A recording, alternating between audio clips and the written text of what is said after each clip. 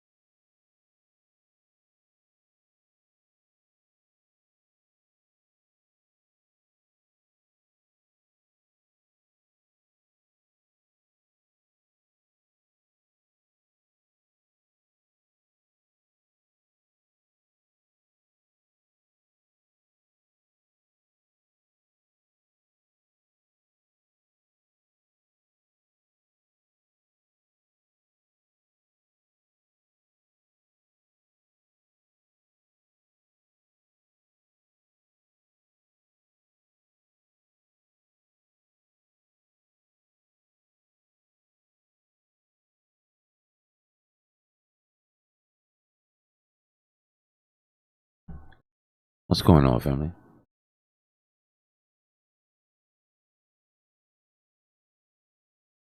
A little late start of the day. I had some sleep to catch up on.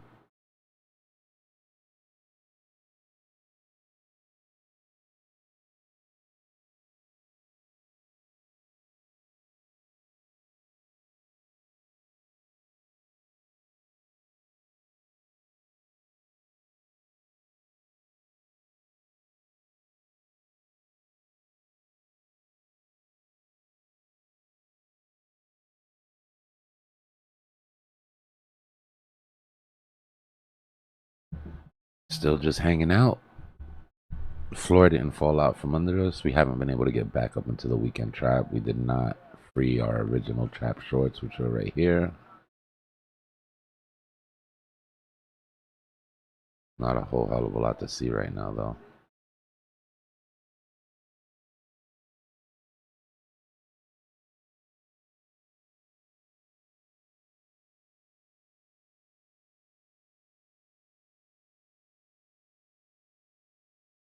Still haven't come all the way down for those type 2s. I mean, 382 on Bitcoin, I guess that can hold. But we would need to pop up quick and get to 718. As far as alts go, though,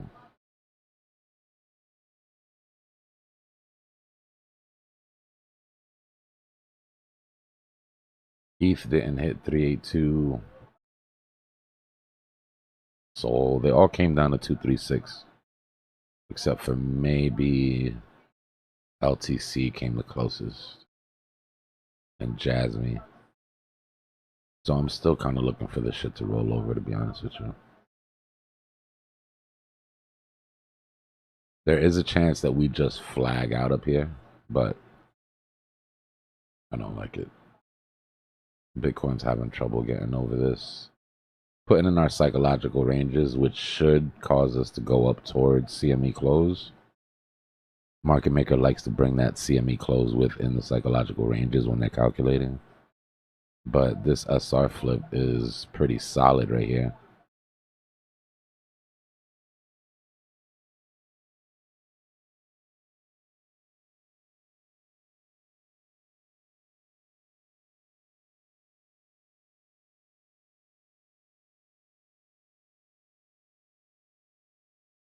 Appreciate that, Austin.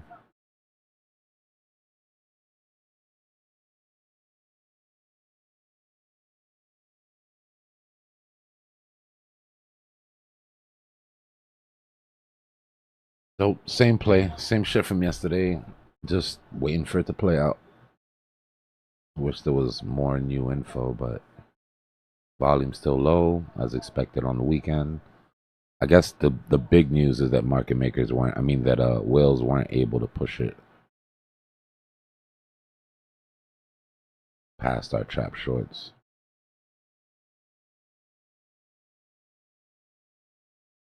But that's it. As far as how control market makers in here, if I had to put a number on it, maybe 30%, 40%.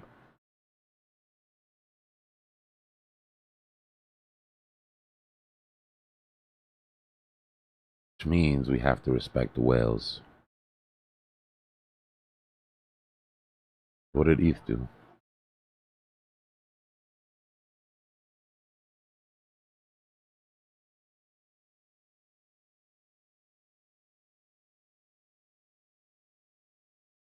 Are you talking about that volatility right there?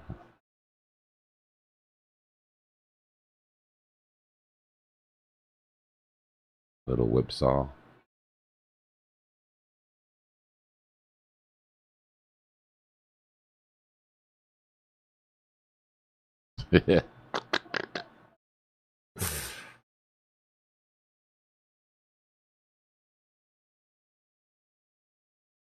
What the hell?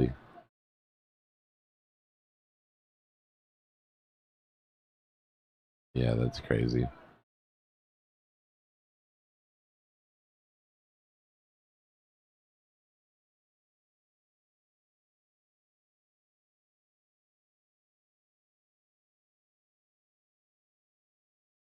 Honestly, it looks like somebody's algo freaked out for a minute.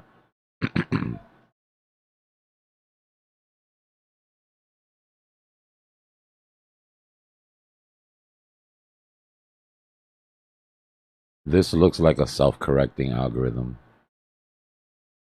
or like a rebalancing.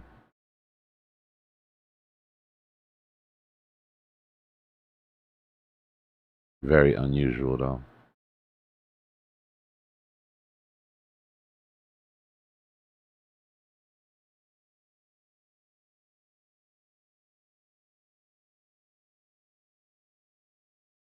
Maybe market makers algos had a hiccup, but it looks like an extreme, right? Being corrected and then overcorrected, overcorrected, overcorrected until it finally falls back into line with what was happening before. See what I mean? Like there was no difference in price action or structure after that.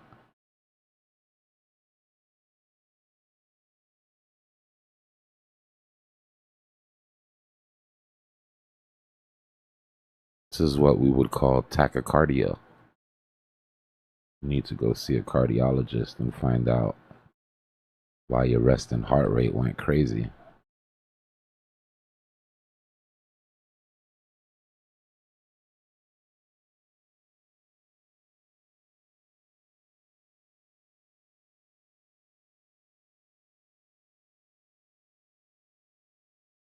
Looks even crazier on the 5 second.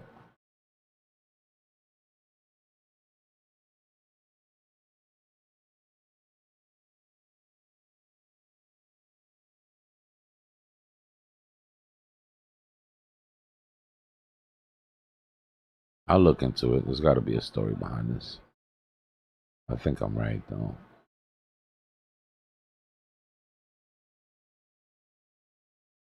Yeah, there was volume. Orders were placed.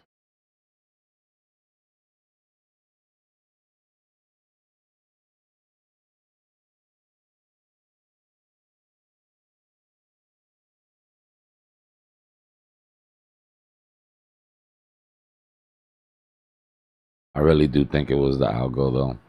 You can see the vectors, right? You can see the corrective measures. Market makers trying to regain balance until finally the balance is regained, and then all of a sudden market maker stops.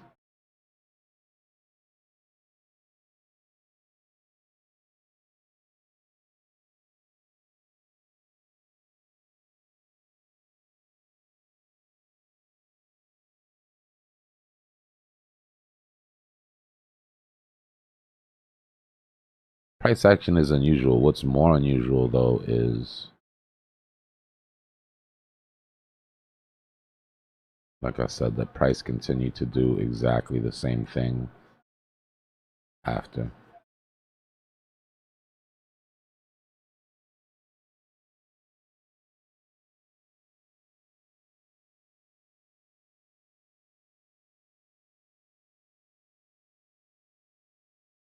No, it had to start with a liquidation, but what I'm saying is market maker algos try to keep things from cascading. And that's what this looks like. It looks like an oversteer.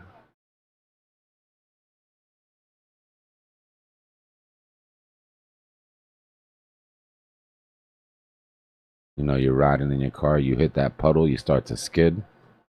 You oversteer left, oversteer right, you start freaking out, you start counter steering, and then finally it settles up.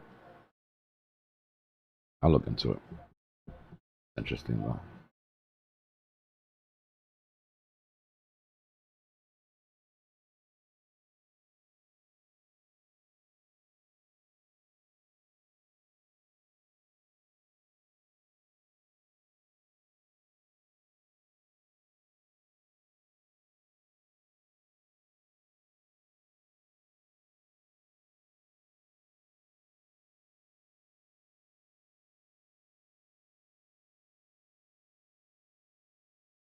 Yeah, it was really small.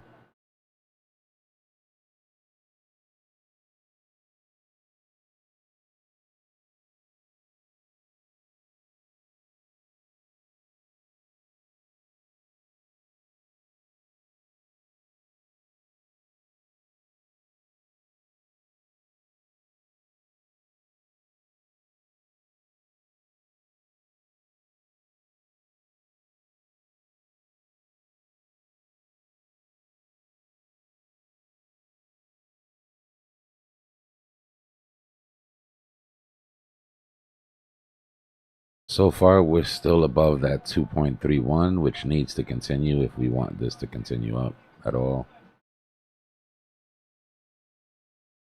We held it last night.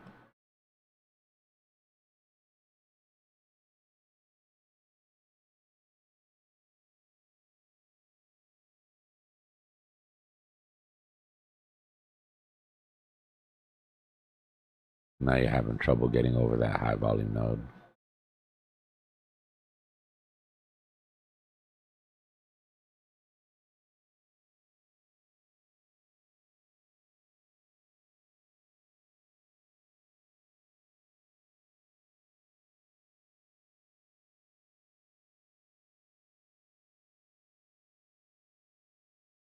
There's that high volume node you're rejecting off of. Gap would take us back down to that 2.31. That high volume node at 2.31 doesn't hold. We're back into the gulch.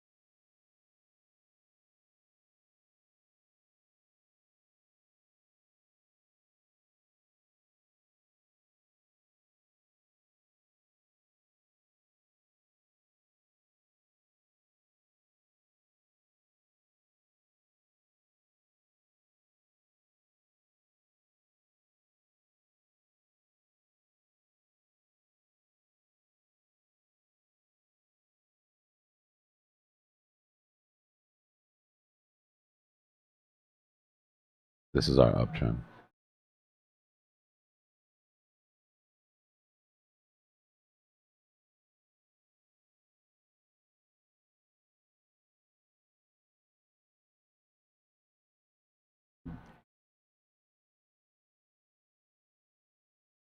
What's going on, Joel? Yeah, they're trying paper.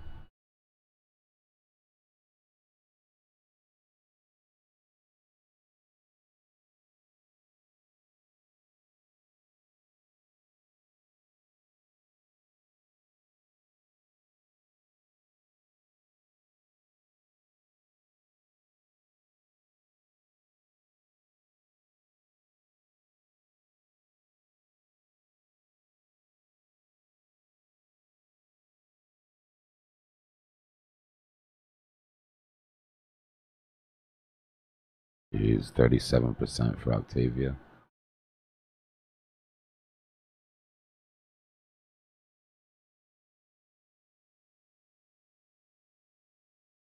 Oh, we hit our measured move. Listen, anybody that made any money off of this shit, you deserve it, because this coin is horrible, bro.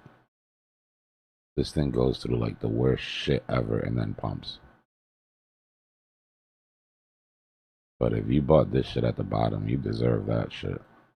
Because you have got way bigger balls than I do.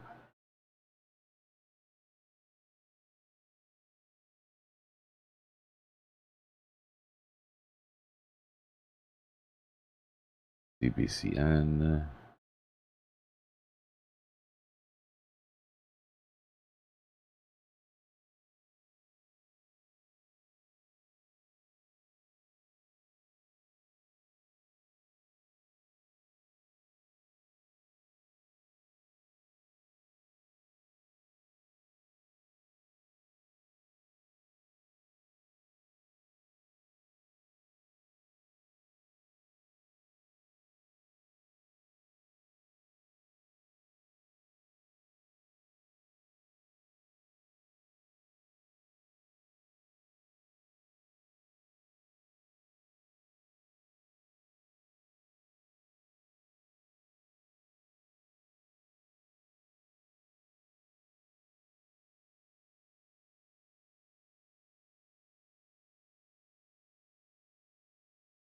About a year, Cosmic.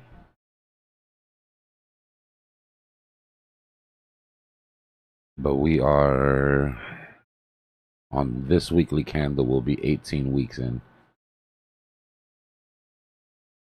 Crazy how fast time flies, man.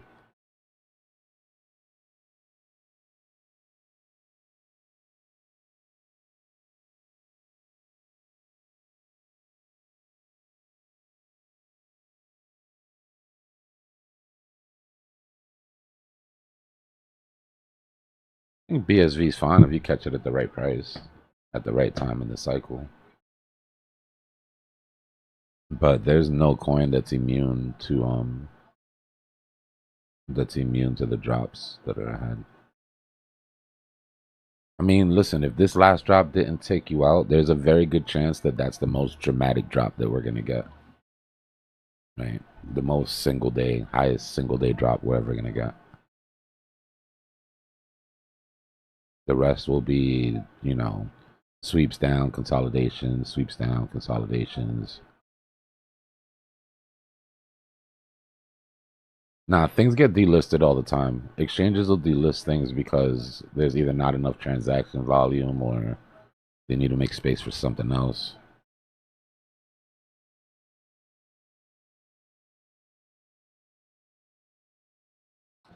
Yeah, if we go to the macro, let's do that.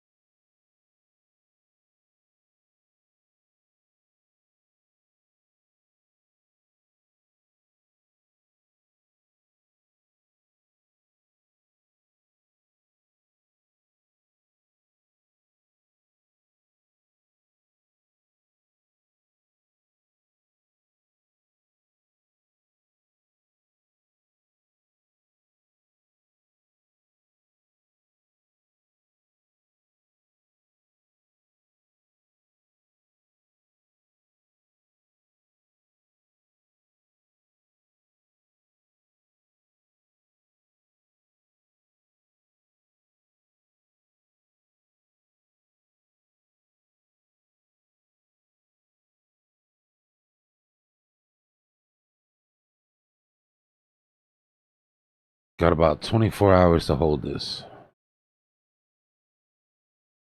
Bitcoin holds here. It wicks back above 200 and it wicks back above macro support.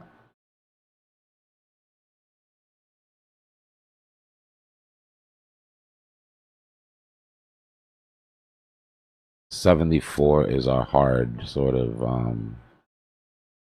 is our hard target to get over here.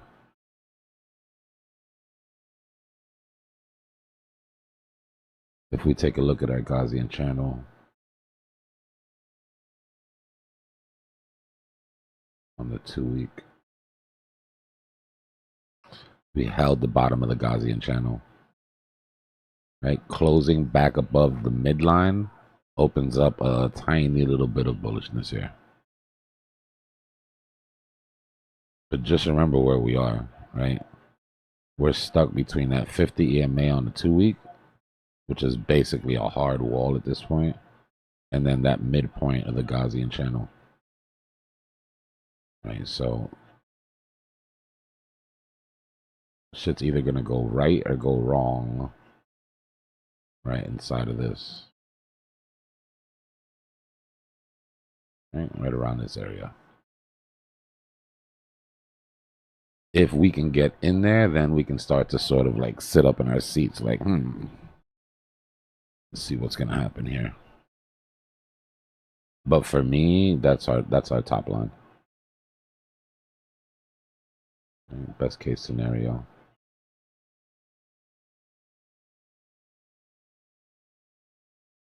Unless something I'm not seeing pops up.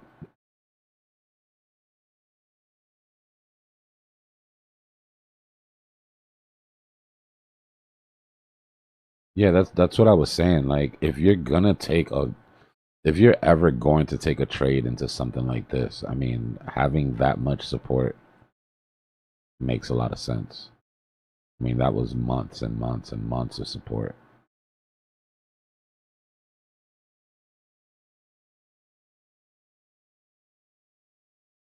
That's a very deterministic statement, Byron.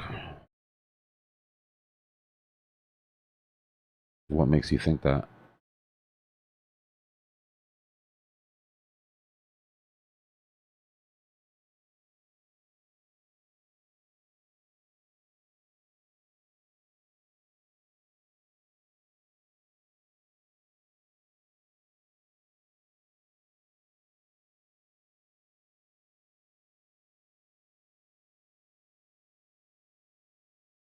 Because it can't be history that makes you think that.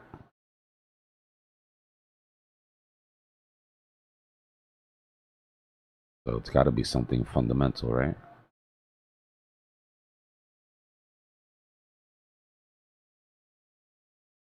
If you got $1 trillion at 59.9, you better tell us, bro.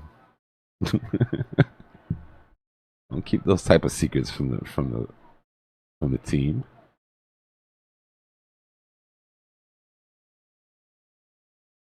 Let's take a look at our Ichi.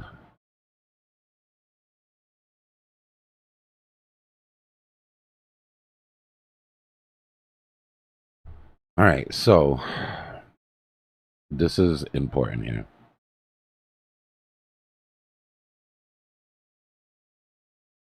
Let's pull back our 50 and our Ichimoku. I mean, our Gaussian channel.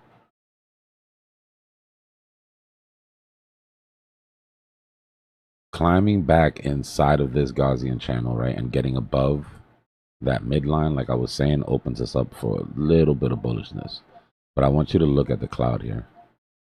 If we can close inside of this cloud, then the top of that cloud is what I see as our limit.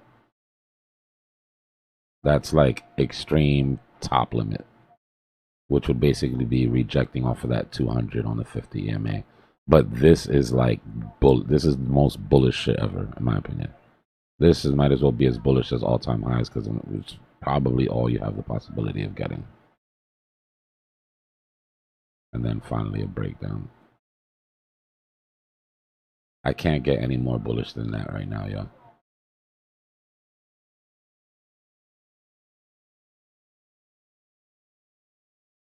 I would love to, but I can't.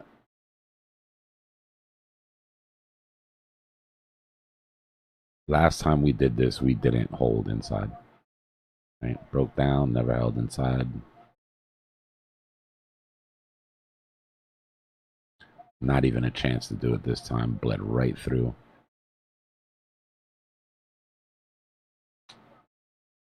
Same thing here. Bled right through. But the size of this cloud is interesting to me. Because it does act as support resistance. Right? Your Ichimoku, your bottoms will act as support. Right? And your top will act as resistance.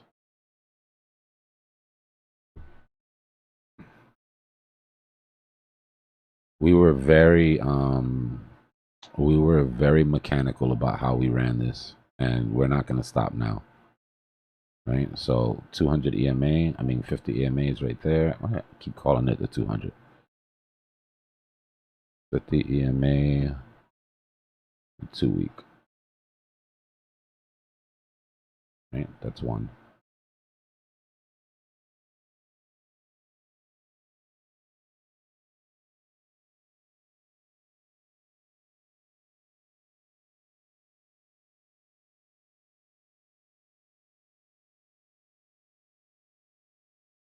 Now let's go to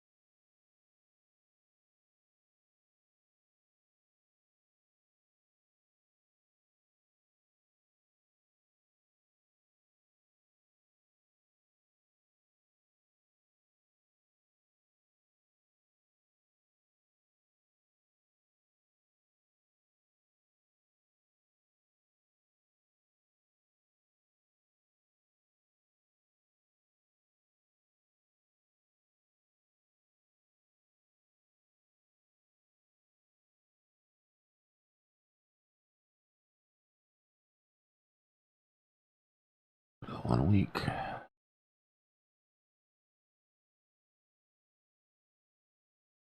This is also the, you see how they are sharing levels?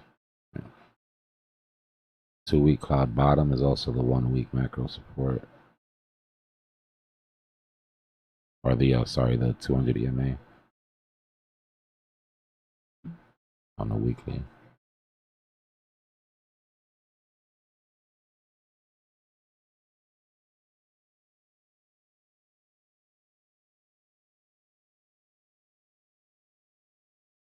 The macro support is also the Gaussian channel midline. See how this is like working out?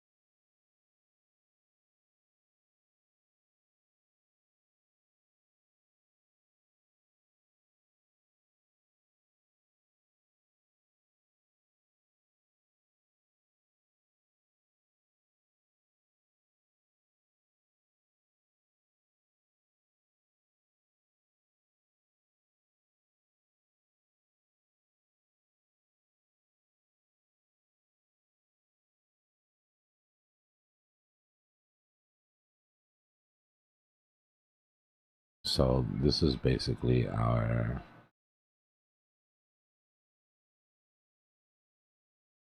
play here.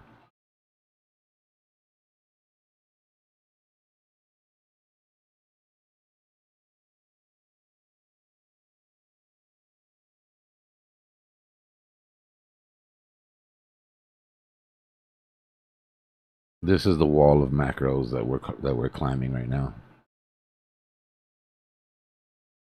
right? Macro support and the Gaussian channel midline on the 2-week is at 74. Also the 800 EMA. Right here on the 15-minute. Our tippity tops, in my opinion, come in around that 50 EMA. Right, which is what we were saying.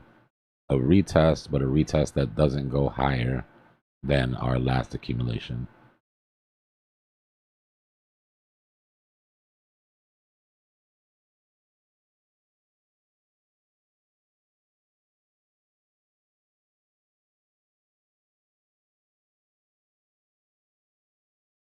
Let's future trip. Let's say this holds together.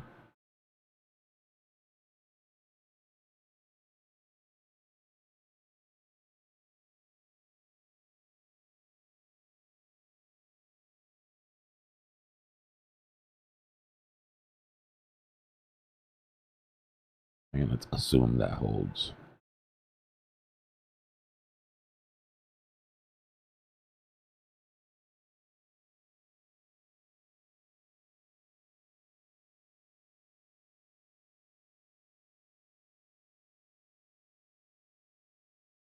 Yeah, that works.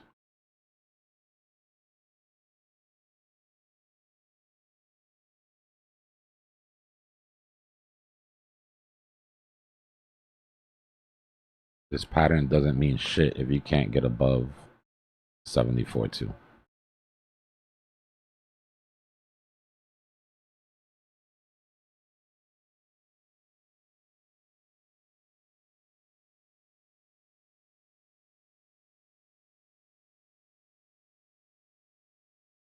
Even on the hourly, you can see a resistance, right? Even if all of this, even if we got rid of all of this. 200 EMA, 800 EMA.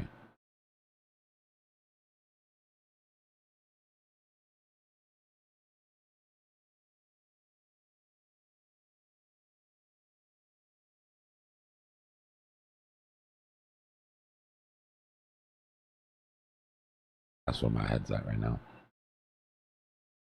Make sense?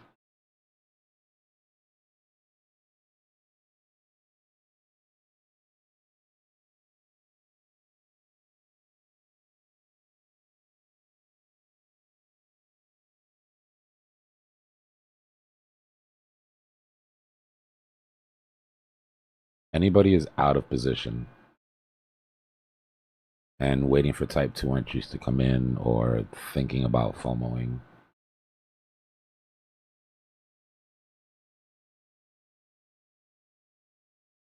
Best case scenario, you're looking at 24%, in my opinion. The problem with that is if we lose that 200-week EMA,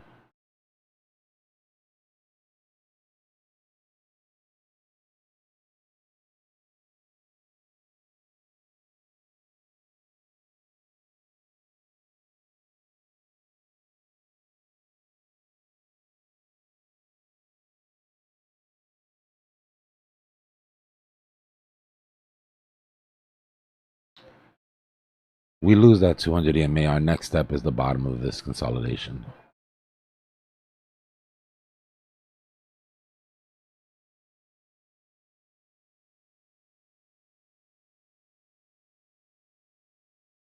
And that's just the first step, right? Like I said, I see this coming down to at least 42, 43.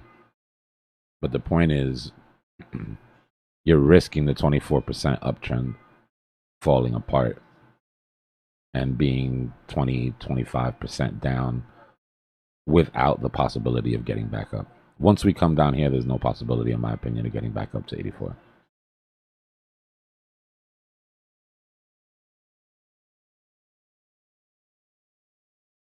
So it is a risk. And again, this is not my number one target. My number one target is 74. Right? Which would mean even worse, which would mean that you're taking a risk for 8%. Right? You're taking almost a 30% down risk for an 8% move up if you don't defend these positions with stops.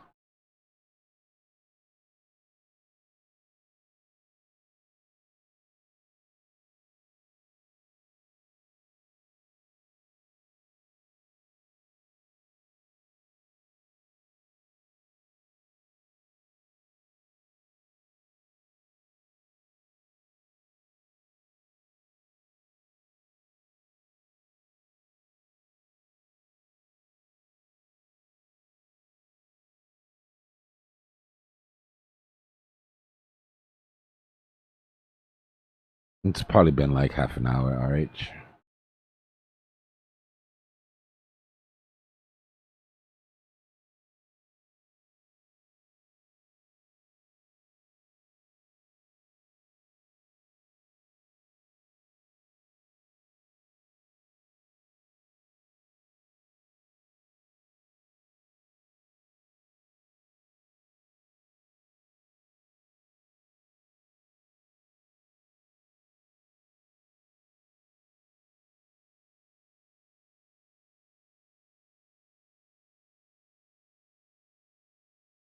I say there's no possibility because once we hit the bottom of that trend, it's a 65% jump to 85. Give me a second.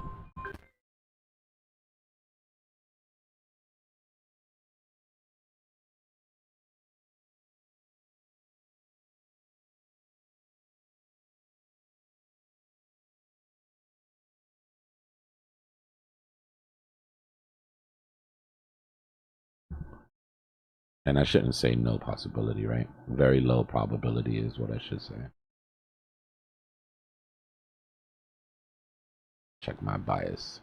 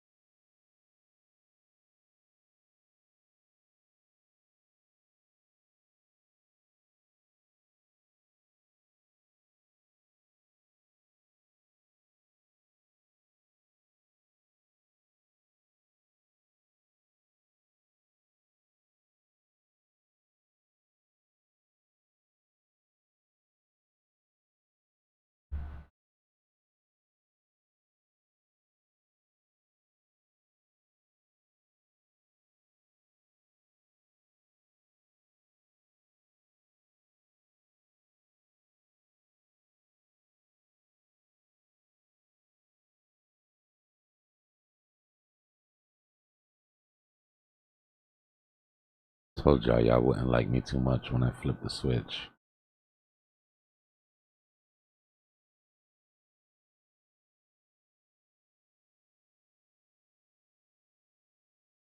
People hated me during the last bear.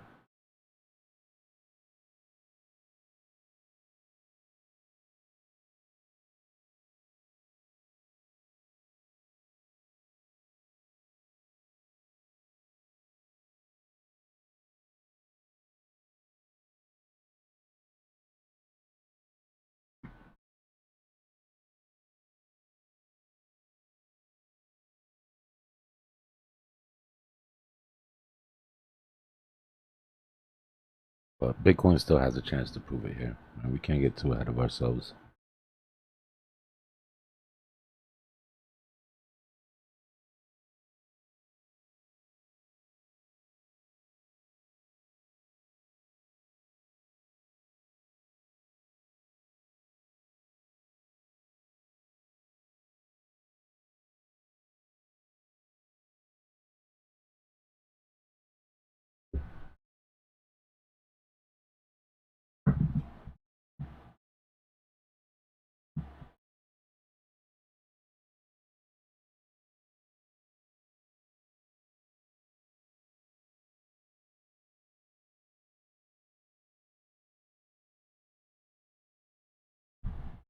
Yeah, I'm in.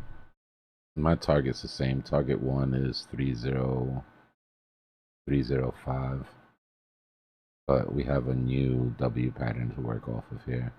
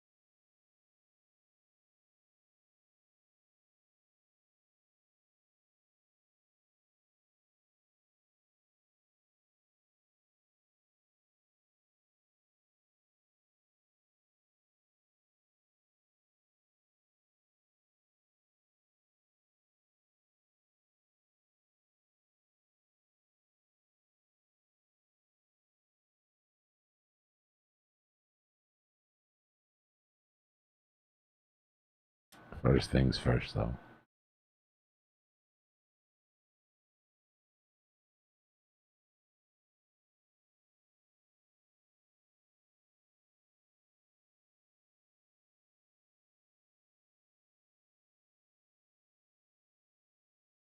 A measured move takes us really close to all-time highs.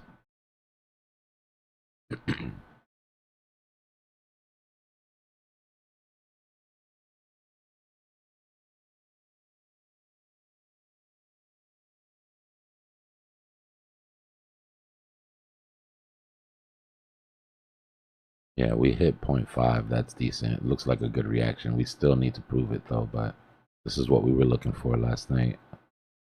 382.5 or golden pocket hit. Held that 50 on the 4-hour.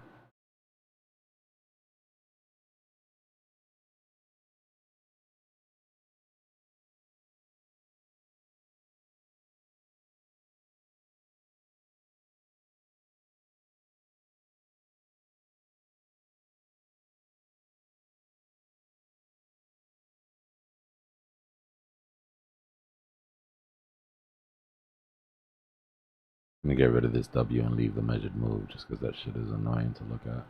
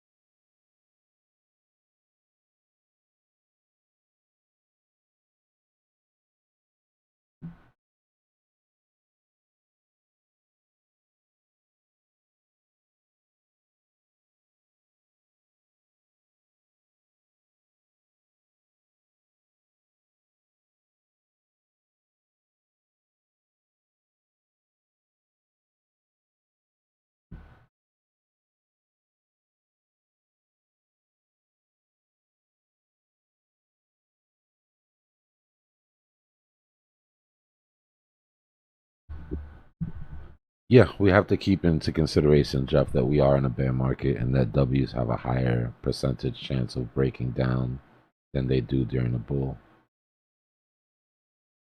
Right? Which is why we have to let this prove it.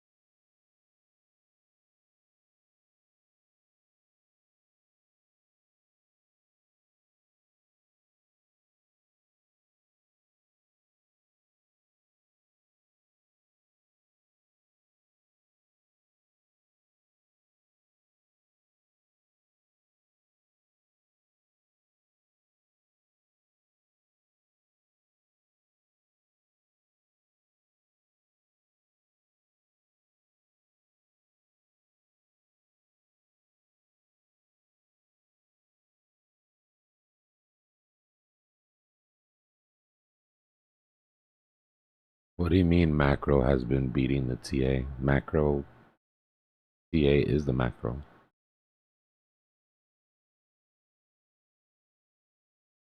At least mine is.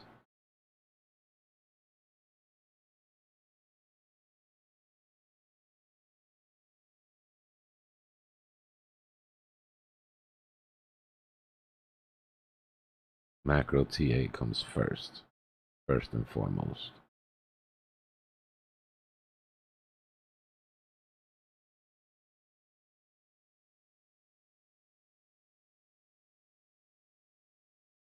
This downtrend that we're looking at, by the way,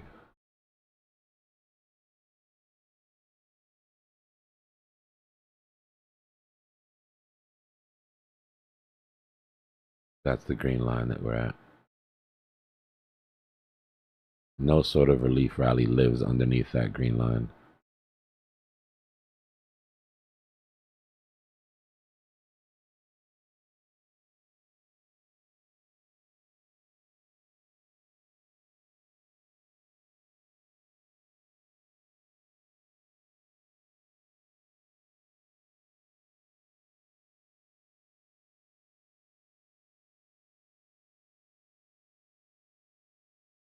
Yeah.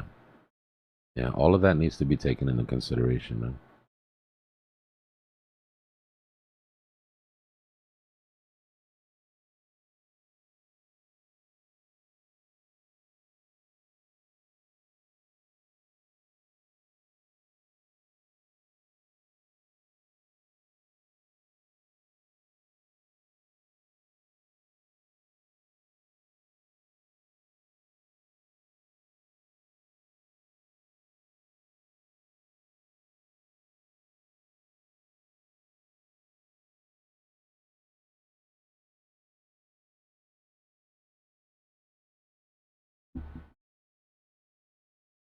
Yeah, similar to what we were looking at yesterday.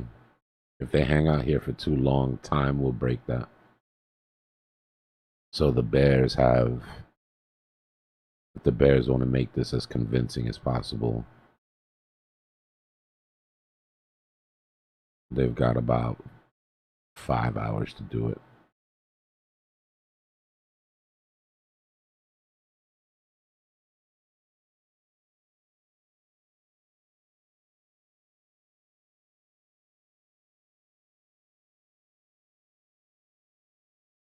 Yeah, it's possible. These channels tend to stay until something pushes price out of the channel, right? And that sort of downtrend would be exactly the type of thing I'm talking about.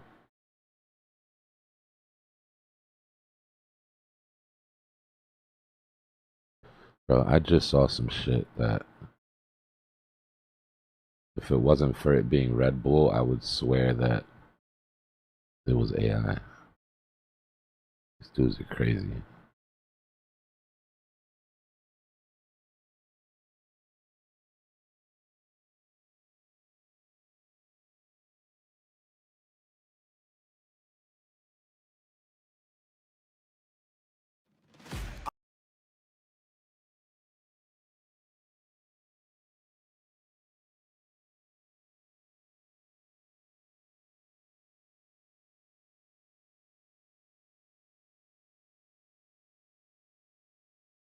Look at this shit for a second.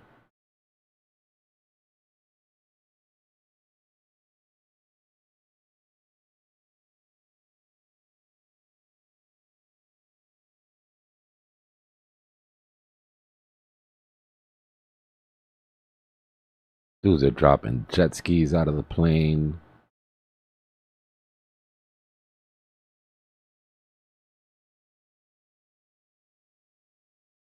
Gotta drink a Red Bull before the jump, obviously. Watch this shit.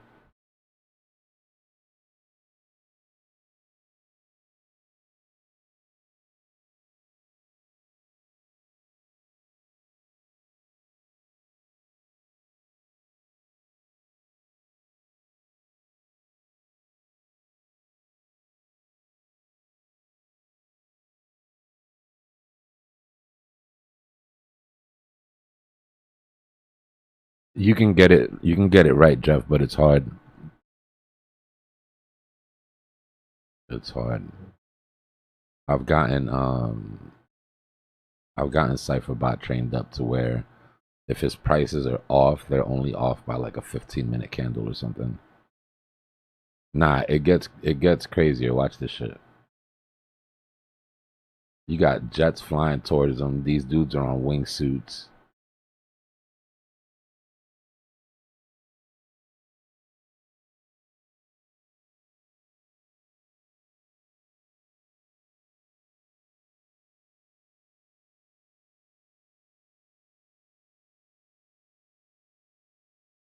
Split the flyers. Cool. Let's just fly through the jet stream. Why not? Can't be too many humans on the planet that have done that. All right, cool. That was cool. Let's pull our chute now, right?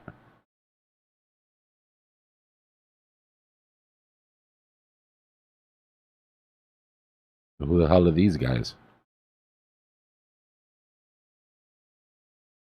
Oh, we're gonna play games up here. Okay.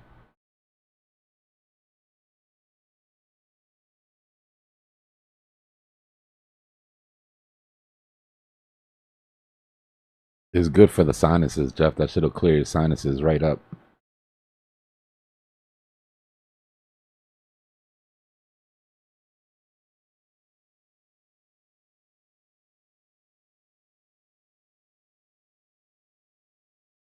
Why not? Slalom course midair.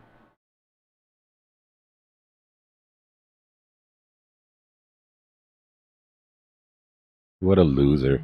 Yeah.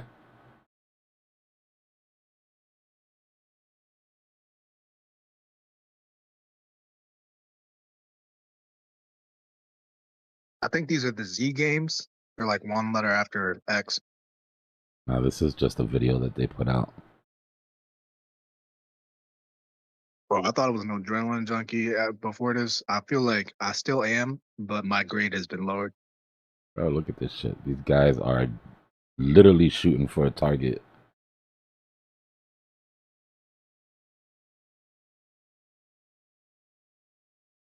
All right, cool. That just happened. Like, what am I watching, bro?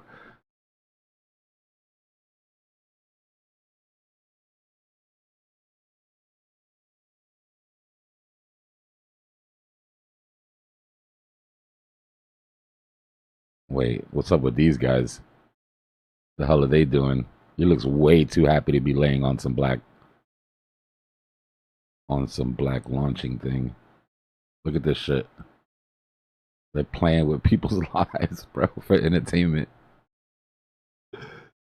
Oh yeah, we had spikes on our shoes the entire time that could have popped our parachutes and send us to our death just so that we could pop these red balloons when we landed. Look at this shit. Now they're gonna launch these guys. Are these guys the fireworks? Like, bro, what? A new challenger has appeared. This is so overly.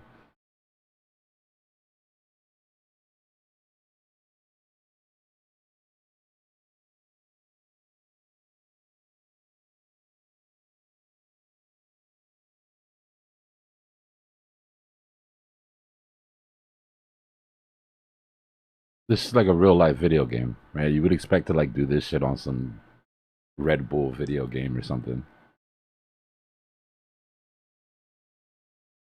Bro, I've tried doing this in video games, like the like Yo. slalom. Like I can't even do it in the video game. I'm not gonna lie, that shit has to feel amazing though. But I love my life. Yeah, I'll just watch it on a screen. These guys are also like perpetually uninsurable. Or like Bro, they are like 100 feet off the top of this ridge.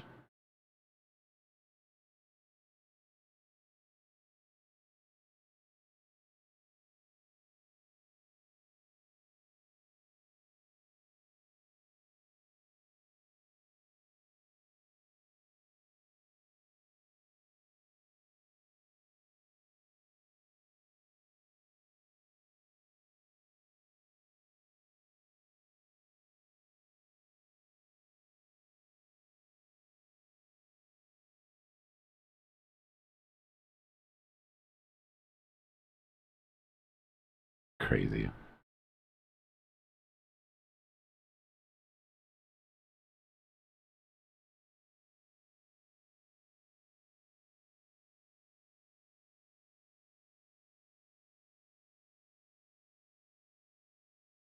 What are you holding, bro?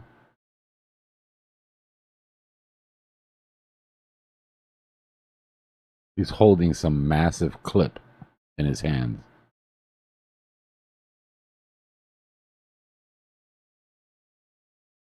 Nah, they're not gonna do what I think they're gonna do.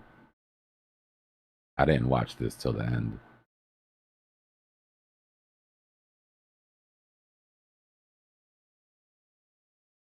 Shut up.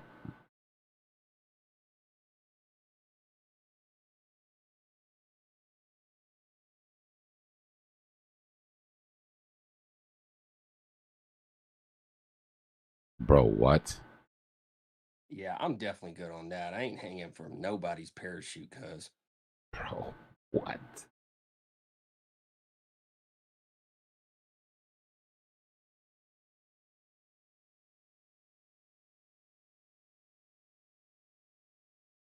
And that dude's got a fan on his back. I'm pretty sure that's not how that worked.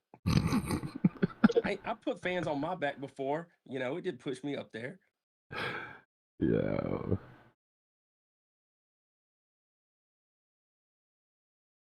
Bro, the craziest part is that steel hook that he's using.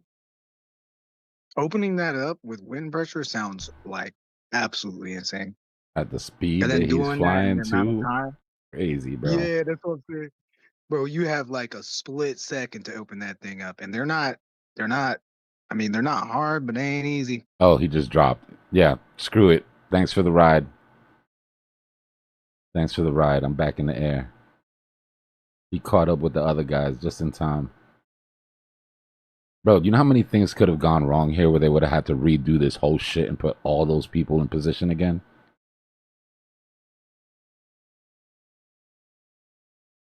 Stop. Stop. I mean, bro, that's Players on if the like feet. survive.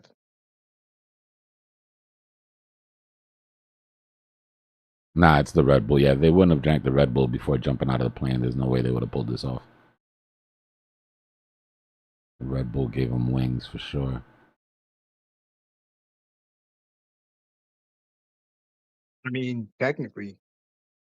Now they're just coasting through the skyline in Dubai like it's no big deal. New York would never allow this shit. Never ever. New York would never sign off on this.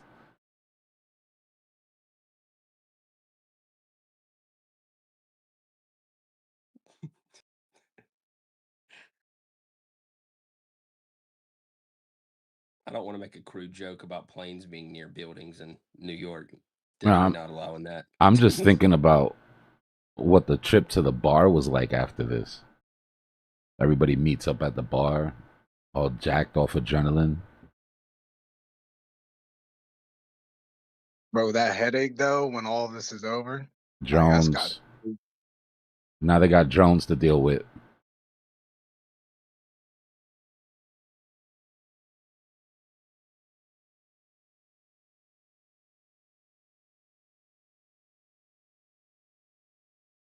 There's no way they're gonna fly through the drones, right? Like one of those things smack you at 50 miles an hour. It's a wrap.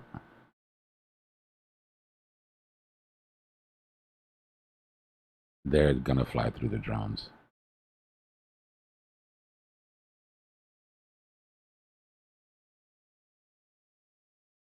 Wow, that is so cool. Holy shit, that's dope. Yeah, dude. Nuts.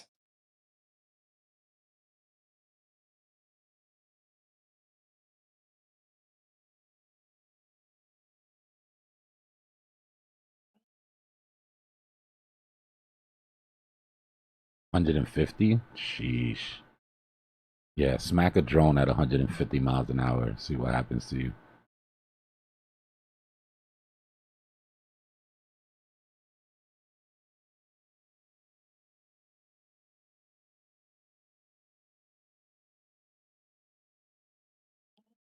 Yo, just buzz the pool at Atlantis. Imagine you sitting there getting a tan. You have no idea what today is. and you see 3 maniacs buzz like 30 feet above your pool deck.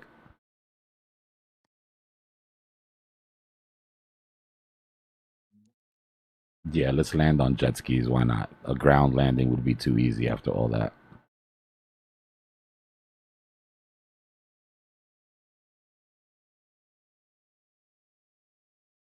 You missed. I saw that.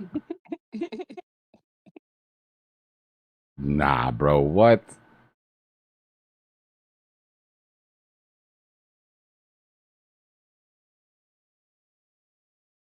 Yo, imagine Really after, good thing. imagine after doing all Oh, that, one of your friends is like, "Yeah, but you missed that last jet ski." Be like, "Bro, get off of my phone."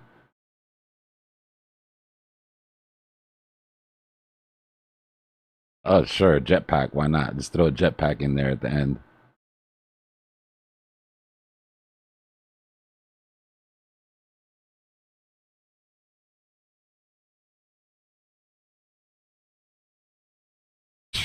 Bro, what the hell was that? yo, it's a really good thing that like flying cars aren't a commonplace thing. Yeah, right.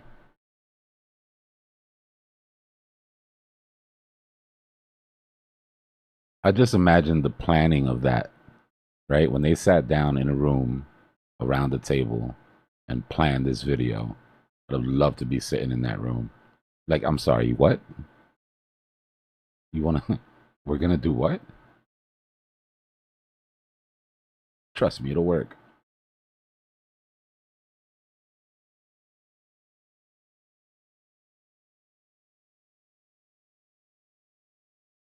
Yeah, if they would have drank some Trader Aid, they would have all landed on those jet skis, bro. They wouldn't have missed those jet skis.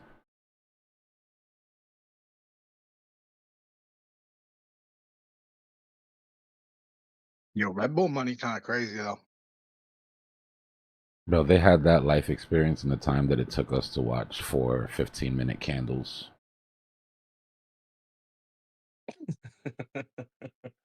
Just think about that for a second.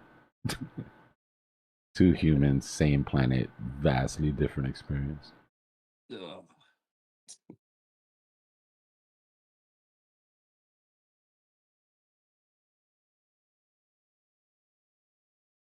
Yeah, Jasmine still has some way to go underneath it. I'm only in I'm only an ETH Soul and Bitcoin right now. And SKR. That's just because it happens to be what's moving.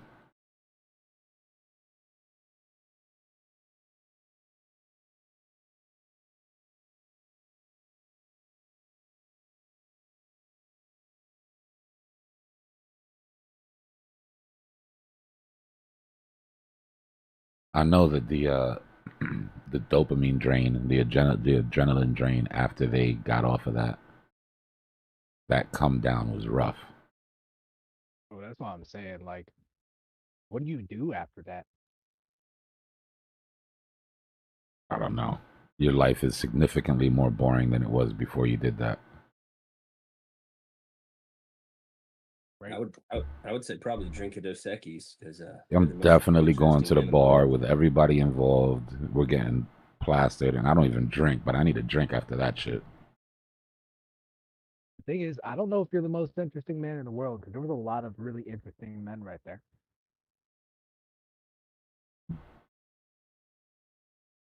Imagine that guy at the bar talking to a girl. She asked him, "What'd you do today?" Well,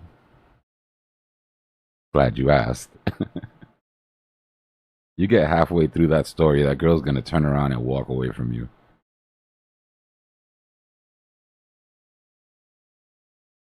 What's she gonna stop you halfway through that story? Like, yeah, all right. Just tell me you don't want to tell me what you did today. Like, you don't have to troll me. It's fine. Just tell me to mind my business. Like, no, really.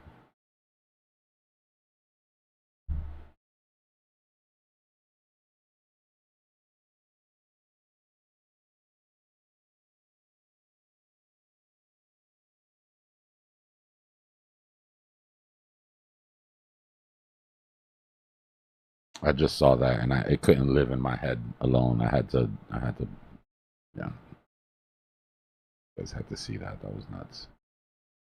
Thanks for sharing with the class. I didn't know that existed until now, so um, yeah. I am questioning my life choices a little bit though. I'm good, man. Doing that shit.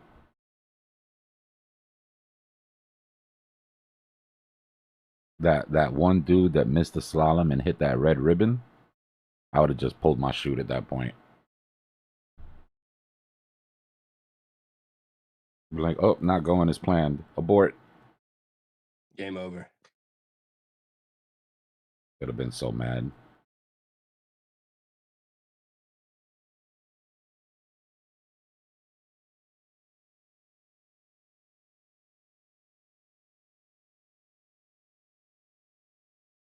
Yo, video games are about to be lit though. Good night, H.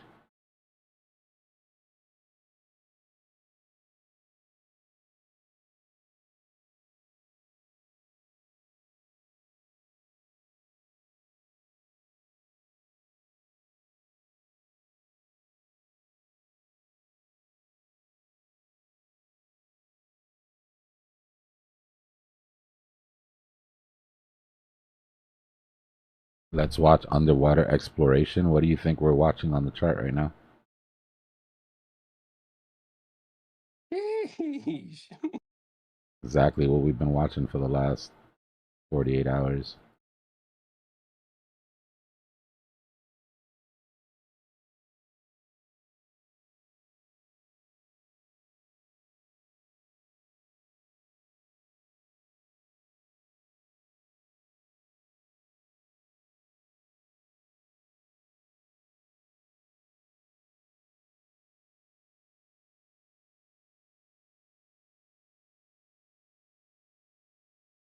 $52 to 50, Albert, is the bottom of that accumulation that we had when we broke all-time high at the first time. There's significant amount of support there.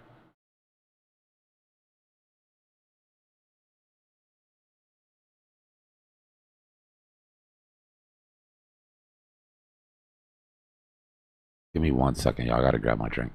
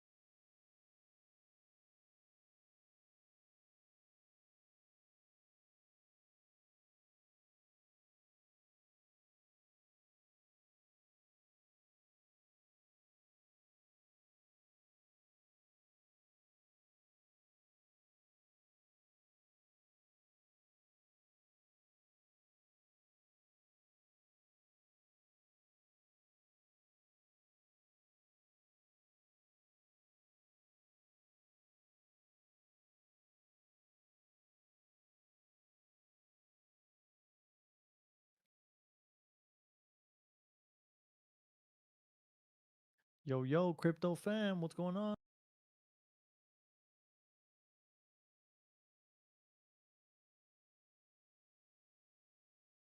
What did I miss besides a bunch of sideways?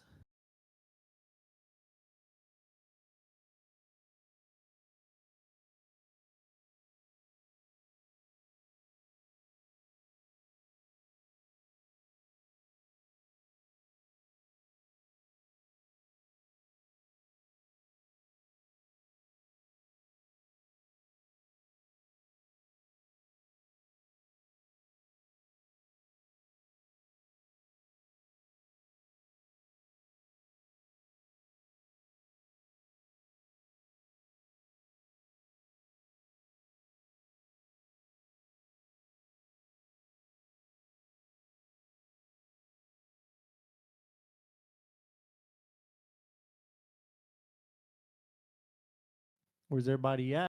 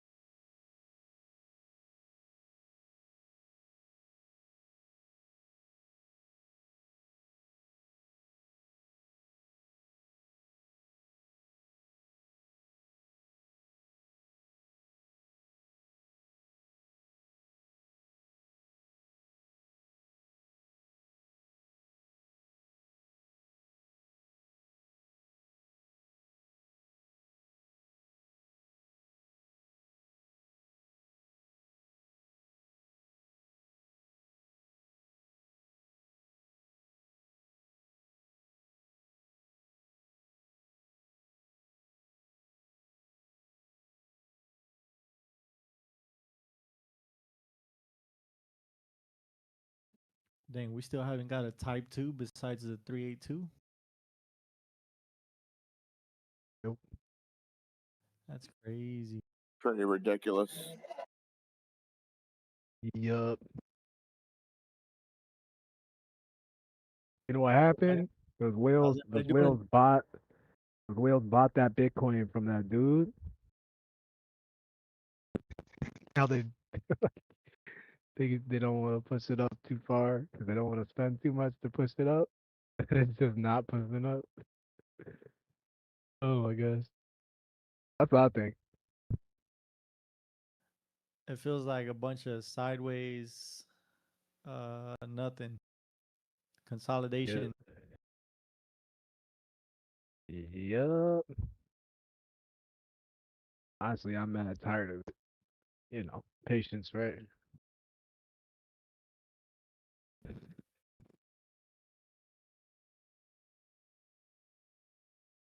I think in these moments, patience will pay off for sure. Yeah. Either A, we're going to dump and sweep the lows. That'll be our type 2. Or B, we take off and rocket. That'll be like a breakout confirmation. Yeah, I mean, we could just keep going sideways, right? Until Monday.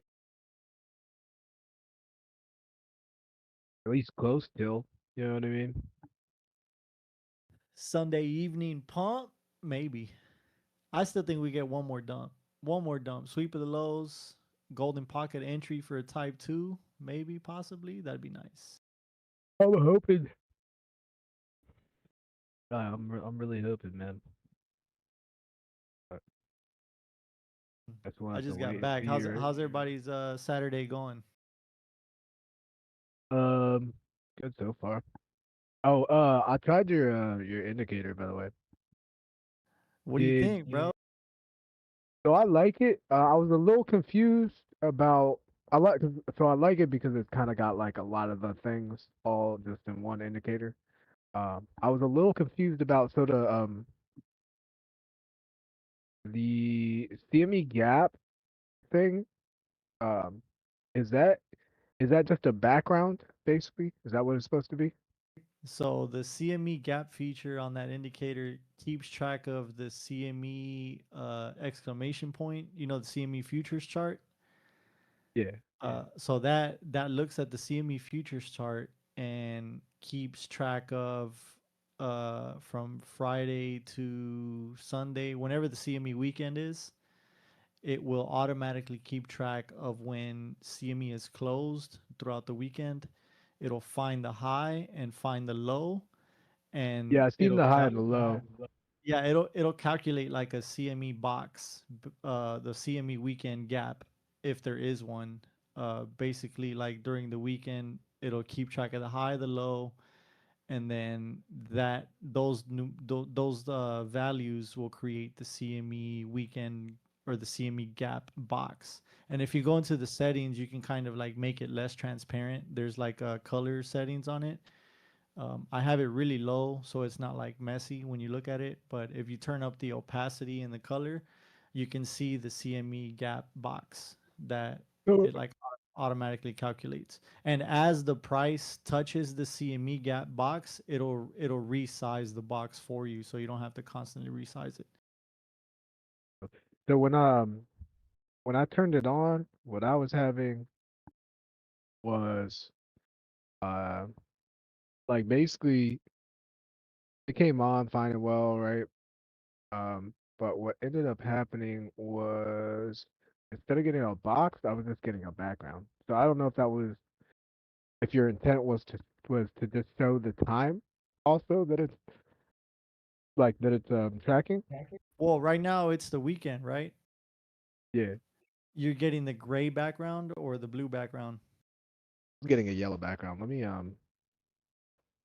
I think I set it to yellow though. So Yeah, there's two shades. The first shade, one of the shadings is gonna give you like by default it's gray.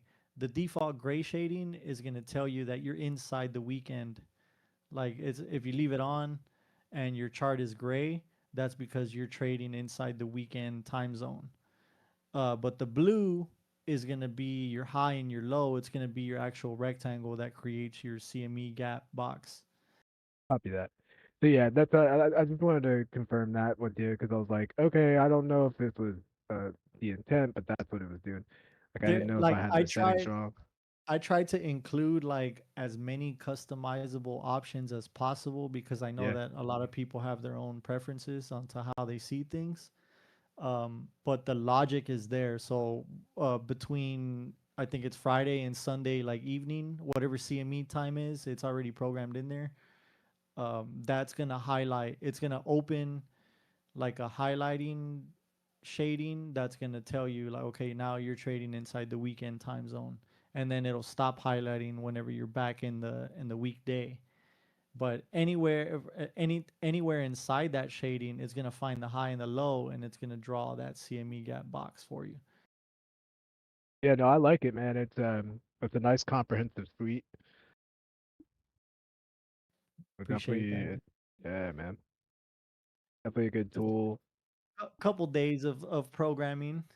I'm not like I haven't come up with all of the concepts to include in there yet, but everything that I've learned so far from watching, Dbloc's channel and hanging out in here, I've tried to include it into like an indicator that will make all these concepts easy to access.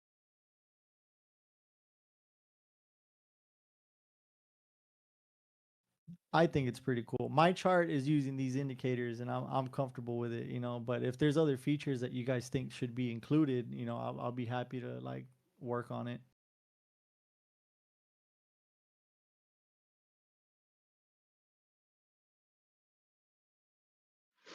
Let me pick your brain on that, Robo Balls. Um, so it's taking the high and the low while CME is closed, right? Right. Now, I don't know if D-Block's on the mic or not, but my my understanding of it is he normally goes CME close, and then he'll find like almost like a 1% range, local I high and I low. was Yeah, I was box. inquiring. I was trying to ask Dbloc earlier today when we got the trapped lows. We had that high volume spike, the dump at the beginning of Friday. I was trying to ask what are the rules on determining the weekend trap range, because that's also a box that I want to have my code draw, is like the weekend trap. But I don't know the official rules on determining uh what is the weekend trap range, right? He said that Um, it was mostly a so subjective thing, that you have to watch volume and a lot of things. So so that until that's the volume is for trap shorts and trap longs. I believe that the trap is going to be within CME close, right? So at whatever 5 o'clock, and then you're going to have like the range of your local high and low in that place, and that's usually like whatever. Usually on a regular trap, the center, but sometimes it varies where it'll get trapped higher to one if, side or if you can conceptualize the weekend trap into a set of rules, I can probably take those rules and program them into an indicator. But what I need yeah. is like a definitive set of rules on what is the weekend trap and how do you draw the weekend trap. And if I can have that set of rules as like set in stone, then I can take those rules and create an indicator for the weekend trap range, which is what I have a text document on, like a draft on what my idea was for that, but I haven't. That's one of the things I have not included into the code yet, which I do Yeah, plan on doing. no, your concept is interesting because you're dealing with the gap, right? So that's like from close to open, and I wonder how that plays in comparison to how he draws his box.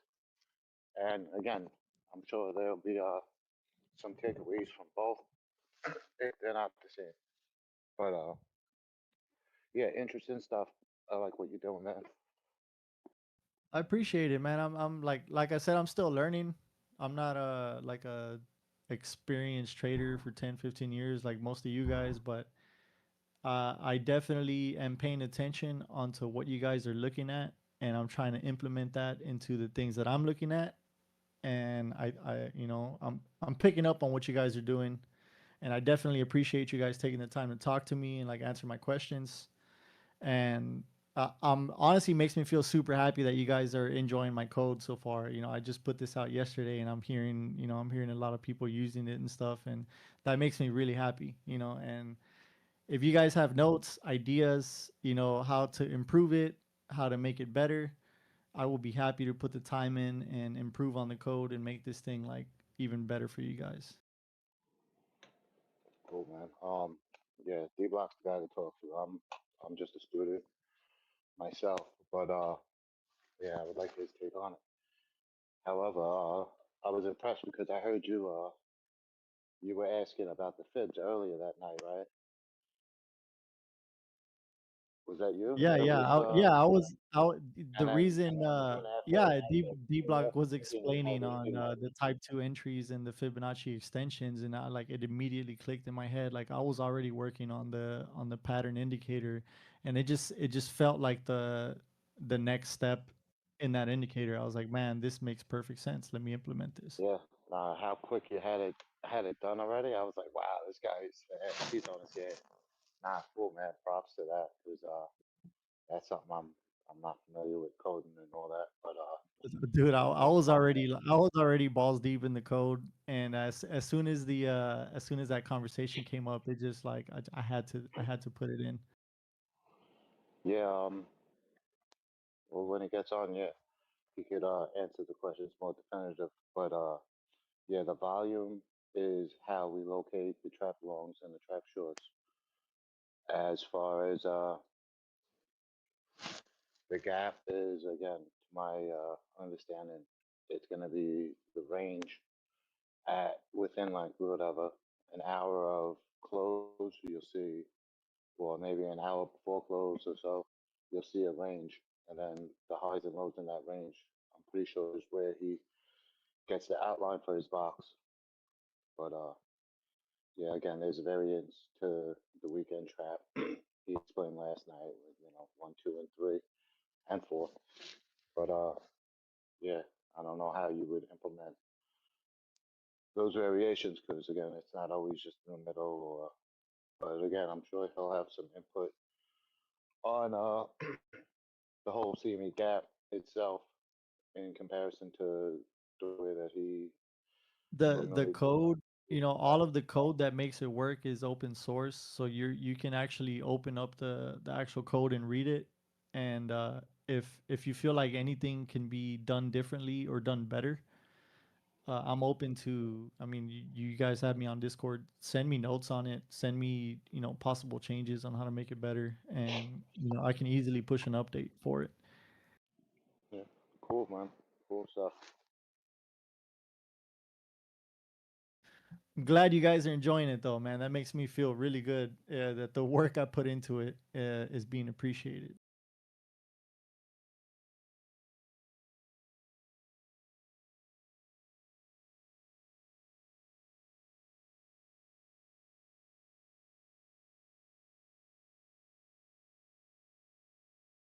Anybody make any trades tonight? I mean, it's been going sideways.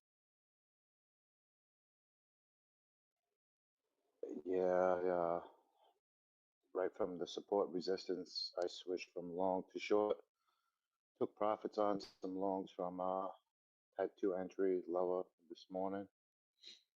Cashed in some profits. I was hoping we were going to push into the weekend trap, but when I seen D-Block draw this bear flag, I was like, oh man, let me switch up my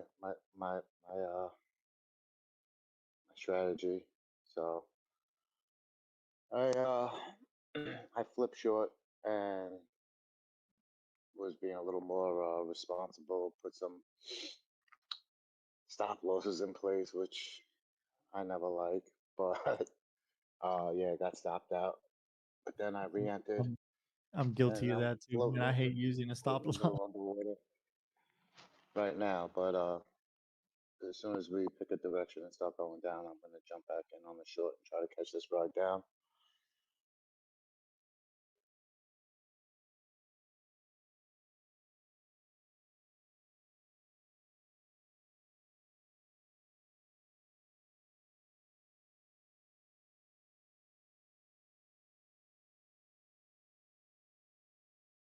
Is it me that sounds like I'm transmitting from the moon, or That's me. I I got don't know? Chat is saying okay. that we sound like we're transmitting from the moon. Is that me, or is that what's your name, You sound Chris? clear to me. It's probably me. I got this Bluetooth that sometimes doesn't transmit so well on the mic. Yeah, let me switch headsets.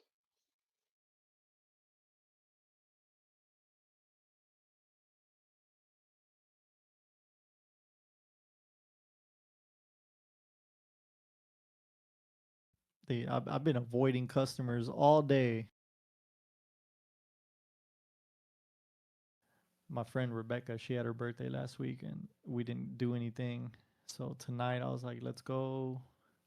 We went to Carbach Brewing here in Houston, Texas. We had some Korean corn dogs and saw like a New Year's thing, a Chinese New Year thing.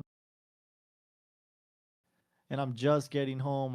My phone's charging. I'm trying to turn it back on. I had like 4 customers waiting on me. I'm about to get busy.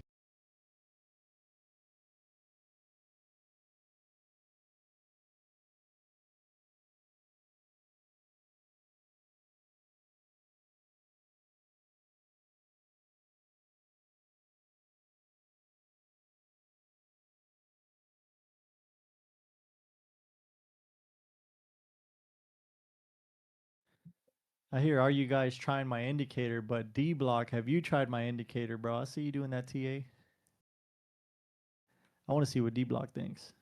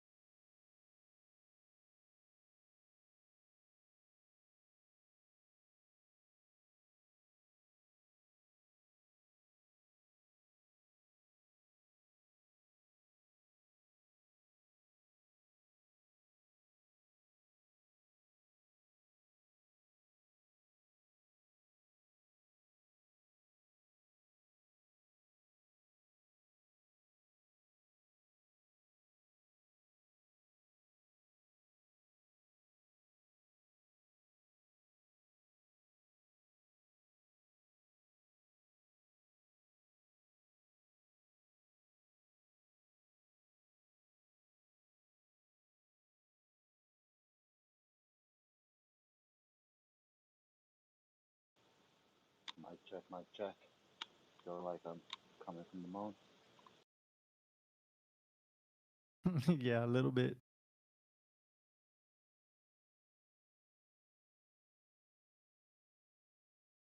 Calling the moon boy.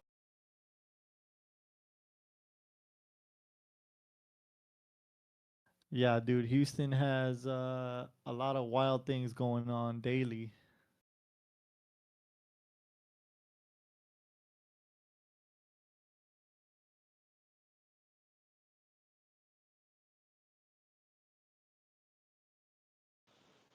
Yeah, I'm Chris.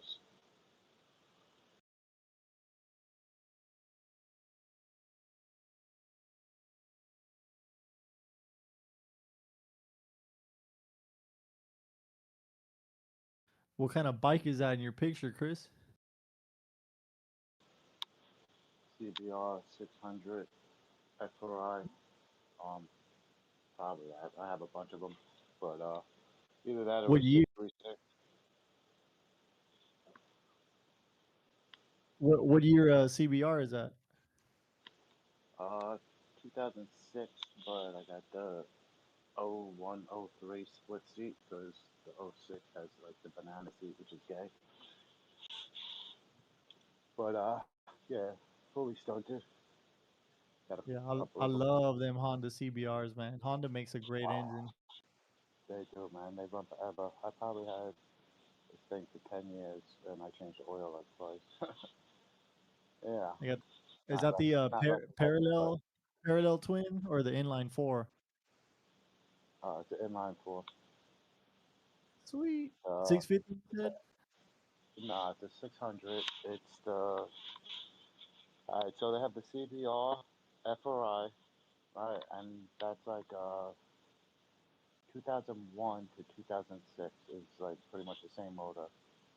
99 they had the CBR FR, and that was a carbureted model, so that's the one you kind of want to stay away from. After that, it's fuel injected. Oh 03, 04 to '06, they Talking about made it into a sport touring bike, which they put the banana seat on it, which is not really so sporty looking. But yeah, man, they were when it comes to zombie apocalypse and like EMPs, the carbureted bikes are the ones that are gonna run, not the ones with nah. them little computers. Well, all of them have a CBI, right? So if it was an EMP, all that's gonna be fried. It's funny. I went I went down the rabbit hole a while back. Uh, Probably like the end of Biden or whatever. I don't know. It was something with Hunter selling like the F-18 or F-17 jet to China on the low. Anyway, I was talking with this guy and he was like, a prepper. So I made my uh, tinfoil box with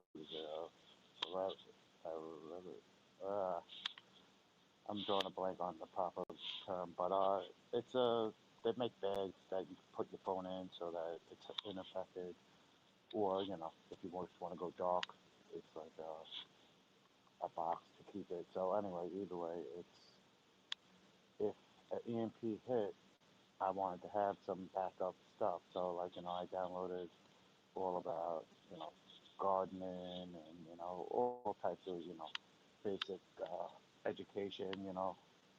1 through 12. I just downloaded all these things and put it on like an old computer, and then I made this triple wood tinfoil box and put all this stuff in, spare phones, spare chargers, because looking into what an EMP does, it So you got yeah, basically a either way. Faraday So cage, or the yeah, yep, exactly. But pertaining to the bike, they would be screwed. However, I did make a box for a generator in case I was ready to make a garage into it, but I stopped Wait, myself. what did you build a Faraday cage for? Oh, I to got protect it from EMPs. yeah. Again, I went down the rabbit hole for a little bit, but yeah, I just made a box for a nice like 5,000 watt generator I got. I do mobile welding.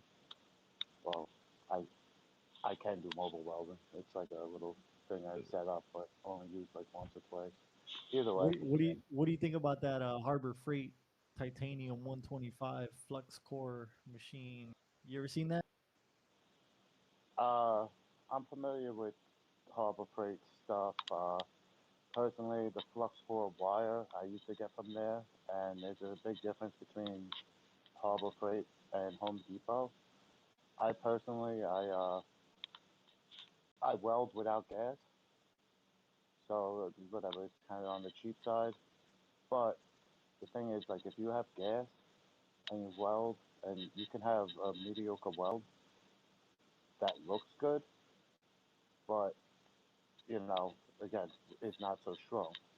However, Yeah, if if you got you that if you porosity in run it. if you run without gas, your welds may not look so good, but you'll see whether it's solid or not, right off the bat. So again, all my stuff was pretty much structural and stuff. So I wasn't doing commercial grade or whatever, professional looking stuff. I always just Dude, I just I bought that Harbor Freight 125. You only need a regular 110 volt. You don't have to have a special outlet or nothing. You just plug it into your wall and you could yep, weld yep. flux core wire. Yeah, And nah, it's cool. I've made some pretty neat stuff with it. I've never welded in my life, but that thing got me into welding. Yeah, nah, I did the same thing. I started with I got a Home Depot return, the HD 1800. It costs for 220, so that's like kind of annoying. But there's a trick. If you just run two extension cords from different outlets in your house or whatever your garage. I personally ran a dedicated line to my shop, but to have it. But for the generator, I use a boat connection, a 50 amp, boat to shore cable. It's a heavy duty wire. But either way, my generator has that, so I made that wire into I chopped it up and put the proper connection on the end. So again, I can use that heavy duty generator in mobile weld as well as you know, and again in a jam, I could just run Nice. two regular extension cords from two separate places in a house. And Can you do stainless or aluminum? I could. I personally haven't. You know, I I jerry rig a lot of stuff. You know, I whatever. I build all types of stuff. I personally built a contraption. It's like training wheels for wheeling. Pretty cool. I use like trailer tires, heavy duty trailer tires, and I built like a U-shaped cage, and I Nice. made adapters that go over the axle on the rear wheel axle on the motorcycle. So now when you learn how to wheelie, now all you have to really work is the up and down. There's a lot of things can go wrong if you're not balanced evenly. You can easily go to the side and get squirrely. So again, I was gonna teach stunting for a business, being that I was so obsessed with it for so many years. But again, You were I was a just like running stunt the bike welding. guy? Oh yeah. I'm like a OG out here in Long Island. Yeah, been Nice. doing it forever. But it's a young man's sport, and I'm starting to get old and washed up. I get my thrills chasing crypto now. I've had a Gixxer. I've had a Gixxer since 2000 and I don't even know now. It's been like 8 or 9 years that I've had this Gixxer now. Yeah, it was my first new bike. It was the 2005 Gixxer 750. I love that bike, man. It was great. Yeah, I dude. mean, I love my Suzuki. yeah, yeah, yeah. I was a fan of Suzuki. They had the LTR 450 quad, which was badass for a couple of years. It came like set up for the track, 18-inch, low profile, wide stand. I made a couple of quad races, and that thing right out of the factory was ready to hit the track. But Yamaha's really good. They're all pretty good. I mean, Kawasaki is not the greatest. I mean, whatever. They're all good. Depending on the Honestly, gear. man, 2 wheels is 2 wheels. If you can get yourself on a bike, that's all that matters. Mm-hmm. What's going on, everybody? I also. There he is. What's going on, D-Block? Chris, you got some clicking coming through your mic. It's like Boy. scratch, click, Yeah. scratch, click. What's Yeah, going on, y'all? he's streaming from the moon. Yeah. Yeah, I'm gonna switch it up again. I'm probably just gonna go try to go without a headset. You guys tell me how it sounds. I'm about to step out for like 2 minutes. I just packed the bowl. I'll be right back. Don't get started without me, D-Block. Give me 2 minutes, bro. What's going on, chat?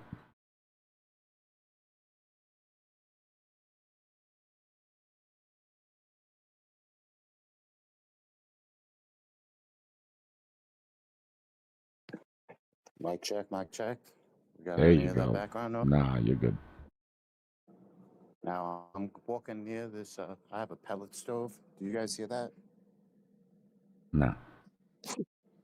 All right. Again, I was thinking maybe that was the reason the mic was picking up, but Nah, it was like some interference coming through the other mic. yeah, it's funny because whatever. I got some Bose pods for the ears, and I was getting some feedback that it sounded bad, and then I went to these JBL headsets, and you came in and said bad feedback.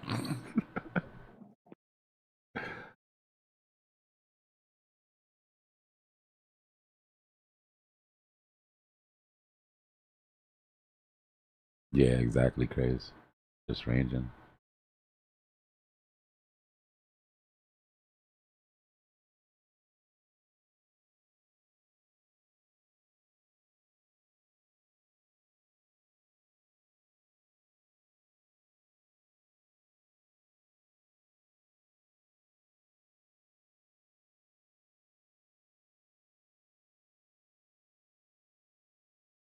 All right, I'm back. What's going on, D-Block? Chilling, just getting back to the lab.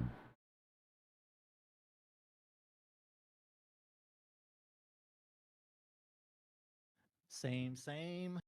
I was out and about all day, just getting back.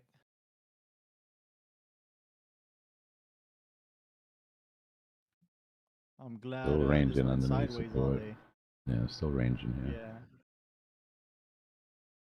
Take a quick look. Tables, spending, type 2 entries haven't come in for Bitcoin and ETH yet. Alt.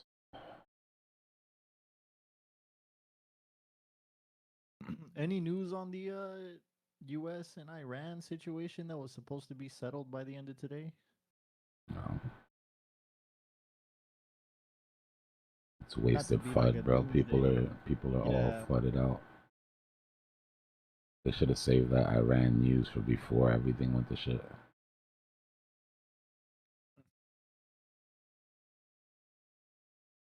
Might not get these type 2 entries on some of these alts if they flag out.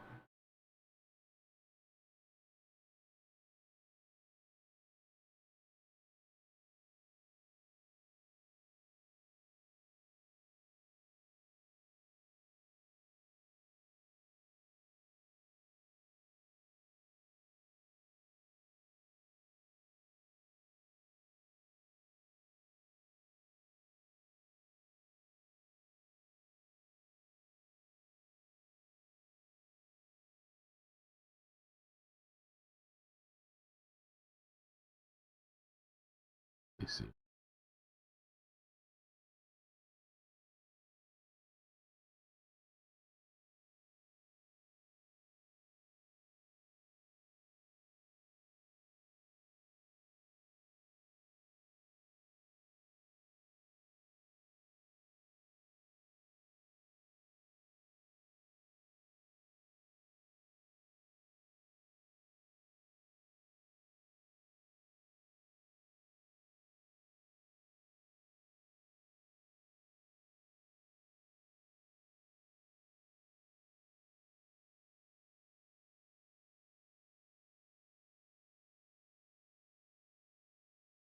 You guys starting to see the issue here?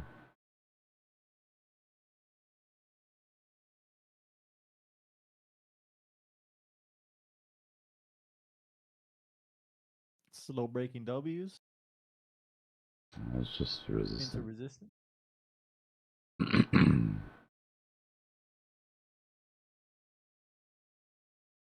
Souls probably has the worst of it, but just because the drop underneath is so drastic if this doesn't hold. Do you think that alts are ever indicative of what Bitcoin might do? No. Like inverse? Not really. Yeah, Not because unless like they're typically they're alts like not unless they're showing relative strength against Bitcoin, which they're not.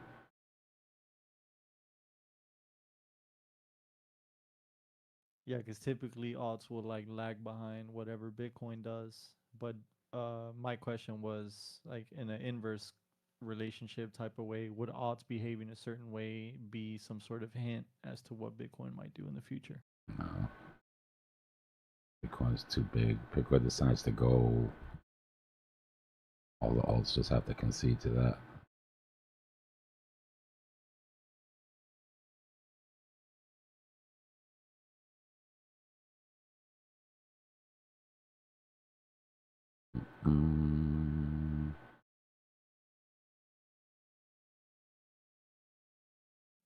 Sui, huh? What is that? A dollar? A dollar Sui? That's the resistance, yeah.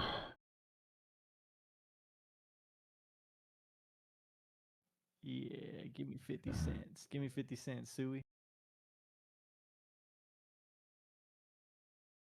Where's 50 cents on the Sui chart? Is that too far down? No, not if Bitcoin's gonna do the thing. No.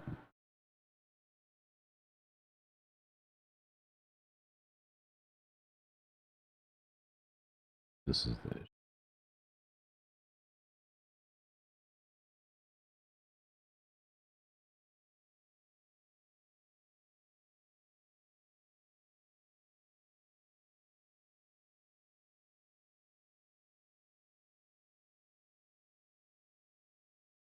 Jazz me looking significantly stronger than its brothers and sisters here. Uh,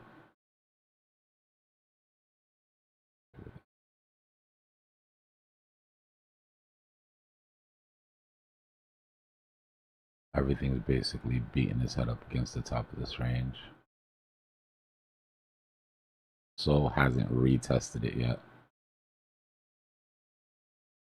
But everything else is consolidating underneath resistance.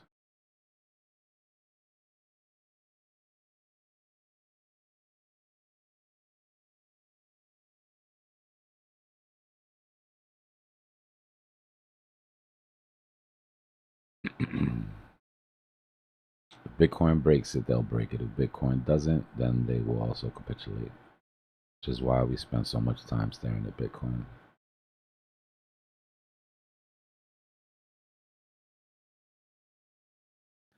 Why is that the case though? Why do all alts and other assets depend on Bitcoin so heavily? Because of the market cap. It's just so much weight. It's like, why do all stocks depend on what Nvidia does? Like, right? Why does Nvidia having a good day affect the other stocks in the S&P? But mostly, excuse me, mostly it comes down to two things. Most people that trade alts that have been here for a while still only trade alts for more Satoshis. And then you have all the Bitcoin pairs. Right? And then you have the underlying Bitcoin value of the coin itself. So you're saying the whole crypto space just depends on Bitcoin really. Everything's revolves around Bitcoin. Yep. There is no second best asset. The only time that it doesn't is when we're in alt season. And even then it has an effect, because if we're mid alt season and Bitcoin decides to drop 30%, your alt isn't going to hold up.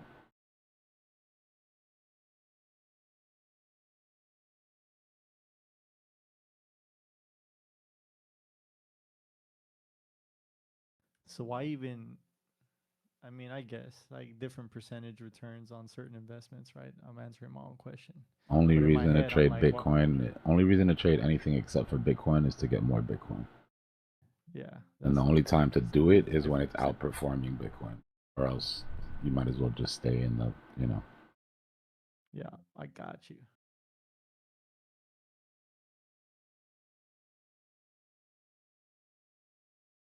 And all these people itching for like, oh, what am I gonna trade today? You're reaching for something to scratch that itch. Well, you're Basically, looking. unless What it's you're doing is you're looking for something that's outperforming Bitcoin, right? If you want to scalp for the day, you're looking for something to take your Bitcoin money and put it into something else that's outperforming that, and then replacing your Bitcoin with more Bitcoin, right? If I move one Bitcoin to make a trade and I bring back 1.5 Bitcoin, you know, or even 1.1 Bitcoin, the only time you move that is to get more. I mean, if that's your game, if your game is Bitcoin accumulation, some people just it's want to always a accumulate game. fiat, like, you know. Nah. We're past that, man. We're past that. We all know that fiat is infinitely inflatable. I hope so, at least, right? Isn't that like step one of the finance game? Is you should understand at least that your fiat is worthless because it's infinitely inflatable. Yeah, but then people get $1 million and they're like, I got $1 million. Like if it's the end game, you know. Yeah, that's like me having like 3 billion shitcoin, you know? It's crazy what $1 million is today versus what $1 million was like 5 years ago. Yeah. You know, it's like $1 million is the new 100. Well, 100,000 is the new million. Well, vice versa. $3 out of every $5 in your pocket was printed since 2020. Think about that for a second.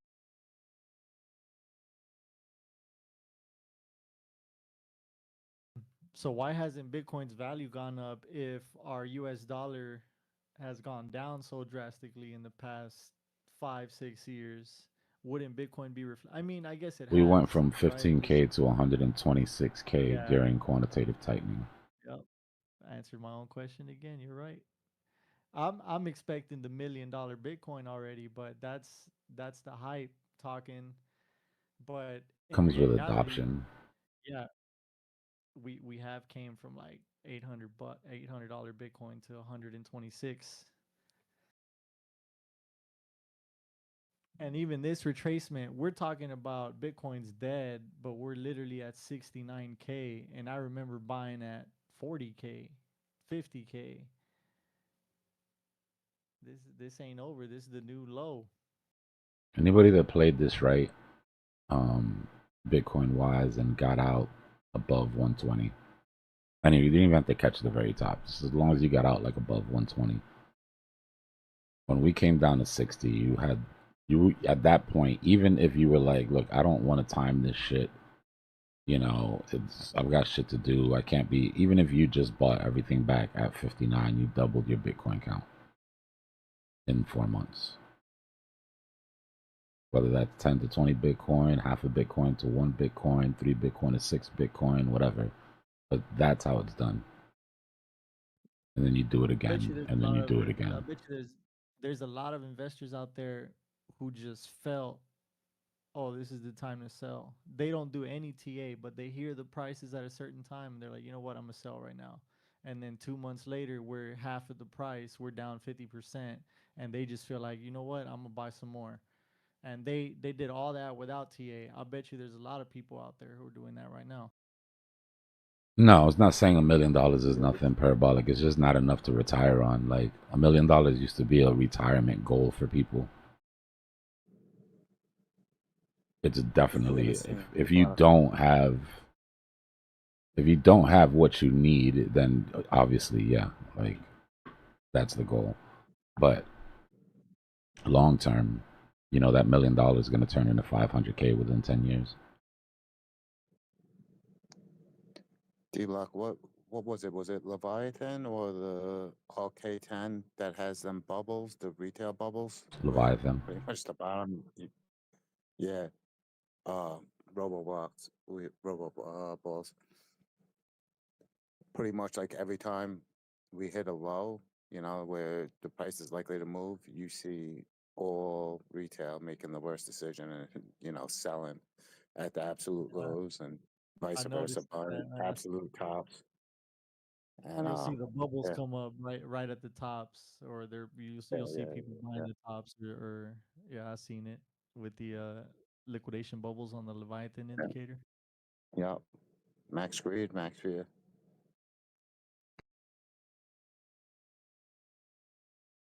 Yeah, I still obviously, struggle with country dependent. Yeah, you could take $1 million US and go live very comfortably somewhere else.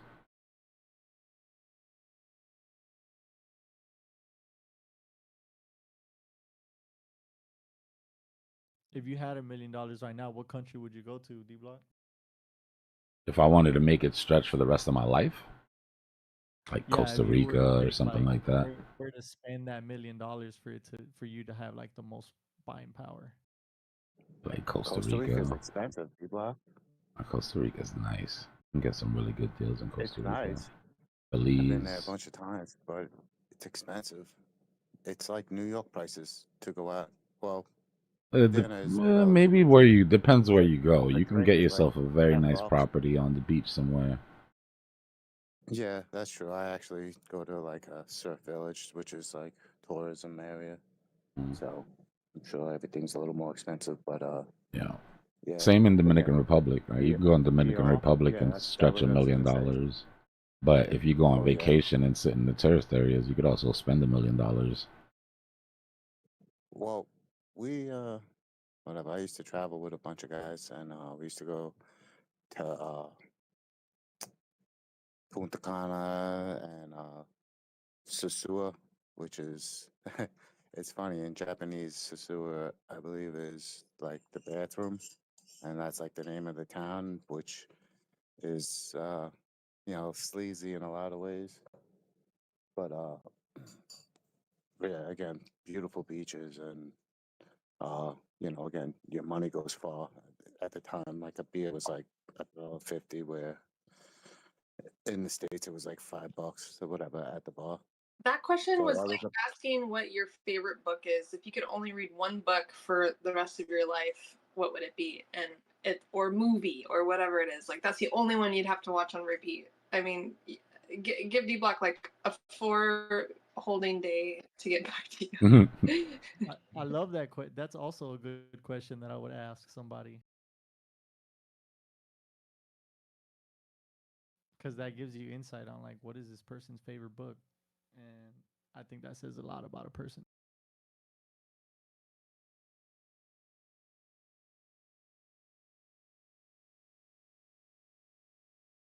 Costa Rica is a good choice from what I hear. My friend wants to buy real estate over there, so I guess there's like cheaper houses than over here anyway. I'm a city boy. I can't make $1 million stretch in any city.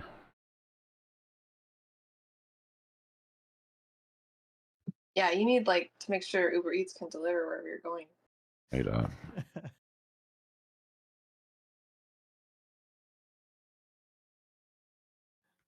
Probably throwing them parties, all the rentals. Well, I guess you could have a Yeah. chef or something. You could have a chef. Probably got to pay the dancers, the DJ, bottles.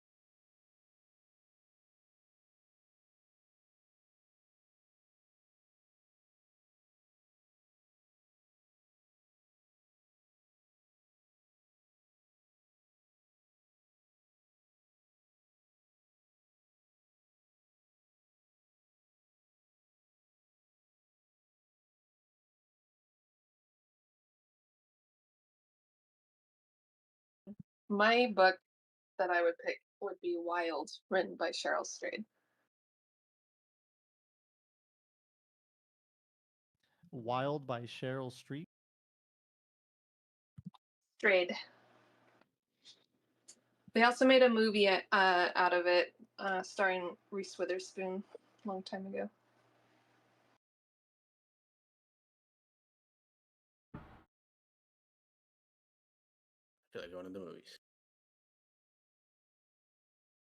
About her 1,100-mile hike on the Pacific Crest Trail in 1995 on a journey of self-discovery. I just fell asleep. I'm back. I cried. Books don't make me cry. It was weird. I have I feel problems that. with You probably what's it called when you connect with the main character? You like sympathize with the character, probably.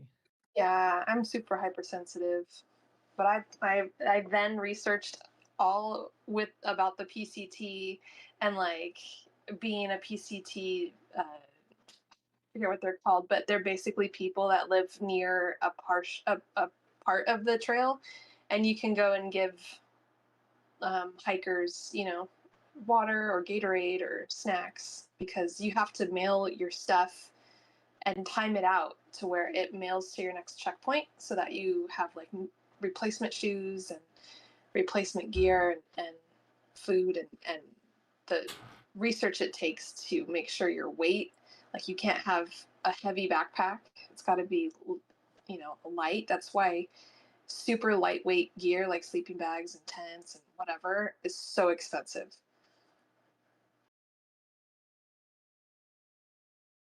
I've always wanted to go backpacking, but I've never been. Same. I do like the idea of being like a minimalist and being prepared without anything by your side, like still being able to survive with nothing. Get some fishing line, a small hook. That sounds cool. As a woman, I have to look at things a lot differently than you guys probably do. Like, I would love to just be alone and feel safe and do something crazy like that, but I Get a have to do it gun. with somebody. Get you a nice big old gun. Problem solved. Now you can kill the bear and the man. That's wild. What Yeah. if you didn't have a gun? You just had your own two bare hands. Rawr. It makes it even more fun, more exhilarating. We're putting Dbloc to sleep, guys. No, I want to hear all about Used to the thrills of walking in the woods. What hiking is, right? You're taking a walk in the woods with a backpack and not enough water, Yep. not enough food. I need to do that. You guys are living on the I need to edge. take my car to the shop though first. Oh, it's interesting because D-Block's from New York, and I've never been to New York, and I can't Okay. imagine walking down the sidewalk and like looking into someone's window to their apartment. It was like I got enough of that No, thrill already. Like, I feel like I you don't. guys I don't want to know you go personally, want to Dbloc. go test your survival skills and all of that shit in the wood with bears. Like, I did that growing up with crackheads in the subway. Like, I Yeah, don't the book need it. That's how I know I've you don't. already proved You my own did it. survival skills to myself. But that's what I'm saying. I fear getting attacked by another human more than an animal. Yeah, yeah, no, yeah, In the yeah. woods? Nah, see, there's a difference between the city and Mother Nature. Like the city is a human construct. That's like a human cancer thing.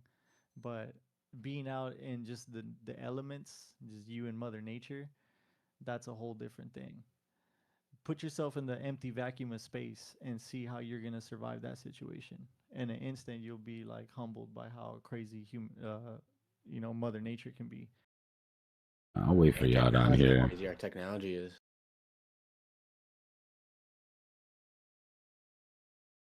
I'm good. D-Block, somebody told me to take a plane to Jersey and then get on a train.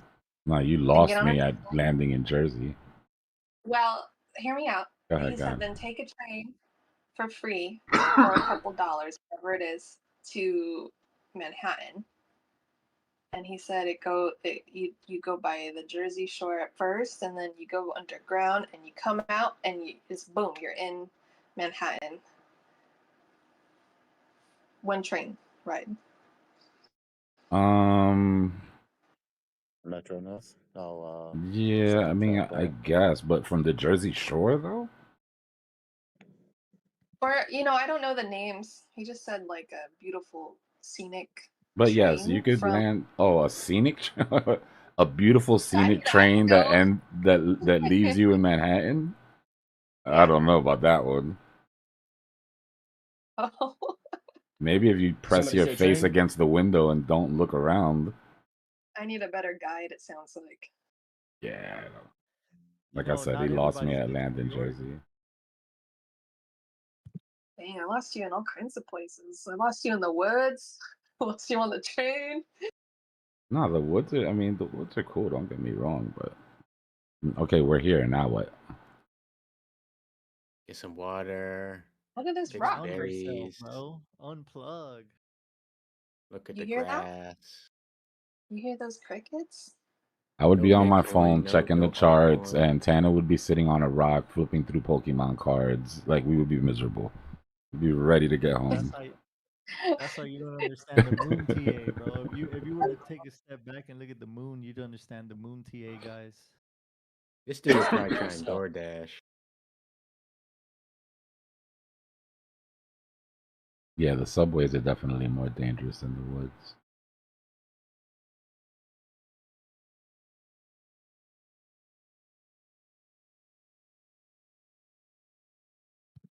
For sure. I got my cup of coffee here. Coffee.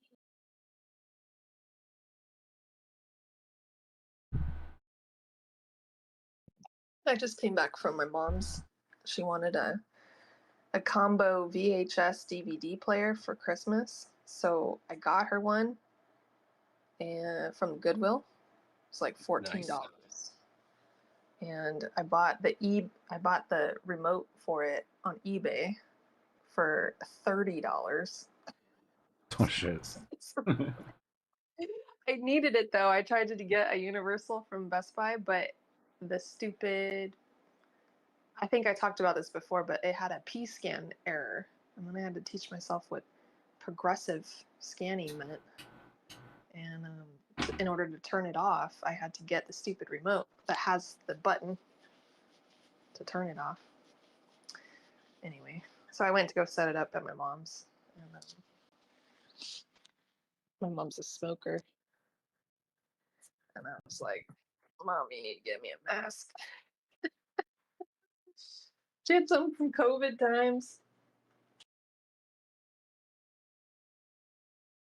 But it's all set up, and we put on Casper VHS, and it was cool to see it work. I felt pretty good about myself.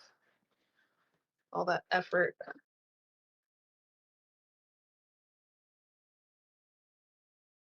And then she like wrote down directions on a notebook of everything. She gets really confused about like remotes and all the things, gadgets and stuff. Like her TV that she's using was my first flat screen TV when I was like 18 or 19 years old. Because when you buy TVs now, when you turn it on, it doesn't go just straight to cable TV. It goes, like a Roku TV. It goes, what app do you want to watch? Or whatever. She doesn't even have How much internet. of our spyware do you want to run? Yeah. I'll be right back. She doesn't even have Wi-Fi. So.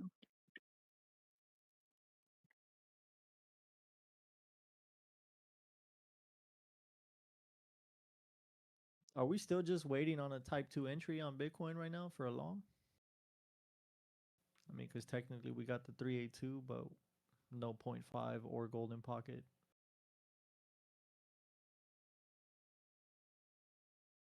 She might not have Wi-Fi, but she's got Casper on VHS. Oh yeah.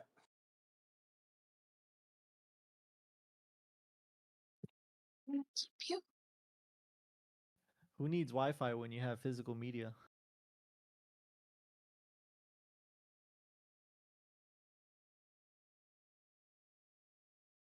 They quit manufacturing VHS are VHS players. They quit manufacturing those like 3 years ago. There was only one company left doing it. So I'm glad you made the comment about Goodwill, because I was going to have to ask.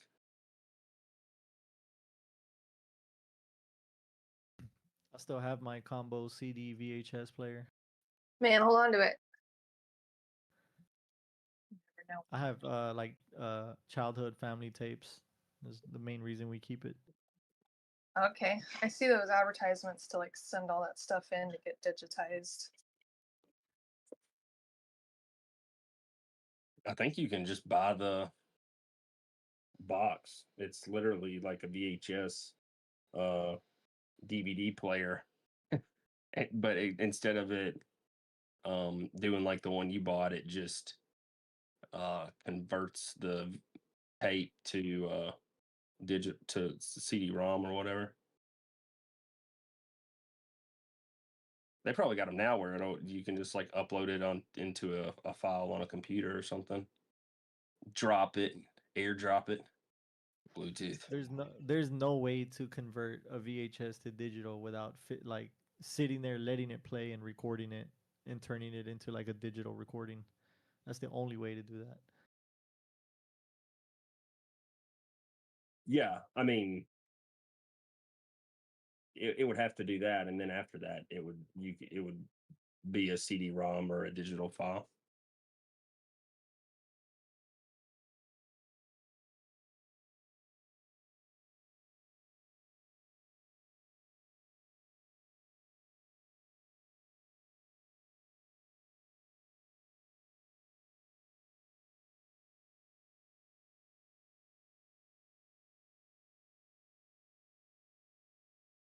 All right, I'm back.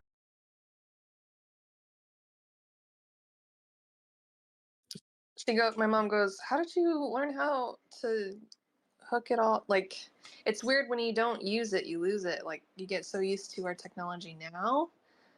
I had to use AI to help me remember how to hook the things up, and like RCA cables. I mean, I knew RCA cables, but I didn't know about the blue and the green one. Those were new to me. Oh yeah, the blue and the green will get you every time. I mean, composite cables. I know two in the pink, one in the wait. Be careful with what comes next. Wait, hold on. What? Huh?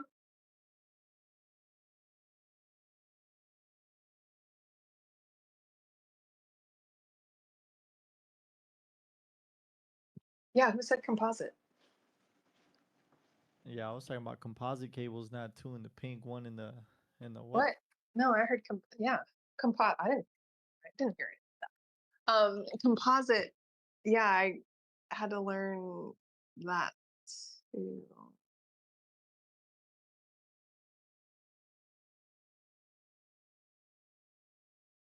Yeah, composite was just another format of like analog video. Like you had S video and then you had composite. And S video was the yellow cable with the white and the red. You had yellow, white, and red. And white was your left audio, red was your right audio, and then yellow was like your S video. And then you had RGB composite which was your red, green, blue color, and then your two audio, which was like 5 cables total. Those were your two standards in like the 90s and early 2000s before we got introduced to HDMI. Before that, what was it? What was it before HDMI? Radio frequency. What the hell are you guys talking about? Oh, Axel. Video signal formats? Is really VGA. But VGA, DVI, HDMI. Yeah. Now we got DisplayPort 2.3 or something like that. USB-C does video now. Bro, everything you've said over the past 3 minutes is literally like I have more in common with this conversation than anything over the last 3 years.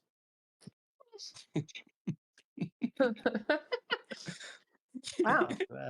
Yeah, dude. Roboballs, you know your stuff here, buddy. I like that. I don't know what to tell you, man. No, you said it all.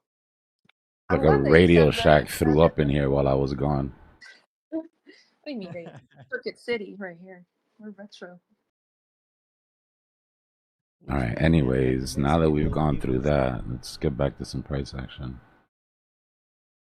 I was trying to segue back in there, man, but I'm too awkward. I'm socially awkward if y'all haven't noticed.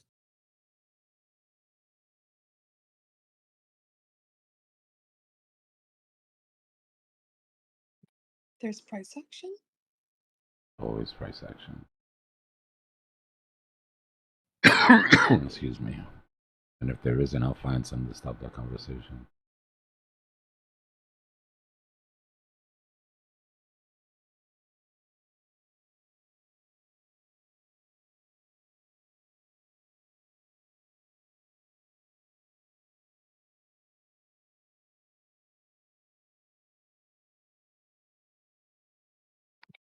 We can go to another room and talk about cables.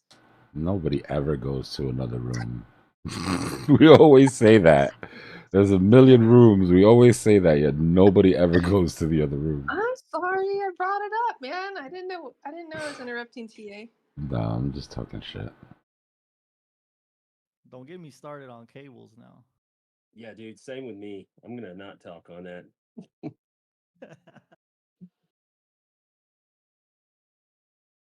Thoughts on USB-C? Easy. Great format, terrible execution. I think it's good. Seems like we need to come to a resolution. Okay. That was good. Dbloc's gonna end up muting us all, bro. Come on.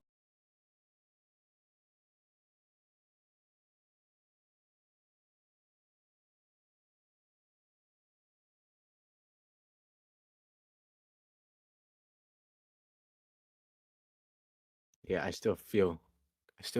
find that comfort in HDMI rather than DisplayPort, though, to be honest. You put the battery in their back, you're gonna be the first one to get it, bro.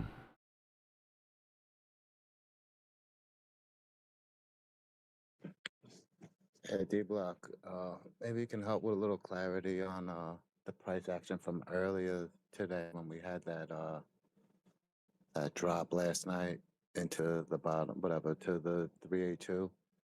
So we see the big vectors down, big red vectors down, stop and volume candle, right?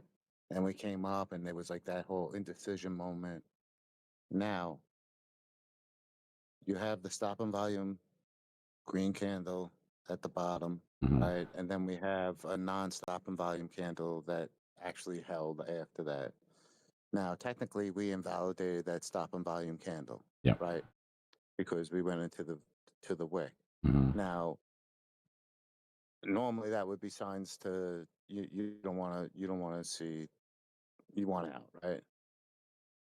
Or you would be expecting to go lower and look for another stop and volume You would, candle, yeah, right? at that point, you're trying to see if the support breaks or not. I mean, this is still valid for a W. It's just not the strongest, right? Which is why it hasn't played out completely yet, in my opinion.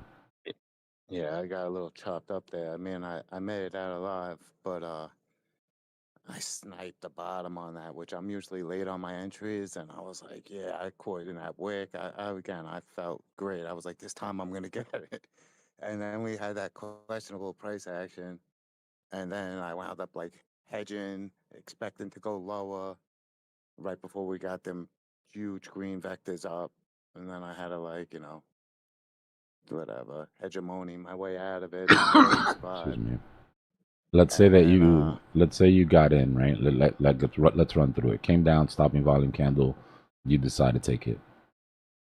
Your stop loss would be 1 ATR underneath the body of the stopping volume candle.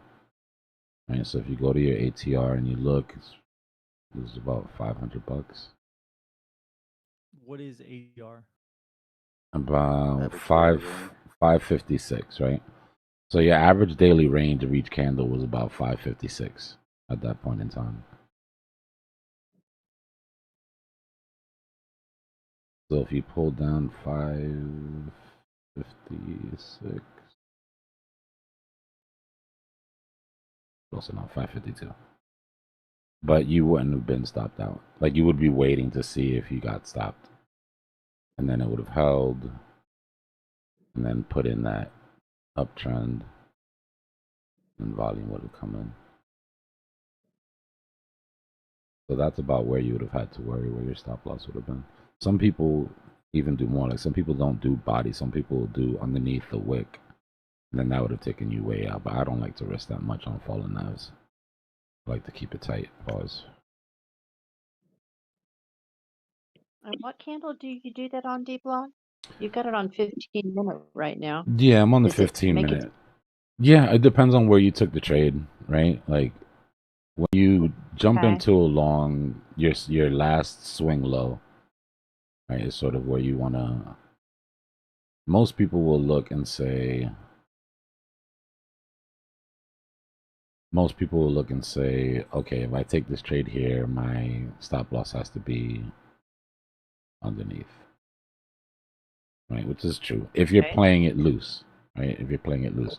The problem is that everybody and Okay. their mother will drop it in the same spot, right? So Right. using that ATR and dropping it, like I said, it was like $500 or something underneath, 565.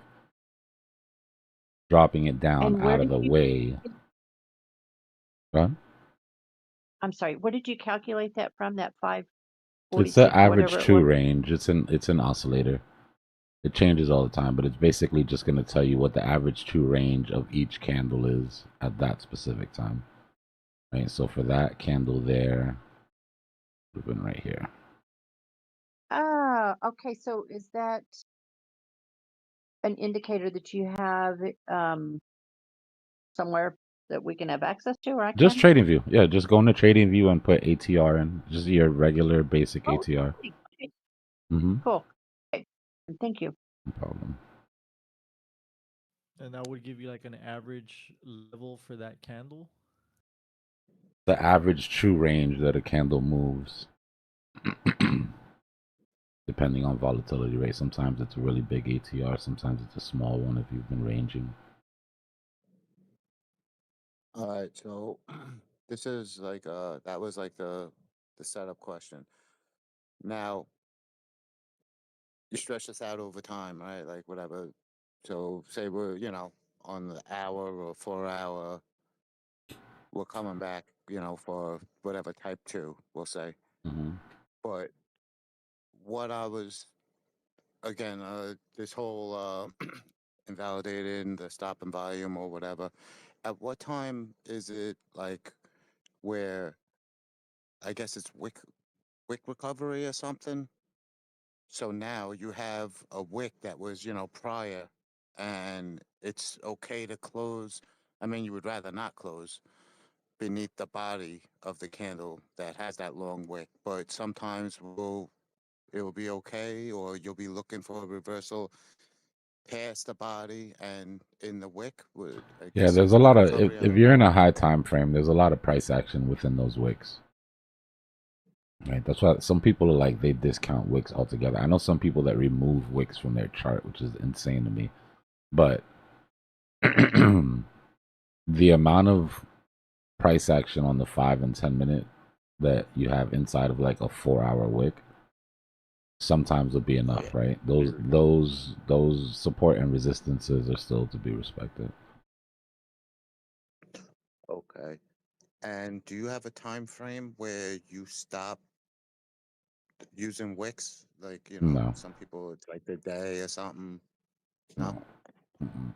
Yeah, All right. it's good to know that even if you are like if you're trading inside of a wick on the 4 hour daily, it's good to know that.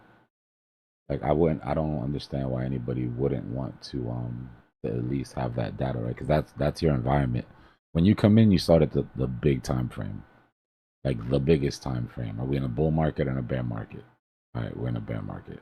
Cool. And you go to the weekly. Where are we in the weekly swing? What does the weekly chart look like?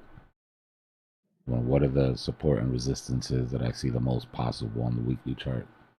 And you go to the daily, and then you make your way down to the lower time frames where we are now. So that while you're trading this, you're full aware of what happened on the macro, on the 2 week, on the weekly, on the daily, because all of that affects your probability of breaking this line right here. If you just come to your chart in 5 minutes and you haven't been to the charts, you don't know what's going on in the market, you don't know where we are, and you're just looking at this, I mean, good luck.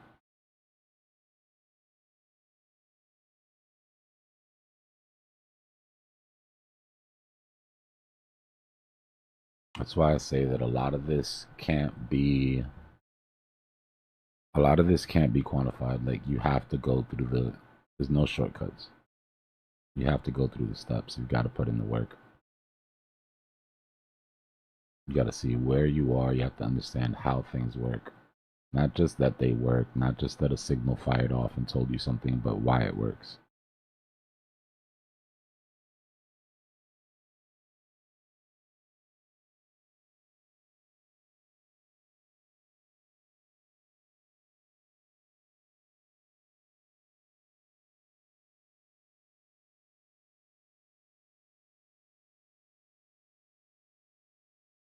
Hold on, I know we're lagging. I'm trying to fix it. Give me a second.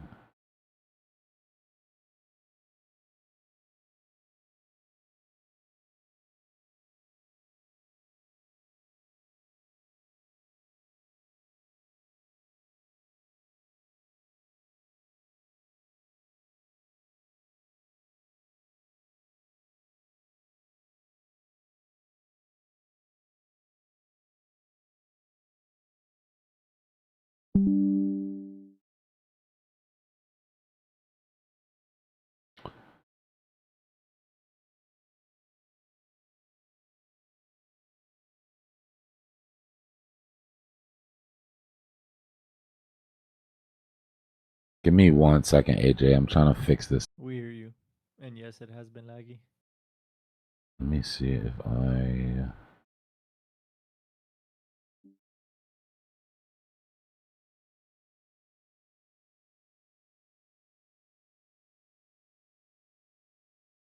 All right, I think I caught it.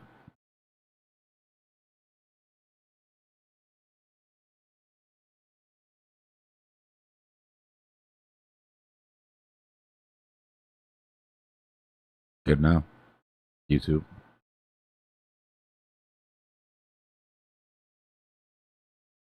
Seems okay for now.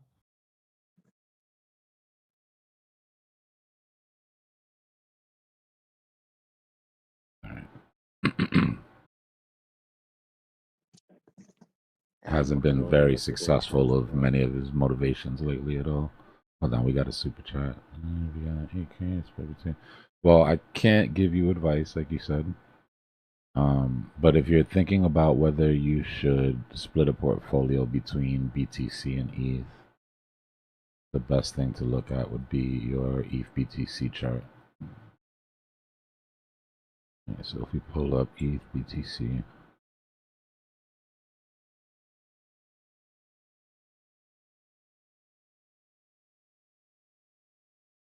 on the 1 hour, right?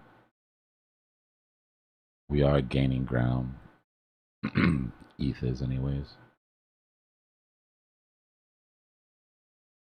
That looks pumpy. But we have to take a look at where we are, because this is the bigger picture.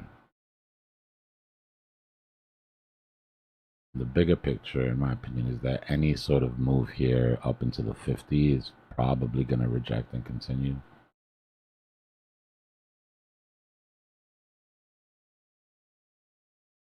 But we'd have to play it out and see. You look at the daily, and see how nasty that drop was. So I would expect some sort of recovery here. The problem is this, dominance, right? If dominance is doing this, then Bitcoin is going to be stronger than everything else. And if Bitcoin and ETH have equal sort of, like, look at this chart here. Where is it? Look at this chart here, right? Now, these are CME charts, so they're not active right now.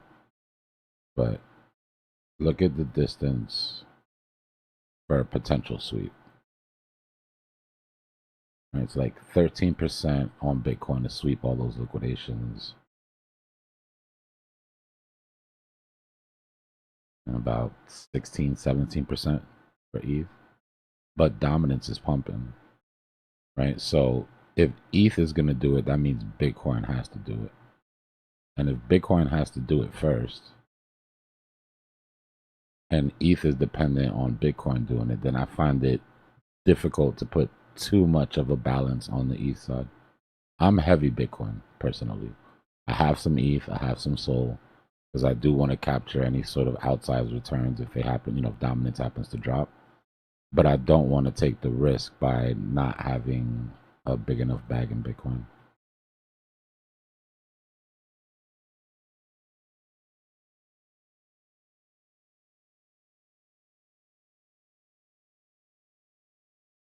The risk outweighs the reward for me.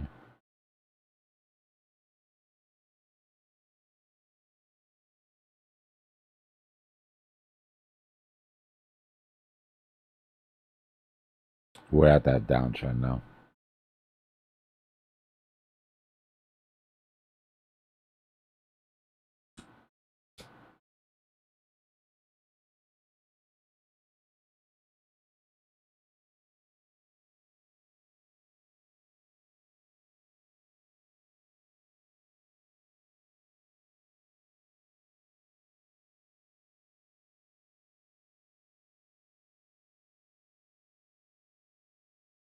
Appreciate the super chat, AJ. I hope that helped shed some light.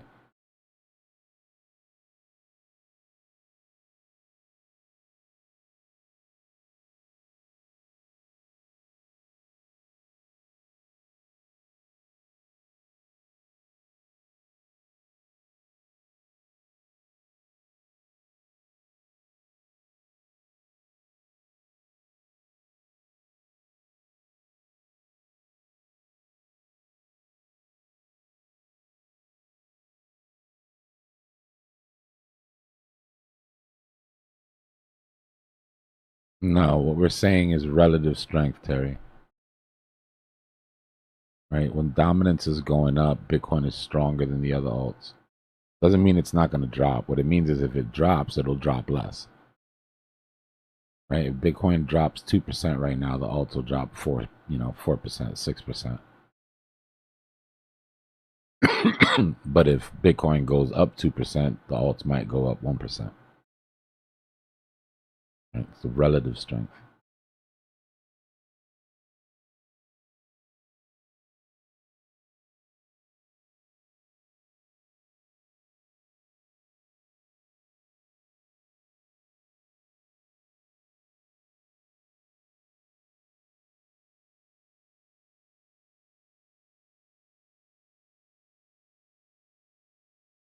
Your stream is still lagging a little bit.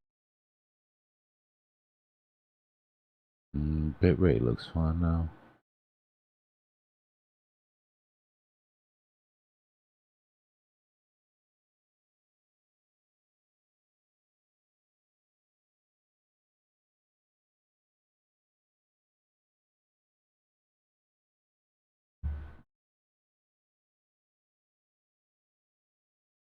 No, I mean I get what he's saying, but it's important to think about strength in a downtrend as well. Right? Because like we just saw, if your upside potential is 15, 16%, whether it's Bitcoin or Ethereum or Sol or, whatever, but the downside potential of being in the alts is, could be double that of Bitcoin, then you have to put that into the equation.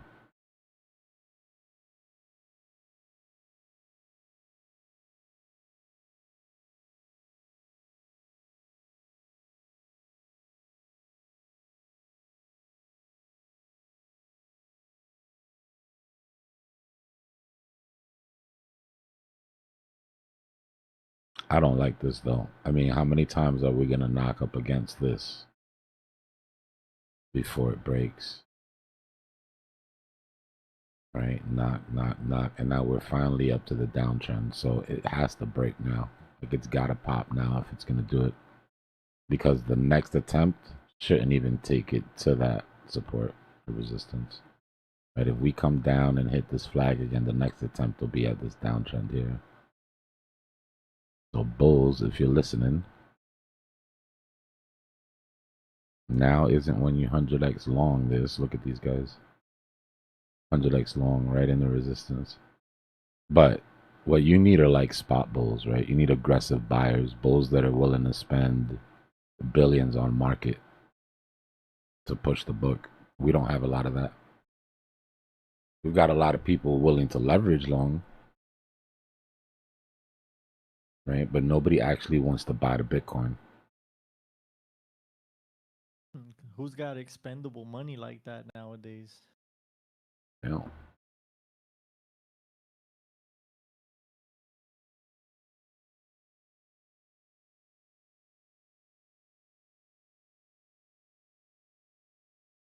This is when you do it, though. If there is a group of, you know, bullish bulls that are intent to have a huge bear trap here and trap everybody and push price to 100K, like how everybody's saying on Twitter, right? If that's a thing, if that cabal exists, then this is when they need to press the gas. You got the shorts. You're right up against a psychological level that'll switch sentiment for people if you pop it over. You got gas above for a cheap move.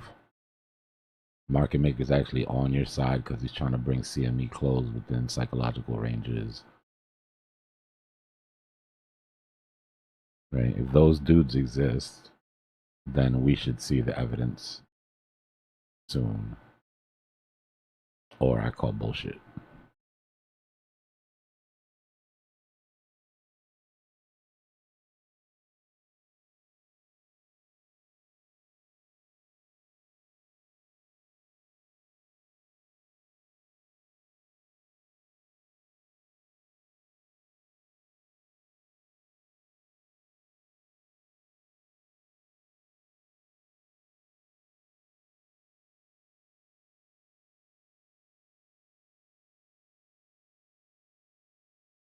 Refresh.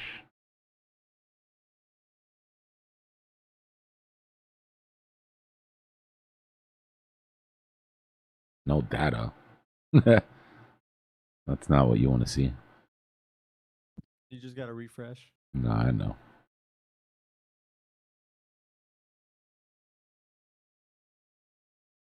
Need to go to a different time frame and come back.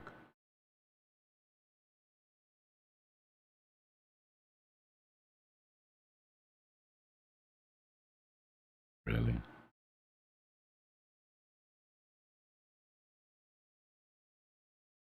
Alright, screw the 12-hour.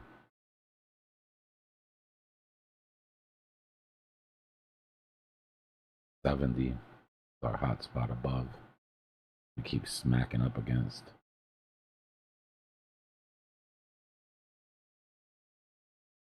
Those are these guys.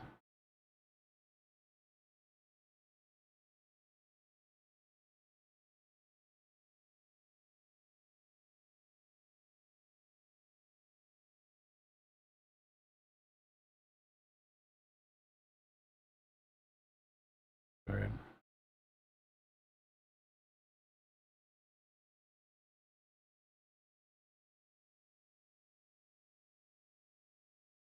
You know what?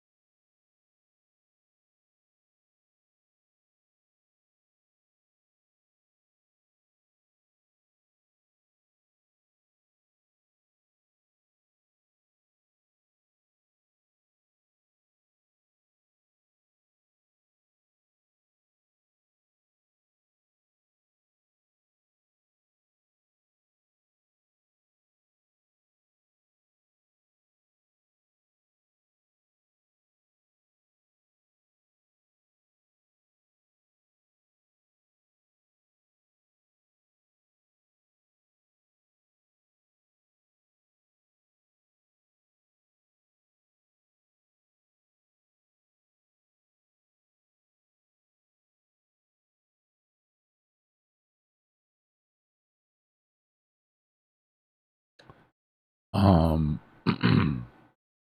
1 and Model 2. Model 1 is more like an overview. Model 2 is what you want to use if you're like scalping.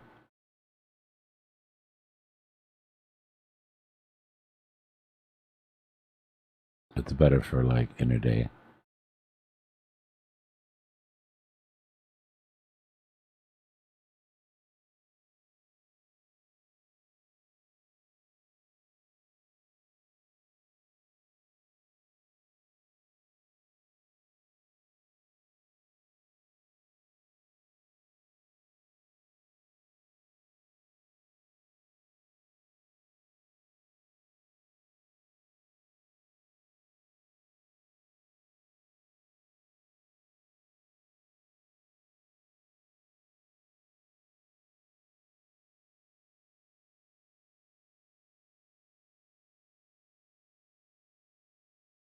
You know what I mean?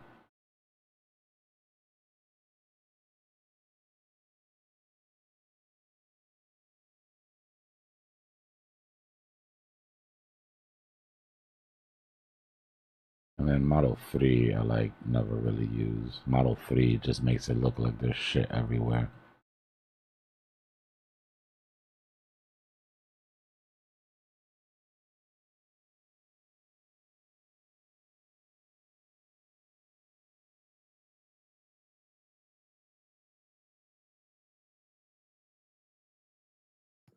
I stepped away for a second. You said Model 2 is for scalping? Yeah, Or Model better 2 for gives scalping? you more like refined targets. Cool.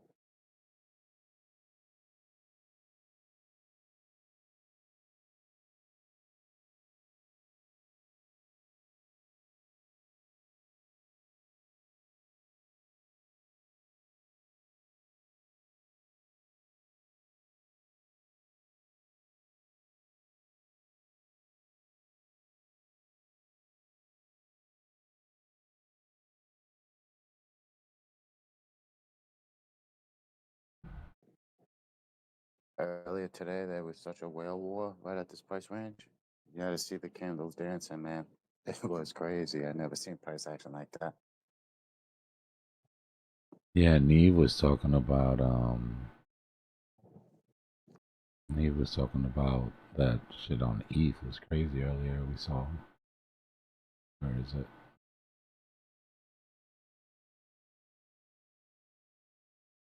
Candle right here.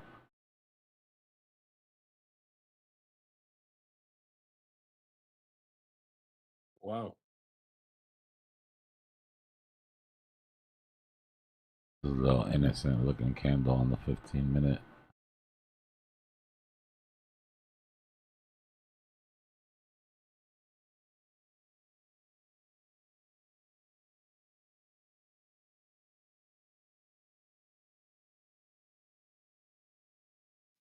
Damn, what the hell? Anybody survived any 100x leverage trades out of that? What is that?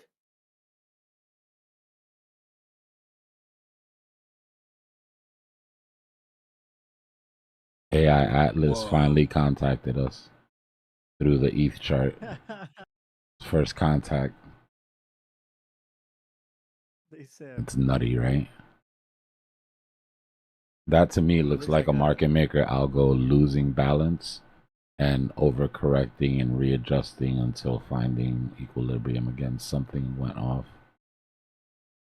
Big liquidation. sorting algorithm. Something blew up. Something blew up here. Still haven't got a good answer for it. That's the 15-second. This is what it looked like on the 1 minute. You ever seen a sorting algorithm? Bro. You can see the I know what you're talking about. You can see the rebalancing, right? You can see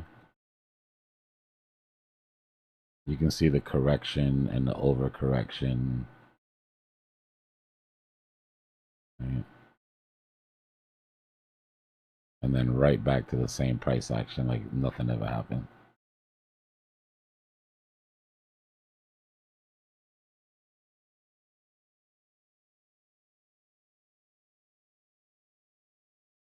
Trippy. That's like when people try to break out of the matrix and then the matrix like corrects itself. It also, if you want to get 10 Hattie,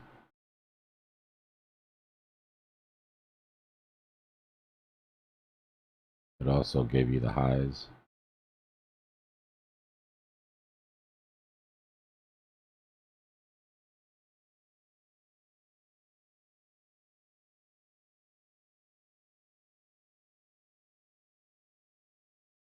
And maybe the lows. It's almost like the outlining of a range.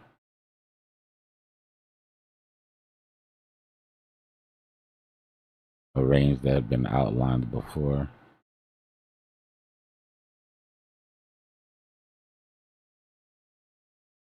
I feel like I've seen that happen before, where price would wick up and down, and then that's like your determined range. Look at the volume. It wasn't fake.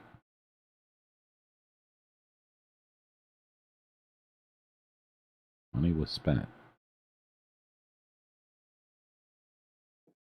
Do you think institutions help push that to clear high leverage?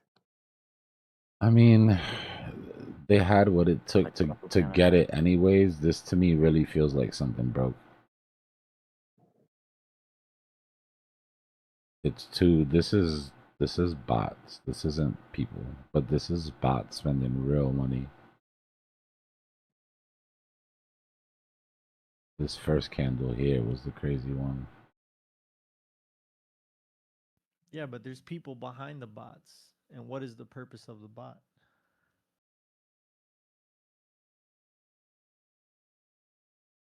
It was like you had the liquidation event, and then what looks like an overcorrection, right? And then the mean reversion, bots are set to mean revert. The mean reversion was just the overcorrection. So this is the mean. Price comes down or comes up. There was a liquidation event here. Then the overcorrection to the mean brought us back down to the mean. And then you can see the algos start to wick. But all of this is like, there was probably no real volume in here anywhere. By real, I mean buyers and sellers. Remember, this is a 10-second chart. Right, by the time you get to the 5-minute,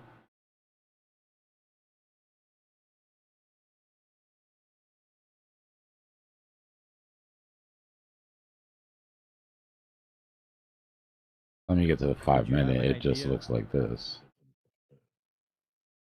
Would you have an idea as to why somebody would set an algorithm to do such a thing?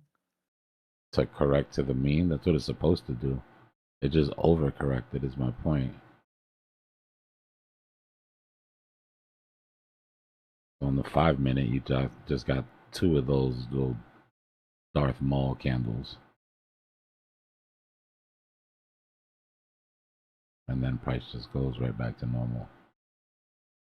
That's wild.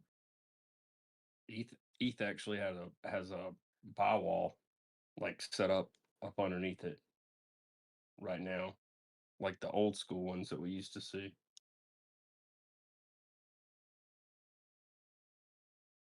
Right at where that demand was on the bottom side of that wig.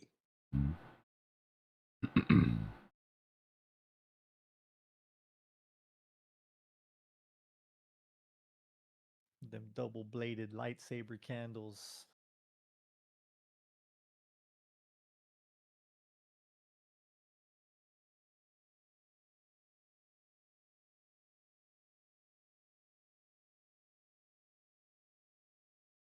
Well, that's one rejection off the downtrend.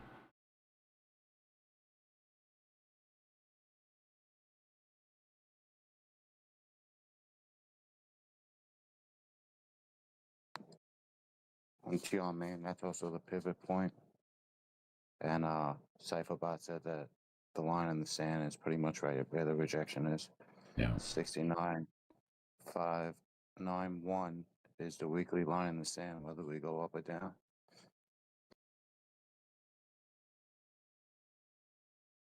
Yeah.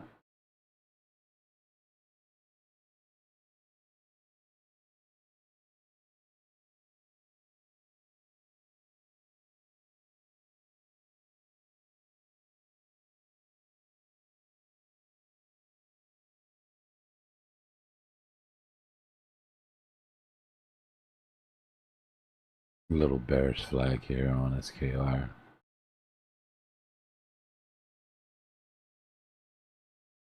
Still trying to see, is that 0.5 going to be the type 2? Or does it break down? That 800 EMA running through here.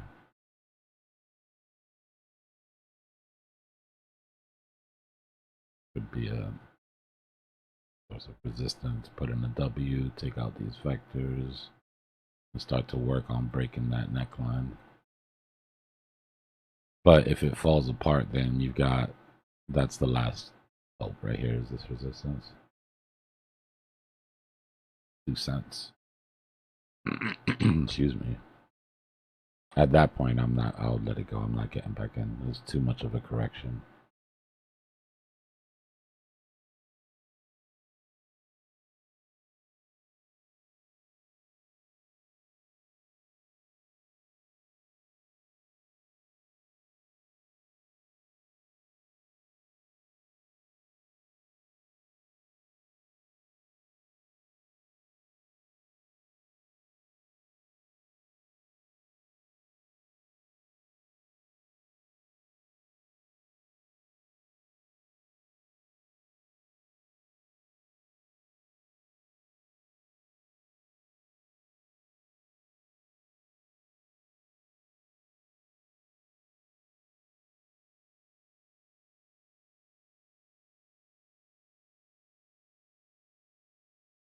I don't think it's either.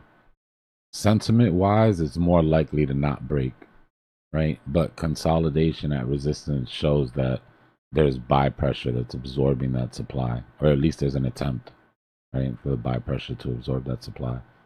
So like, think of it like this, right? This SR flip is here because there's an order block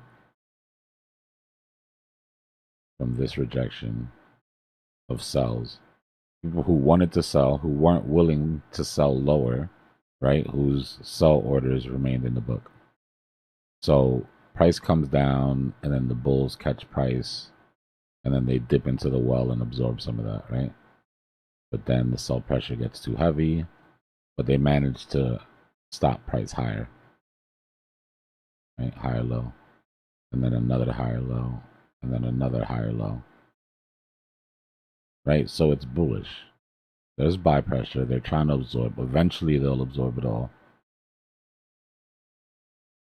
But we're not there yet. And the problem is that the longer you go sideways underneath resistance, for me, the sentiment starts to take a hit after a while. And if you lose sentiment, then you start to lose those higher lows. If you notice that the rejection comes in and the bulls don't step in until after, and they keep stepping in later and later, then that shows weakness.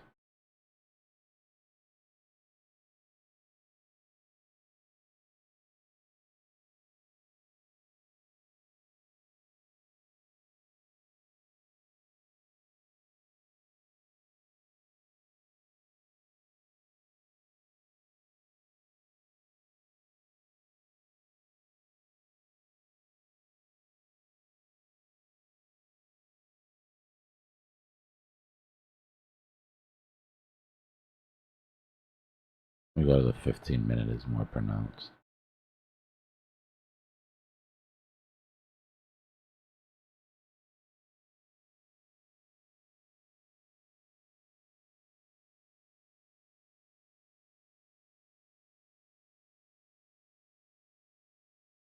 Yeah, big wicks into resistance.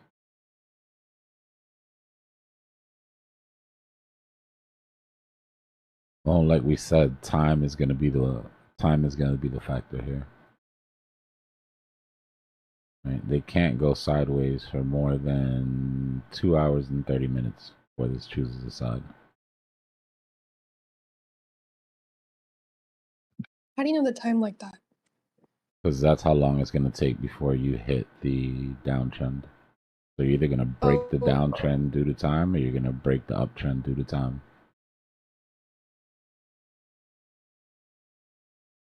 But I typically don't make it a habit to long into resistance. No, I would want a dip to buy into.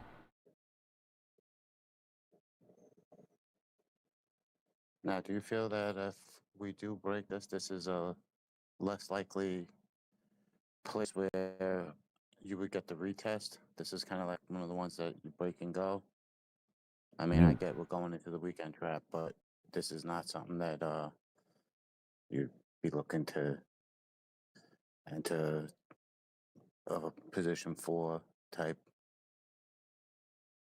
I mean, you would be going into the weekend trap, so probably not the best anyway. Yeah. It's just a limited upside, you know what I mean? Yeah. Like, chances are we break back into this weekend trap, we'll be stuck back in this range again. We're talking about fresh trades, right? Taking a fresh trade from here.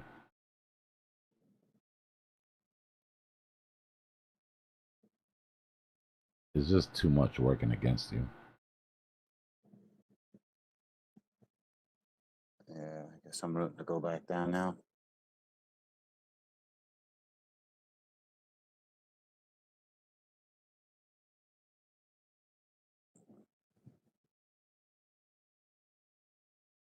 Seems like the Bears are lightening it up. I mean, the Bulls are lightening it up. Normally, we would have more licks underneath. Yeah. I was a little worried because we didn't trap long, so there's a lot of bulls free to the degen, but I don't know, man. I think that might have taken that last drop might have taken some of the wind out of the sails. Has Bitcoin always had leverage trading for its whole like chart history, or was this only No. introduced a few years ago? Nah, the first couple cycles were just spot.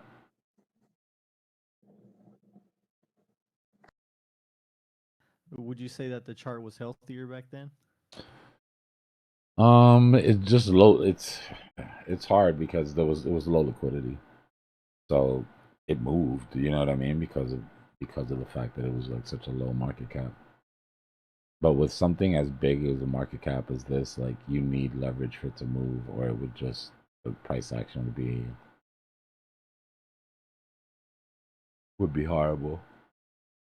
So I don't think they could ban leverage. I just don't want anybody getting wrecked by it. But degens are gonna degen, and they provide the gas for our moves. Right. That's an edge that I prefer not to lose.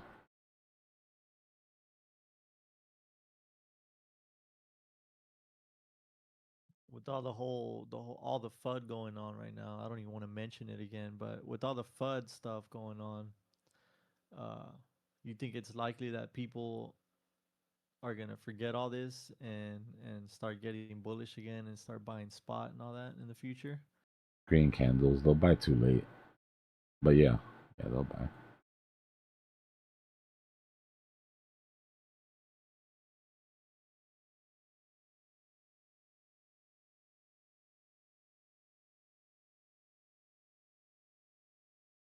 Bear markets always feel like this, bro. Always. It's gonna get worse too. Yeah, I'm still waiting for a capitulation part 2. The drop won't be as bad. We probably saw the biggest 1-day percentage drop that we're gonna see during this bear market. I mean, I'm not willing to put my name on it, but I wouldn't be surprised. We do have another capitulation. We do have another drop, but I don't expect it to be as severe as that one was. It's definitely an interesting scene. Pretty much the whole community showed up for that. It's, you see a bunch of red candles, and all of a sudden everybody's here. They all want to know what's going on. Everybody starts communicating. I find that interesting how people start showing up when you see big moves like that. Yeah, people don't have all day to be sitting around watching this shit, but they got alerts set.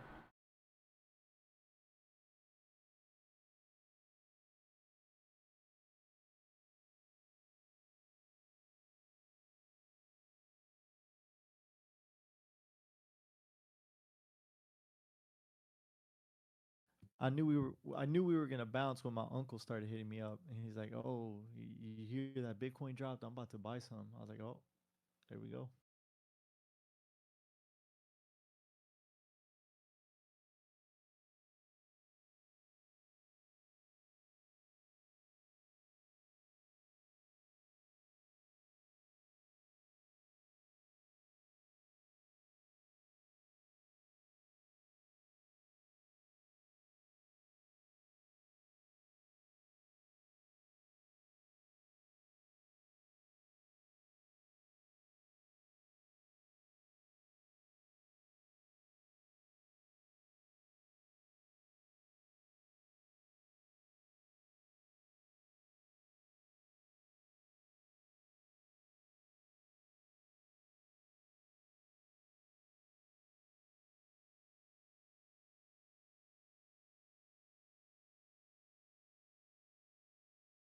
It's not that it's very bearish, Khaled, but it does show that that the bears were in control of the drop. Just statistically, it's where most of the big money will step in if there is going to be a step. So it's like the line in the sand for the most part. A lot of people like to only target golden pocket, but for me, it's like, I'd much rather it be too bullish to get to golden pocket, personally.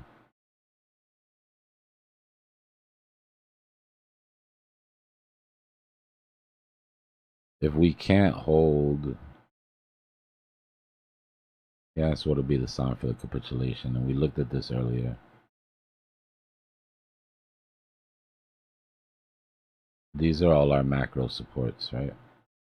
Macro support with the Gaussian channel midline, 50 EMA, 2-week cloud, 2-month cloud bottom, 200 EMA on the weekly, and our Gaussian channel lows. If we reject off of 74 and take out the 200 EMA on the weekly, then it's a wrap in my opinion. And on total,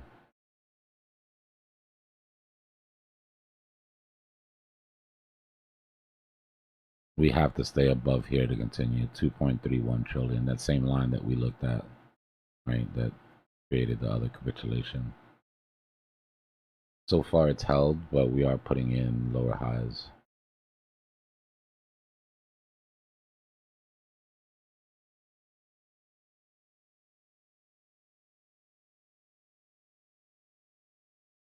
No, he asked when the next capitulation was. Right? We're in the middle of the pivot.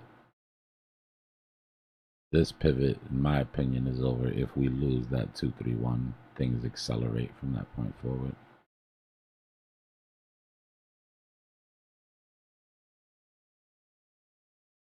What's the 231? Another fib level? No, just 2.31 trillion on total market cap. Oh, okay, okay.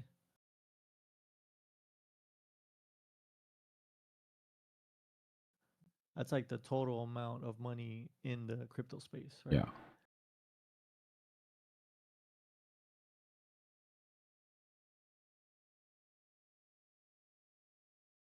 Weren't we close to like 10 trillion at all time high or something like that? 10, 15 Mm-mm. trillion? Mm-mm. 4 is has been around 4 has been our highest. Oh, okay, okay.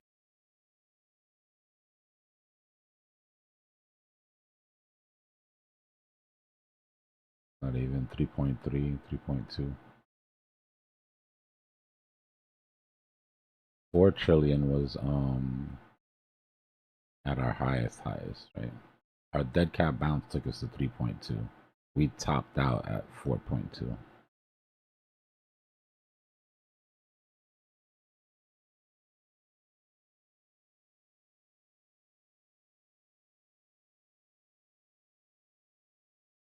We're down by market cap 1%.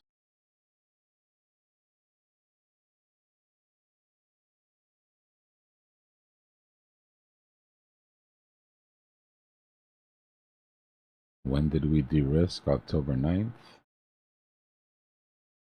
which is right 13th, 10th, 9th.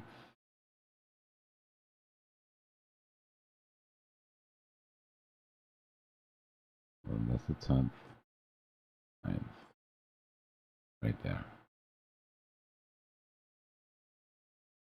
You were here at the top, so we were following M2. We said October 9th was our liquidity downtrend and that we were de-risking.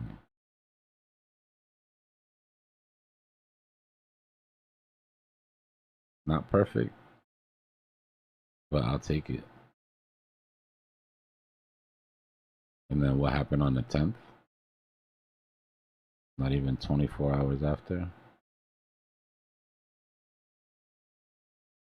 Bam.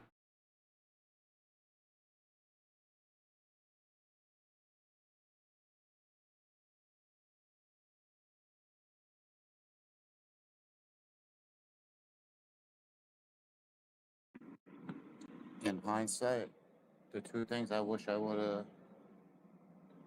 listened to you and not questioned was that right there, the M2 money supply and take profit Yeah.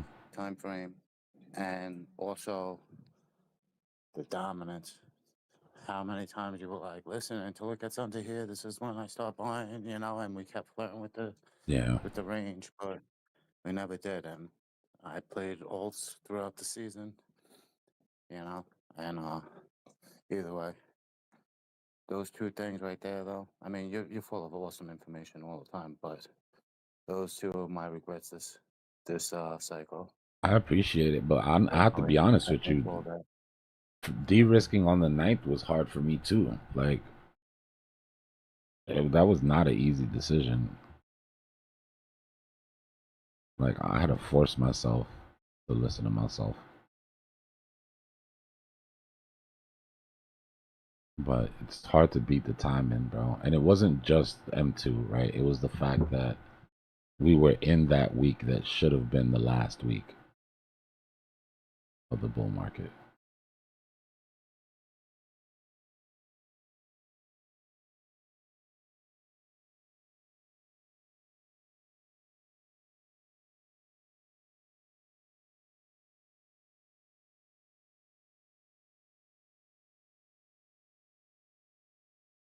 Yeah.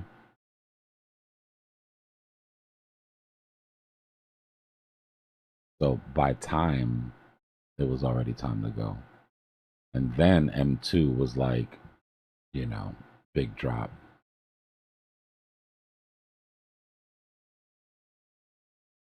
So it's a confluence of things. Yeah, what was killing me is we were seeing all-time highs keep coming, and we're on a 100-day offset, you know. Yeah, yeah. And they originally got in here listening to, you know, all these guys talking Bitcoin to 1 million and all this stuff. So, like, subconsciously, you know, I was hopelessly optimistic, hopefully optimistic, and it was hard for me, you know. I was just like, wait another day or two. Whatever.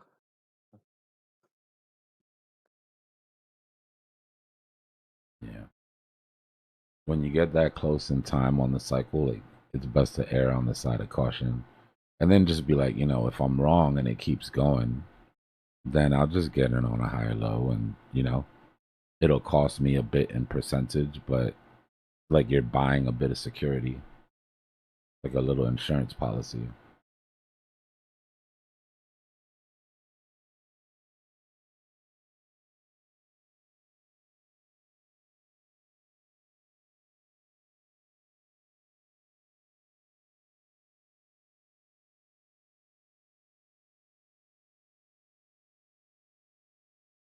We've got to wait till we get closer to the bottom, Raj, to see, you know, which one of these alts have blown up and what new projects get announced.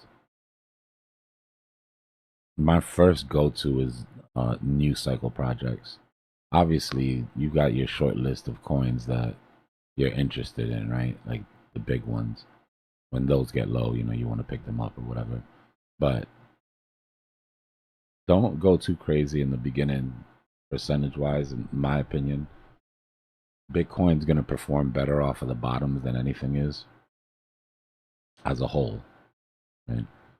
Um, but yeah, you just have those prices to where if this project hits this level, I'm willing to pick a little bit up. But start light. But as far as like a short list of new projects or what I'm gonna be looking at, I still have to have time to do research. We haven't even gotten. We need some of these shits to blow up first to see what's left in the wake of it. You know.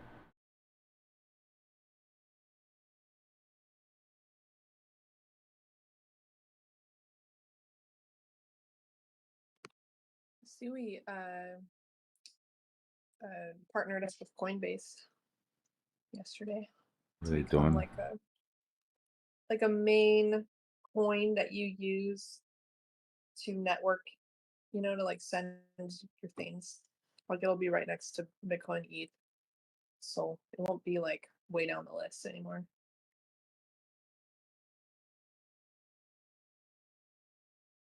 Nice.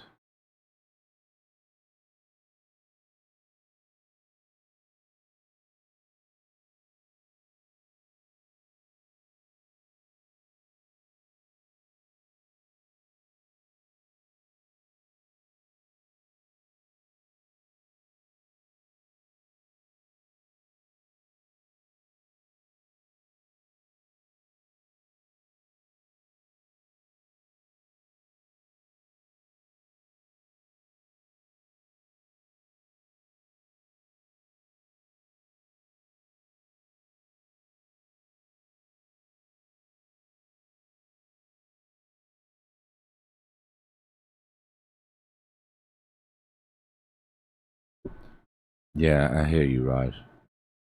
And you're not alone in that, right? A lot of people are scraping break even right now. It's all about timing. If you came in this thing kind of late, it was unforgiving, right? One or two mistakes. You know, usually one mistake won't cost you 40% of your portfolio. Man, it takes a couple of but it's just been really volatile up here at this turnover. I think if you're at break even in this environment, you should really be proud of yourself that you didn't take a bigger hit. I know it's not gonna feel like that now.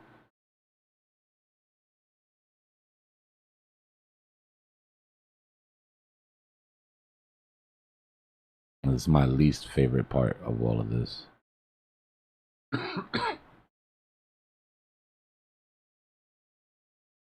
And that's sort of why I do what I do, because I want to try to keep people from avoiding feeling like that and then getting scared away of the market and just, you know, giving up or feeling like they can't do it. That's how I felt. I mean, I round tripped my entire first bull market, whole thing, back to less than I started with, which is kind of impressive, but it's because I spent money.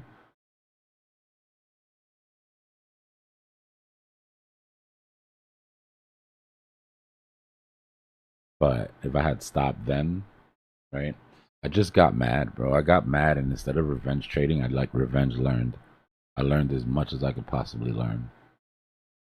I went through all the shit. I went through all the crutches. I went through all the, you know what I mean? Find the, you know, try to find the perfect strategy or try to find the perfect indicator or try to find, you know, and then I realized that like literally all of that shit is a waste of time. The only true edge is going to first principles. Going back to first principles and understanding why things work and how things work. And that's something that you can't get from a strategy. right? That's something you can't get from an indicator. You can't get that from. You have to dig in and understand what makes what fire.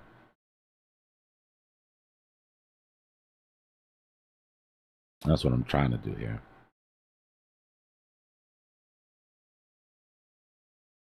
I learned from everybody, Byron. I learned from everybody I possibly could. From their successes, from their mistakes. But on my own accord, right?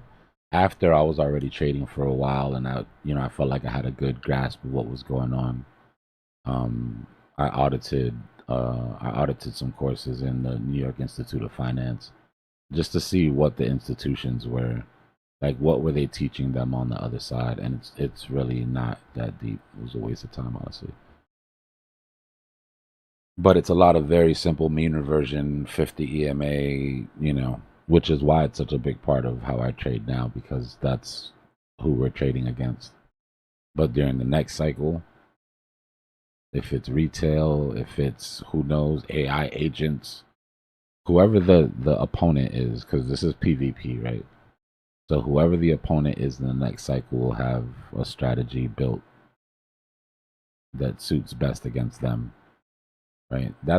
That's why one single strategy never works over time, or one single indicator never works over time, right? Because the battlefield changes and the person that you're trading against, the people that you're trading against, the market that you're trading against changes.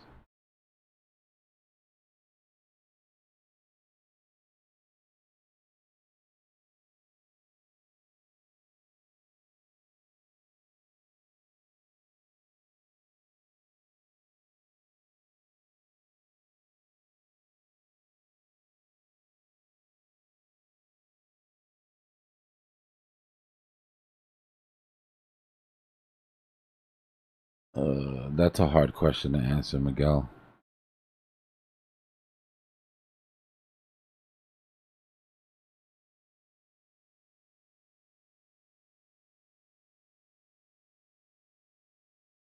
Like, the answer is yes and yes.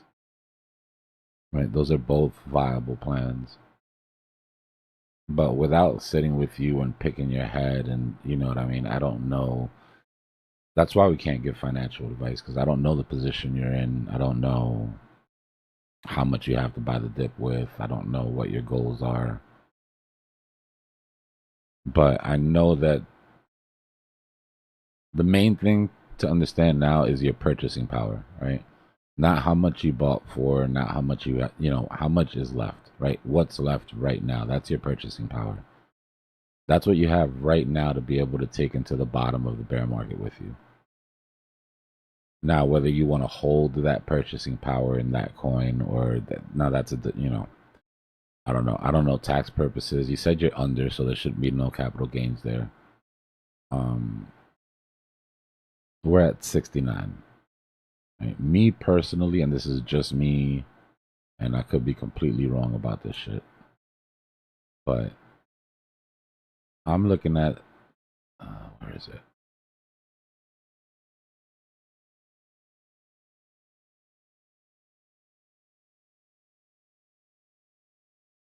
If we go to the macro,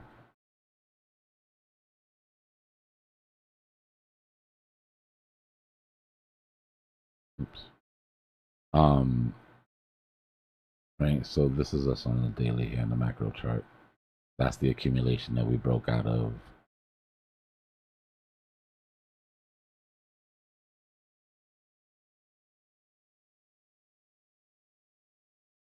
This is the accumulation. I mean, this is the capitulation range that I said we'd fall down into, right?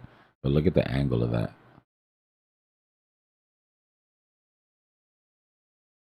You know, we shouldn't bottom by time till over here. But percentage-wise,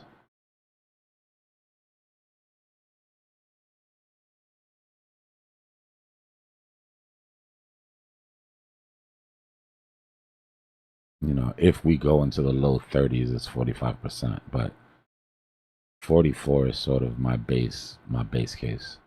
So you're talking another 36% down, right? Which would put you down, what, over half on the port?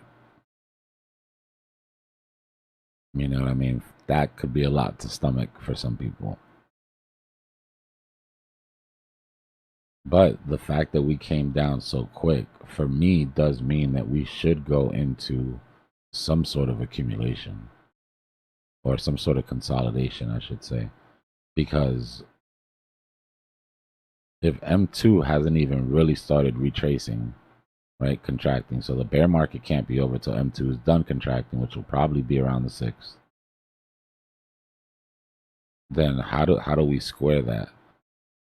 Right? How do we get from here to here when we've been dropping like this?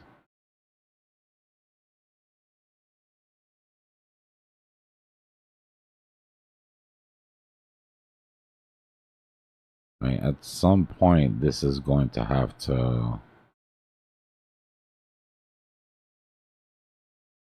do one of those, right?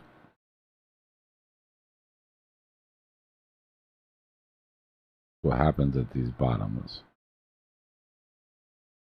Look at the last one, just for, example. We came down, consolidation, first capitulation, went into a flag, second capitulation, right?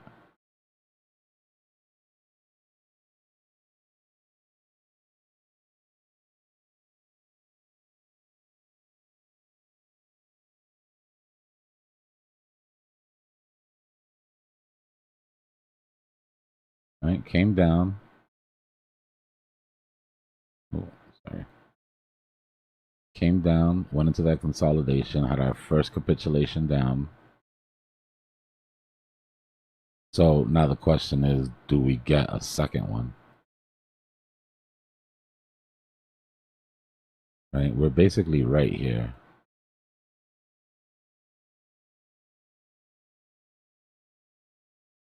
Basically right here.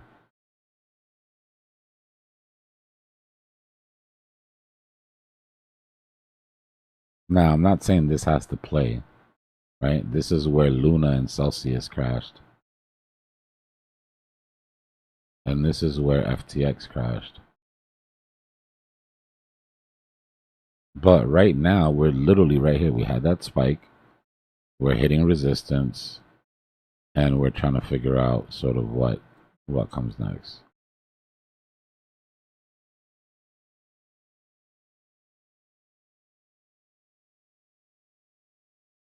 My bad. Let me get rid of this.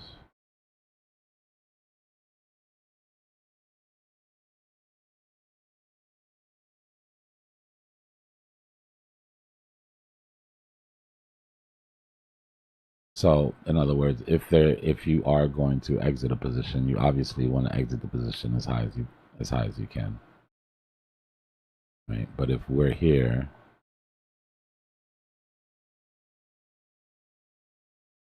then what everybody's wondering is how high does that take us?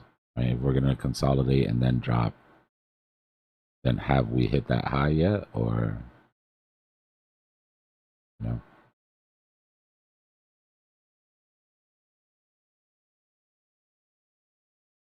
Now, the reason that I said that we need to drop, let's assume that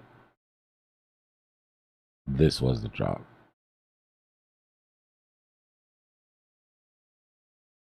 Right? Look at the percentage from here, from where it dropped. Let's say it dropped right. I'm looking for the first drop on the right there. So yesterday's drop, or the day before yesterday, right? That drop was more dramatic than anything we've ever had. It's basically like we went from here to here without having this section, right? And if you look at the percentage between where that candle came to and where we finally bottomed out, right? It's about 36%, maybe a little bit less. Like 31%, 30%.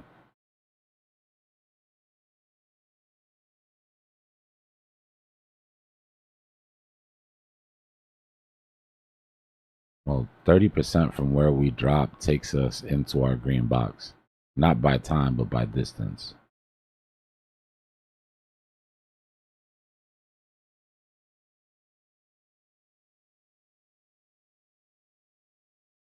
%30 takes us to 48, right?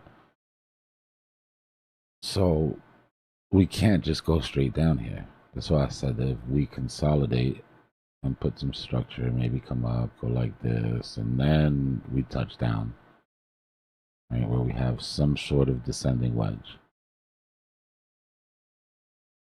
Exactly what we did here. Right, came down, came back up a bit, chopped around for like over 100 days,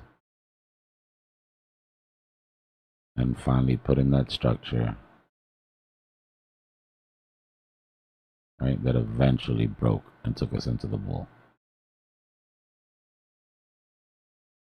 So I don't know, right? I said all that to say that I don't know. I don't know if that's our last big capitulation like that, or if we really are here and there's still one more to go.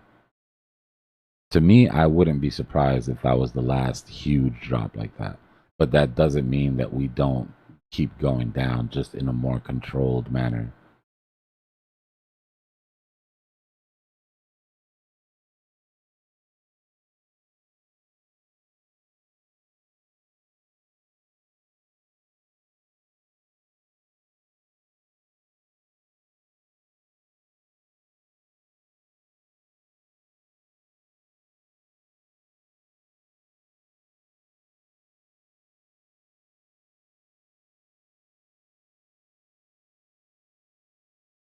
Yeah, there's still plenty of catalysts that can cause us to drop. I mean, we still don't know exactly what happened here. Something happened, right? Bitcoin Treasury Company unwound. Something happened. We just don't. We haven't. Hasn't the body hasn't floated to the surface yet. There's a body here somewhere, and over the next couple weeks, I think we'll get more sort of answers to what exactly. Because I mean, we knew we would capitulate, right? We broke our spots. We knew exactly what we were looking for. We knew until the 50 on the 2-week breaks, right? Everybody can miss me with the FUD. This is when they were trying to FUD us, saying it was over, it was over, it's over. And then finally we got the relief rally to 98. And then that 2-week broke.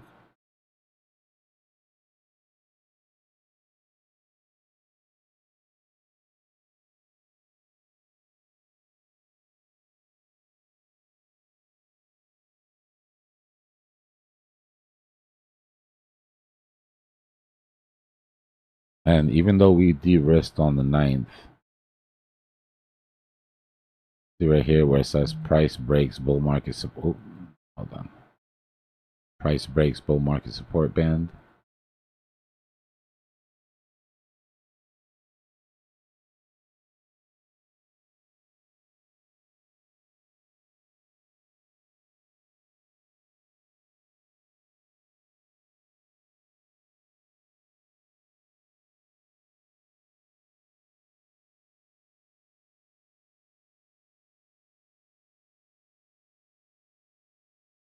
That's where the bull market support band was on the weekly.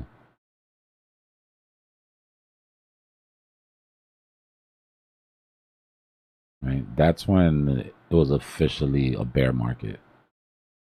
What we were doing here was trying to catch that relief rally.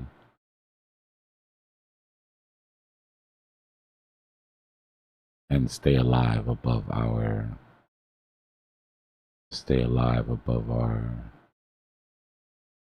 all of our metrics that we're used to at this point.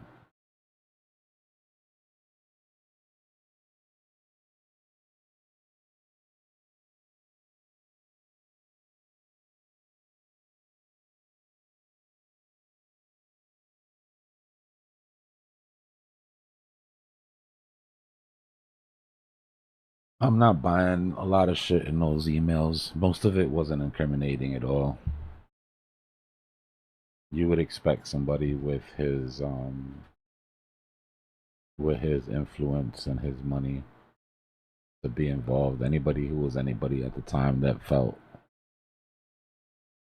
that felt like privacy was important was involved, financially, anyways. And all that means is they bought.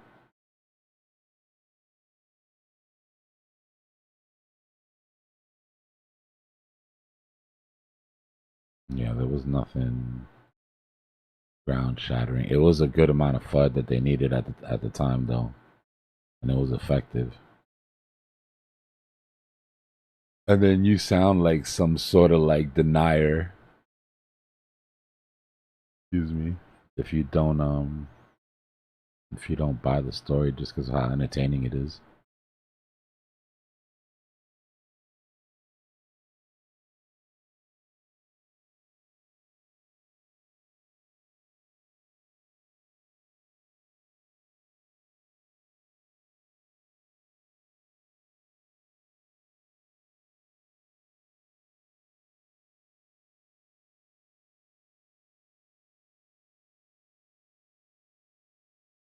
Yeah, I definitely wouldn't want to have my name floating around. There's some things that the more you try to deny it, the guiltier you sound. You know what I mean? That's like a crazy position to be put in.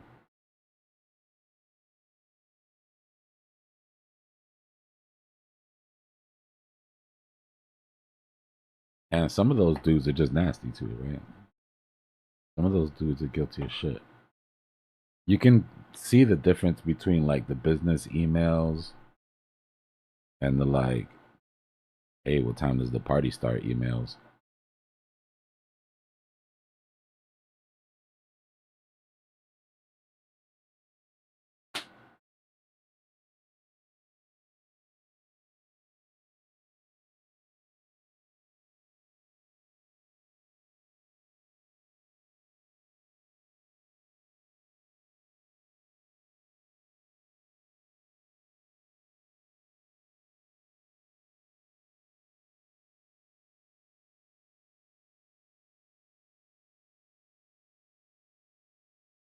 I think the most amazing part of the whole thing is that it matters sort of less who and why and just the fact that it is. Because what it is immutable. It exists now in the form that we know it.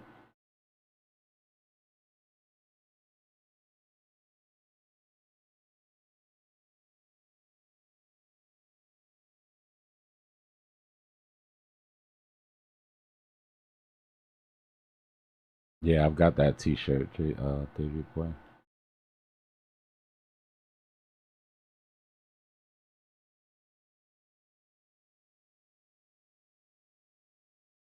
I was really lit when I bought it, though.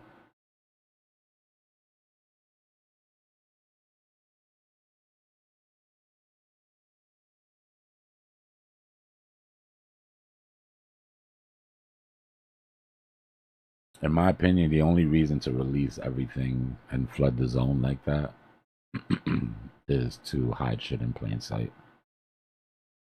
Just with the overwhelming amount of data, and then hoping that some shit just takes the news cycle, and keeps the news cycle attention for a couple weeks.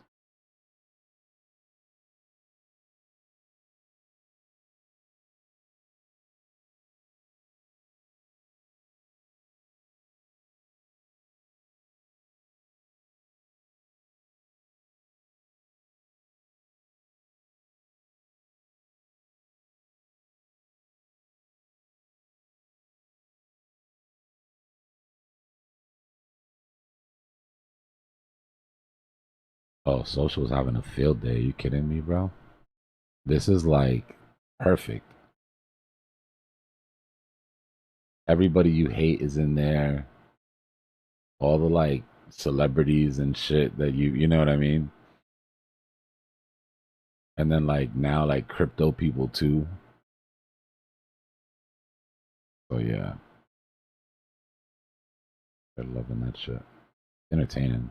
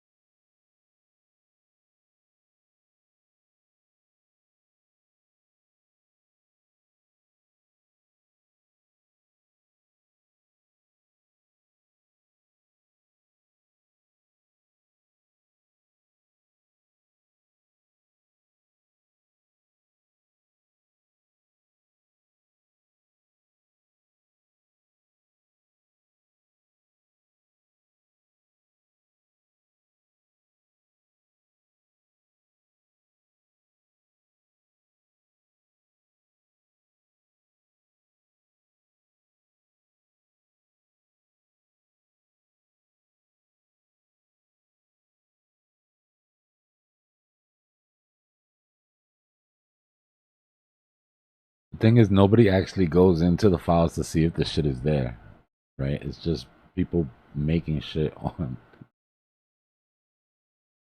The new thing now is people putting each other's names. People putting each other's names in the files to troll each other. I'm like, yeah, we're doing too much, y'all.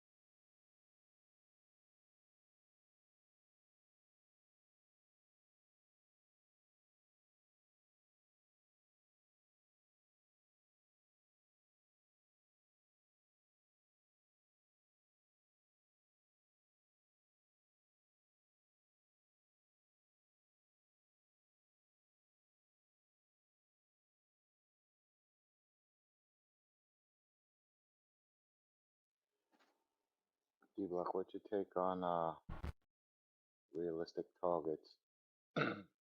If we draw an M, from the low, the measured move brings us to, it says 83, 4, right? And we know we got like a big psychological at 80. Um, what's your opinion? You think it's highly unlikely to make the full move, or Probably what's not in your one take on that? go. Probably not in one go. But anything that affects sentiment right now is gonna have like a force multiplier behind it because of how on edge people are. Like everybody's staring at this shit right now to see if it's gonna roll over or not.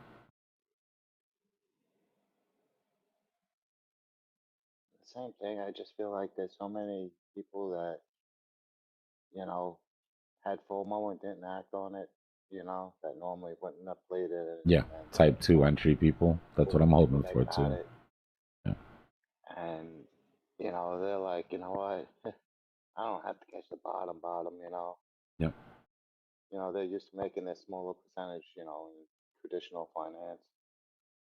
And, definitely regretting not getting the play.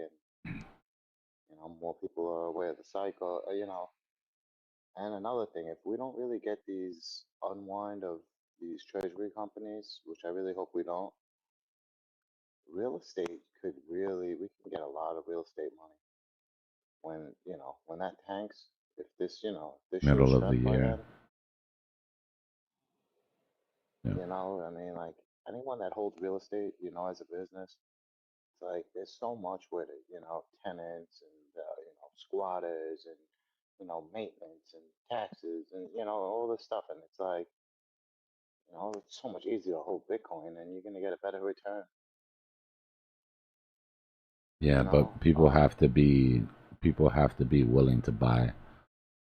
Remember that what controls sentiment for real estate not for real estate, sorry. What controls sentiment for your average person the most is not whether Bitcoin's going up or down. What controls sentiment for them the most is whether their 401k is going up or down or whether they feel safe. Right? If the 401k is going up and the housing property is still going up, then they feel like it's okay to buy. But we had a pretty big shake here. Right? We had a recovery. But if we lose this,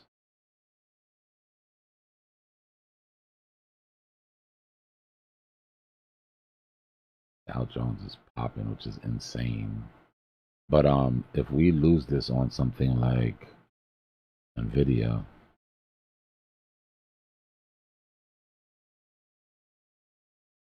and like I said, Nvidia, in my opinion, is just 3 steps behind Oracle.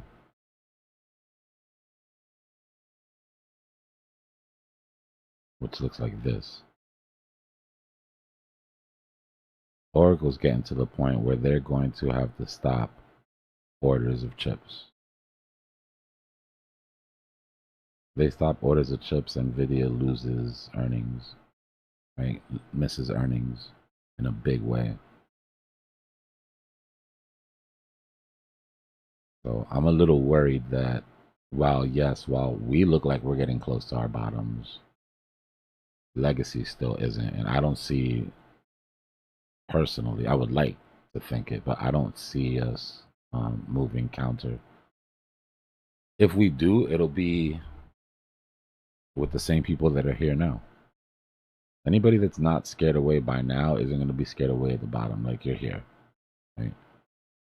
But I don't know. It could get worse, bro. We've never seen everything go down at the same time like that. I mean, specifically real estate, equities, bonds, crypto, potentially metals. It doesn't make for your average retail customer to feel like spending, right? They tend to circle the wagons and hold on to the dry powder until they start to see a recovery. Then they rush in, but they're not typically here at the bottoms.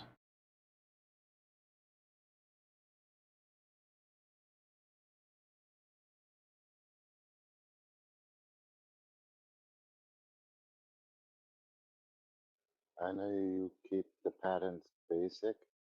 What do you think the dominant pattern that we're looking at What do I right think? What? here is? The dominant pattern, again, there's like a couple of patterns that can be drawn. We can have a, symmetrical triangle, again. This bear flag right now, I think, is the strongest. The one that's been respected the most by price. And it also gives us the possible measured move to the fractal of the larger W. Remember 0.5, golden pocket 3 to all acceptable bottoms. What I don't like about it is that it does take us past this SR flip. And I think if we lose this SR flip, we lose sentiment.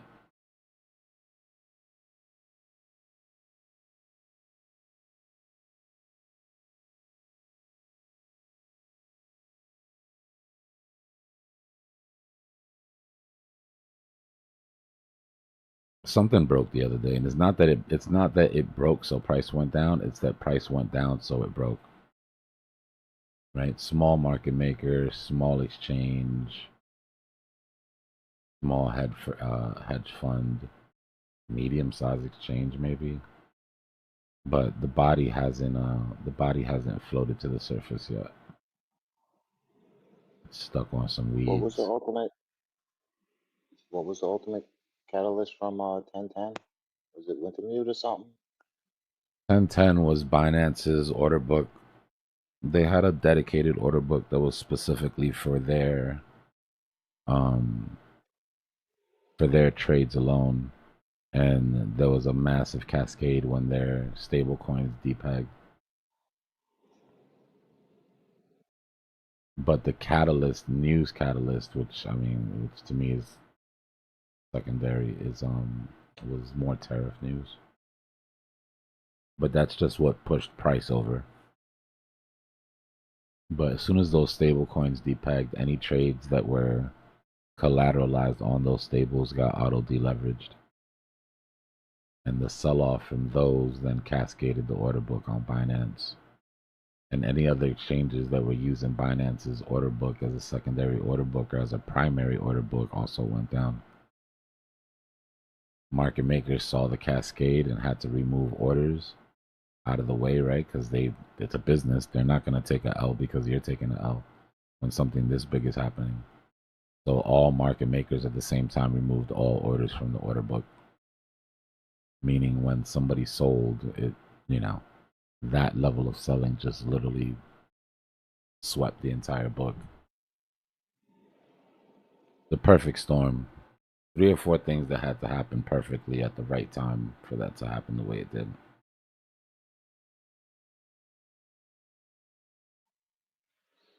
And that pardon for CZ was related to that, or was that? No, that's old.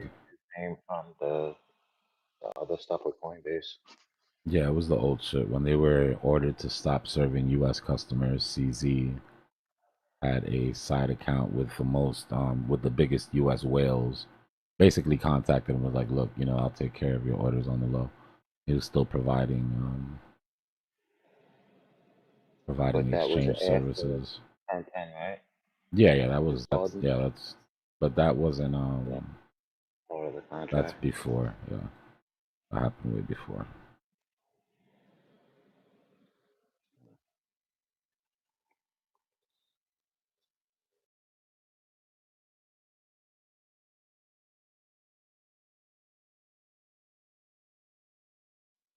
Oh, by the way, is my mic funny again?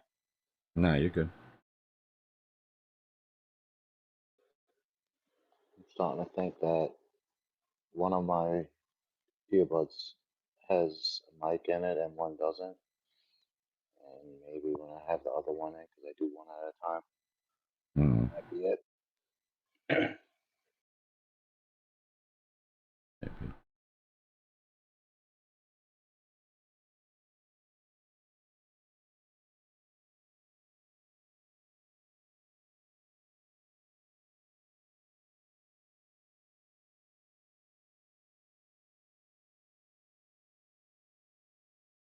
Cars, one of the mods to drop a link for you.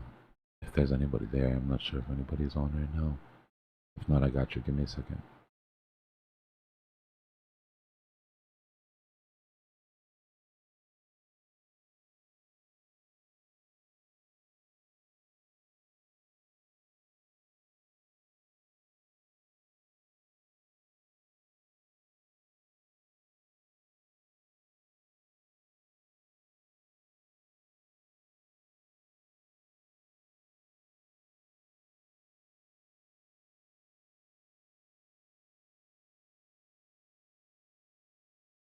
Appreciate you. W mod. It's this is a one-time $50 fee. But that's the link, and then the bot will send you the bot will send you the role. If there's any problems, just contact me on Discord.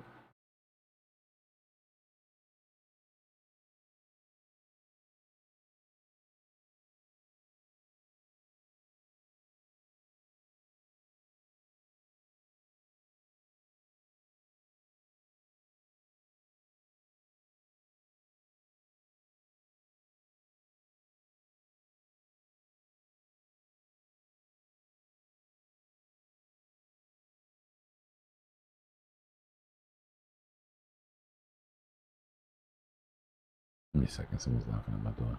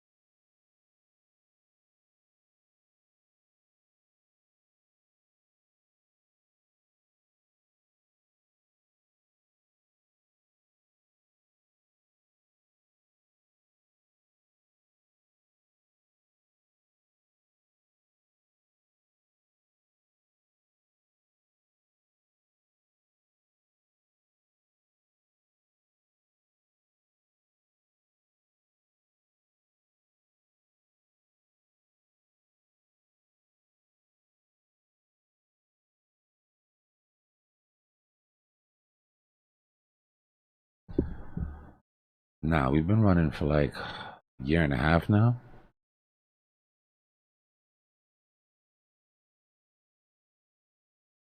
A crucial year and a half too. What a year and a half that was. Shit. I'll be right back. Hold on.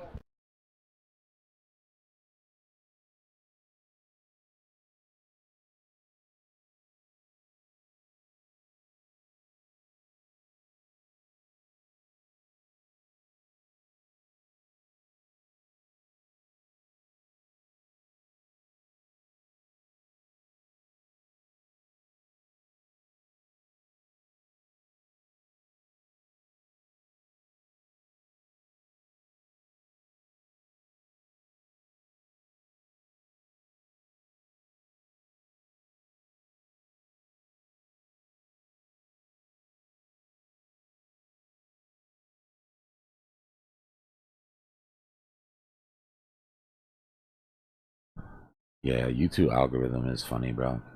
That's what I'm saying. Let's get those likes. Apparently, likes help.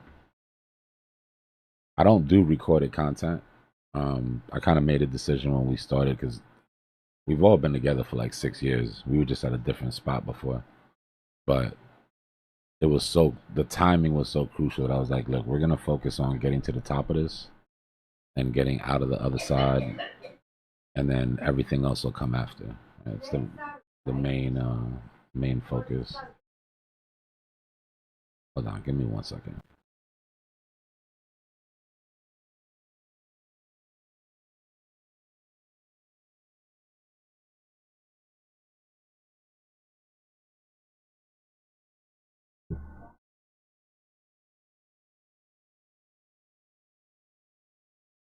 My bad. There's family over, and yeah, let's just say they're loud as shit.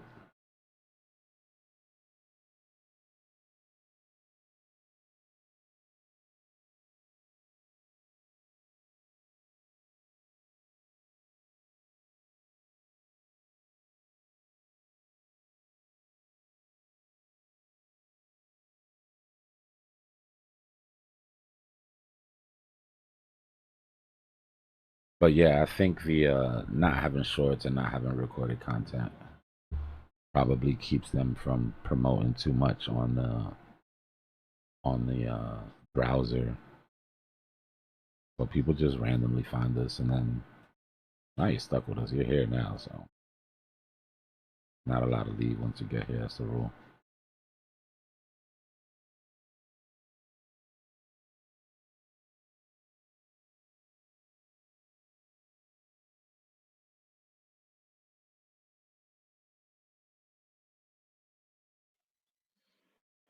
I was hoping we might be getting some price action down, seeing manipulation X's on some alts. Bro, I would take price action anywhere. Do you see this EMA profile we're looking at right here? Like, literally dead flat. And I don't even have the 5 on, but even if I throw the 5, like, we're literally just straight sideways. Time-wise, we're still up against the clock here.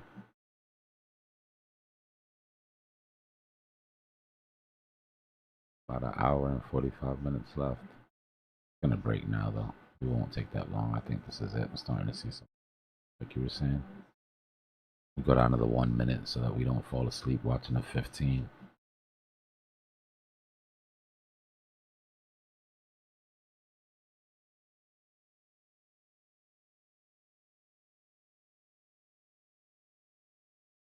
I think that might have something to do with it too, I'll be honest with you, bro. Because if I was doing like live streams, you know, top 10 altcoins to buy before the super cycle, like my shit would be all over the place. But I mean, I was talking about metals when everybody was talking about altcoin super cycles. Like, it's, I think people did come in, and if they didn't hear what they wanted to hear, like if it didn't make them feel good about the bag they were holding, then, you know. But we've been growing at a pretty good rate. We're close to 8K. We're gonna hit 8K in the next month. So that's good. More important to get the right kind of people, right? People that are here to learn, aren't looking for signals, aren't looking for an easy way out. Nah, it's too much, bro. Shilling is crazy.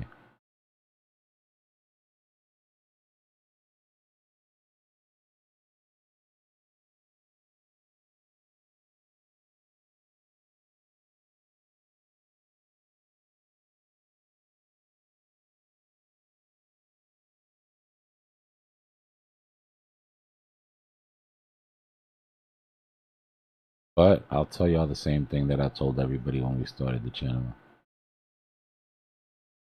Some of us have been together for 6 years now. And my main goal is the people that have been here the longest, the family, and obviously the new family, get down to the bottom and don't miss it.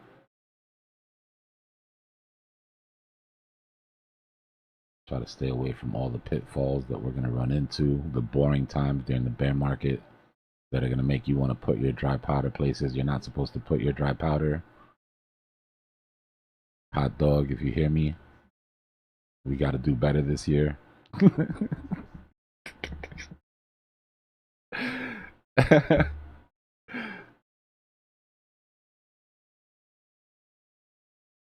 Me and Connor did some of the dumbest shit ever during the last bear market. Out of sheer boredom, yo, out of just sitting there with too much money in your pocket. And node projects and NFT gaming shit, and we were all over the place. I mean, just fun money, right? And nobody got wrecked, but that money starts to itch, man. And right around that time when that money starts to get itchy, you get all of these little Ponzi-like projects.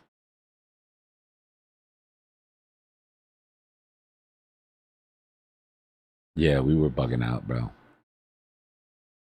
We were bugging out.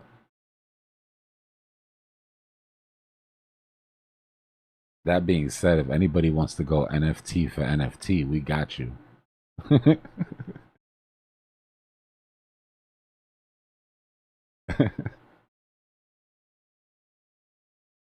I have faith in the team.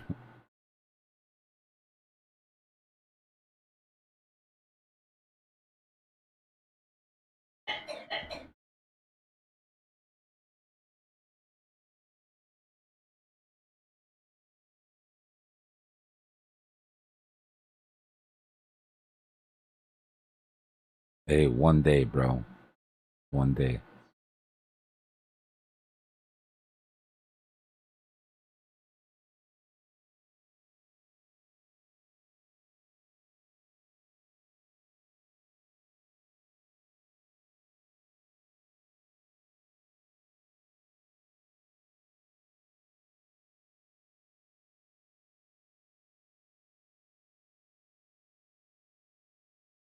It'll be a great conversation to have on the back of a yacht in the middle of the Pacific Ocean, though. Just laughing about our NFT galleries. The stupid shit we did.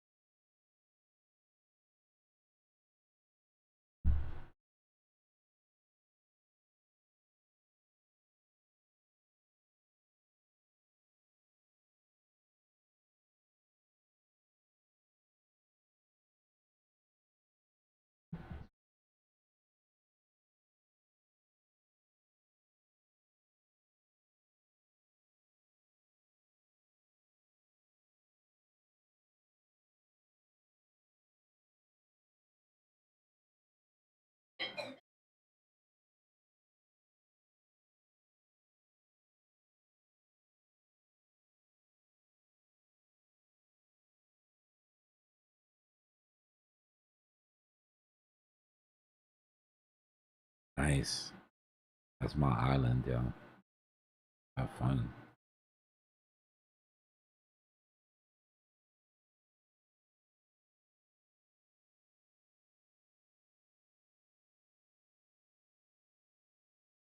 Be right back.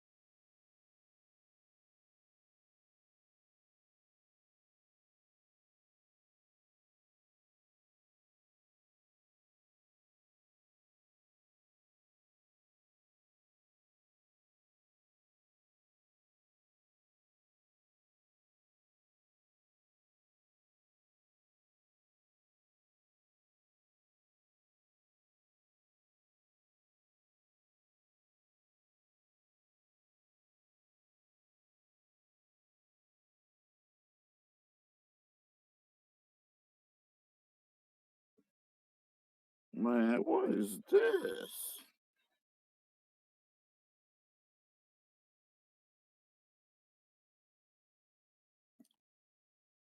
Still over here.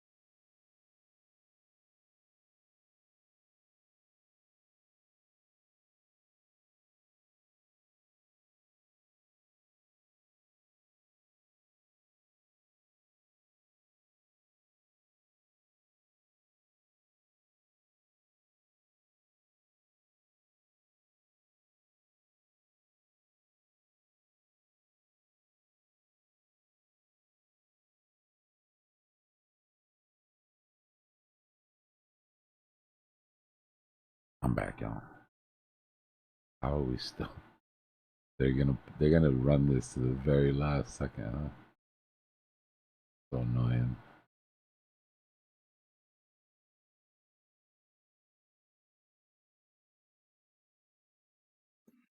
What's that? Just taking so long in this range.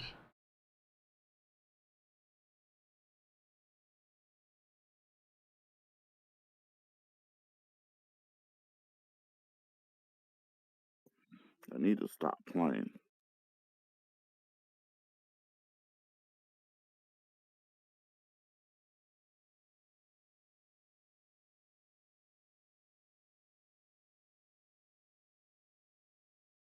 Yeah,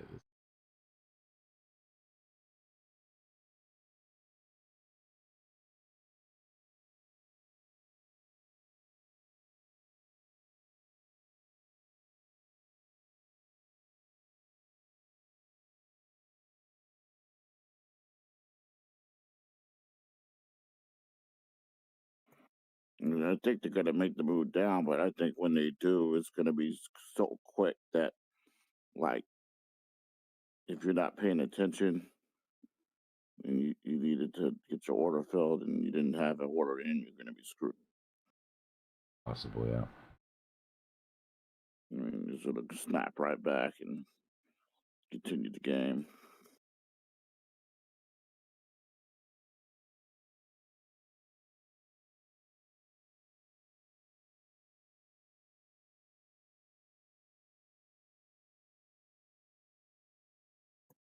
It don't matter. They just want to get liquidations whatever way they can.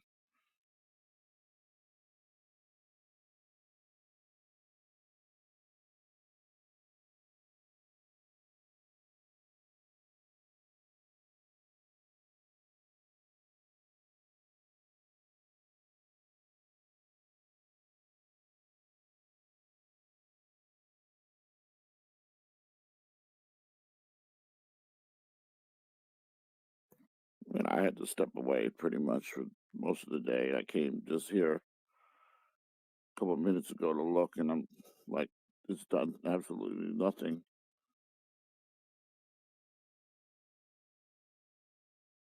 Yes, that's about what?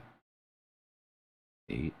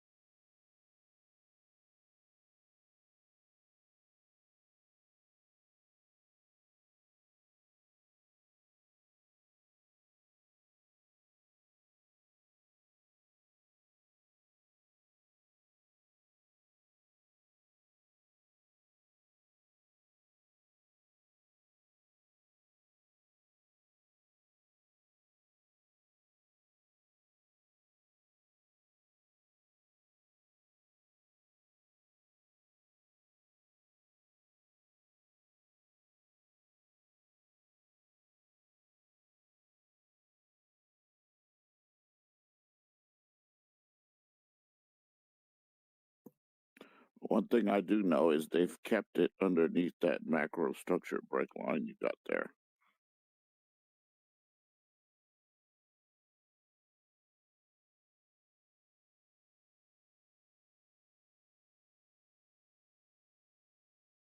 Yeah.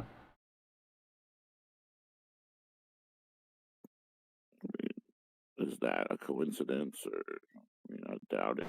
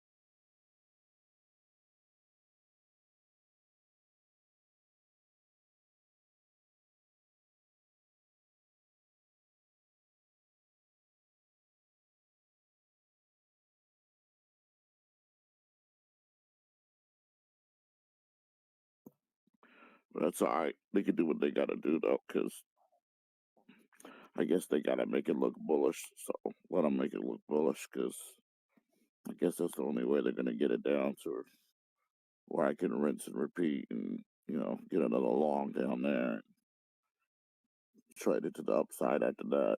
Yeah. Because they're gonna need people to think it's bullish so they can liquidate.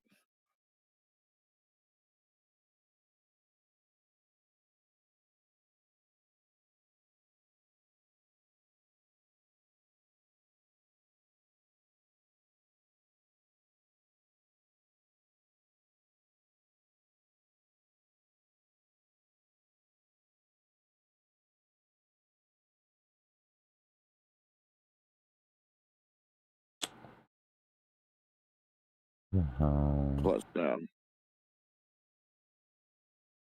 my bad. No, you're good. I was talking to myself. I wasn't even gonna say anything out loud. What were you saying? I was gonna say I kind of feel like I kind of feel like I got an idea after they showed their hand where the bottom could be, at least temporarily, Mm-hmm. at 58, 59K ish. So, I mean, if they want to show it again, I'm willing to almost bet that it's going to bounce at least one more time from there.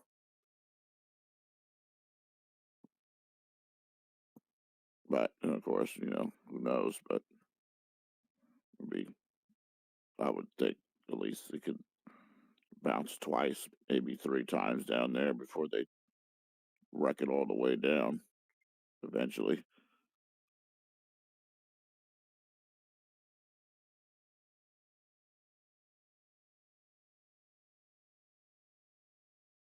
And of course, depending what the stock market is going to do on Monday and whatnot, or tech stocks, yeah. Or what was the one you were showing? Oracle or something. Yeah.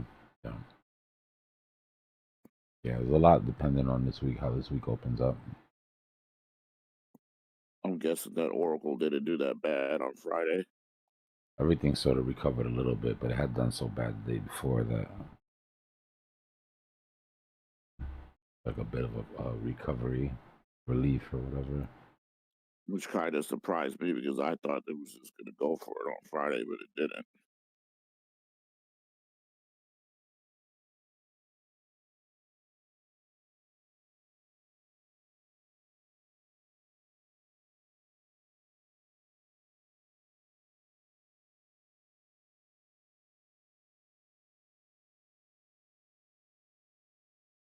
But it's all right. They can keep on making it look bullish. That's what they're trying to do.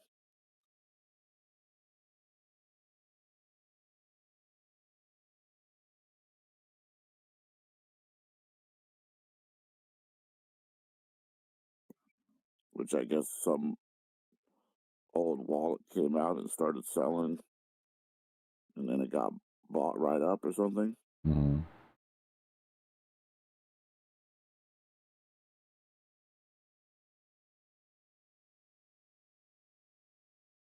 Yeah, there's been like a move, like older wallets selling, newer wallets absorbing. You would think if you were an older wallet, you would know better and you would have sold at the top of the cycle, up at the top. It's kind of strange.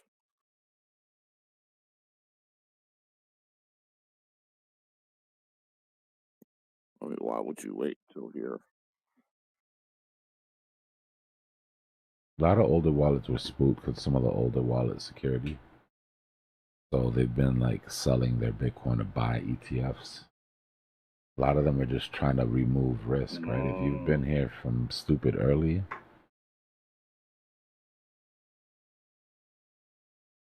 you already made your pile, basically. And there might be a tax play added too. They might have unloaded some for last year and then waited and unloaded some more for this tax year. But they probably would have did that earlier before the drop. But Yeah.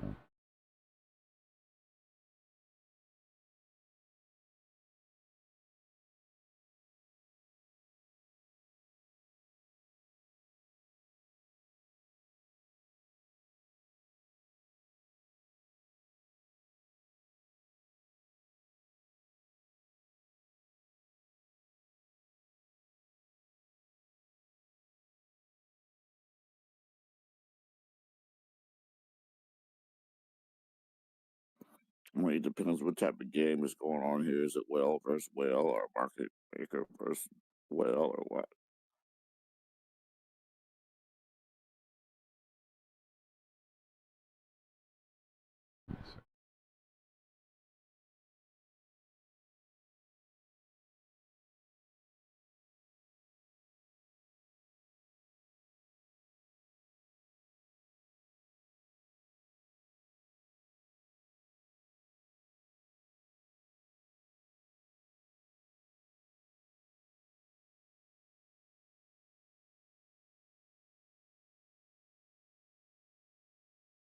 That point, I'm going to sleep, craze.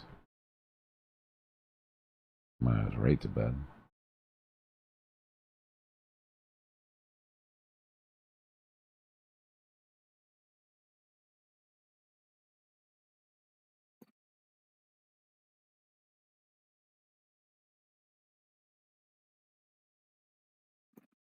I mean, I know it's the weekend, so the market maker wants to keep everything in the middle, or the same point it was on Friday and whatnot. But come Monday, like, what is the market maker? Does he have a bias towards any direction? You know the market maker wants to go up. You just can't. Okay. You've seen all those liquidations above us. Okay.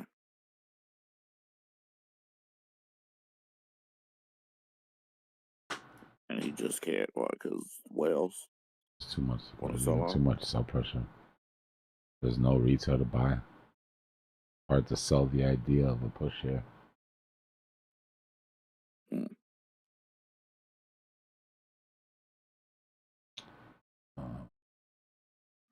Okay.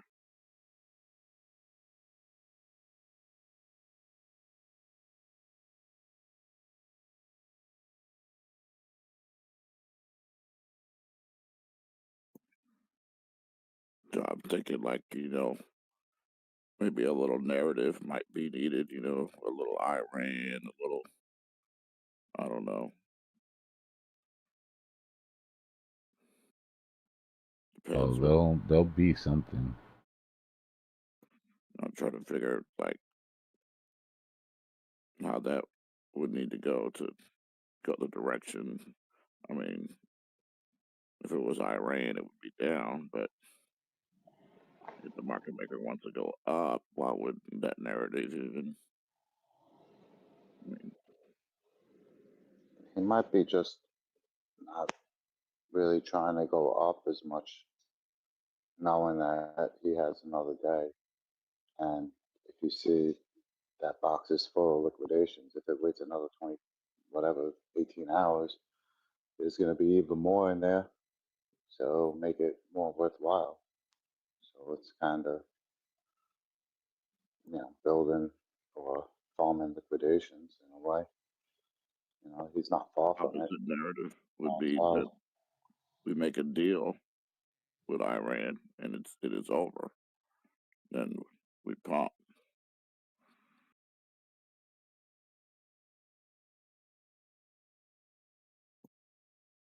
That would make a big green vector candle, and then that, to me, would probably still be a solid news event.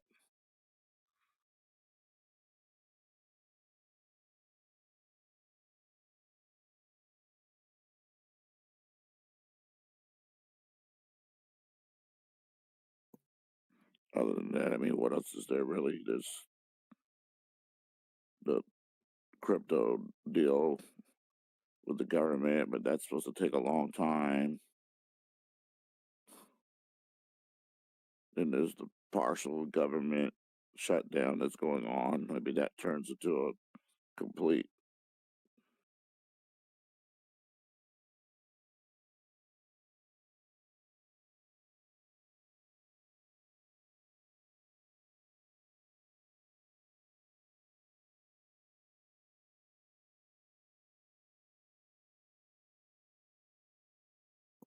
Who knows?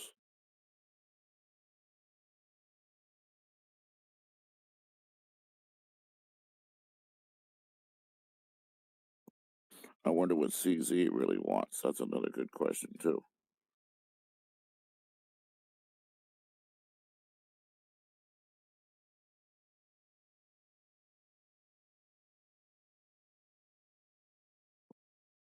If I had to guess, I think CZ wants prices to come down with his little smoke and mirrors he put up with his little, oh, it's going to be a super cycle out of nowhere, a couple of weeks ago. That was straight shit.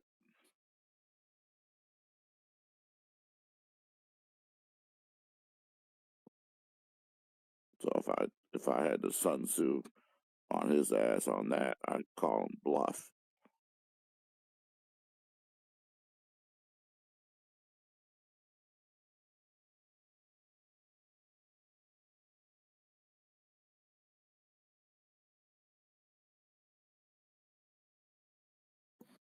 One thing I learned so far is he usually gets his way, and he'll figure out something.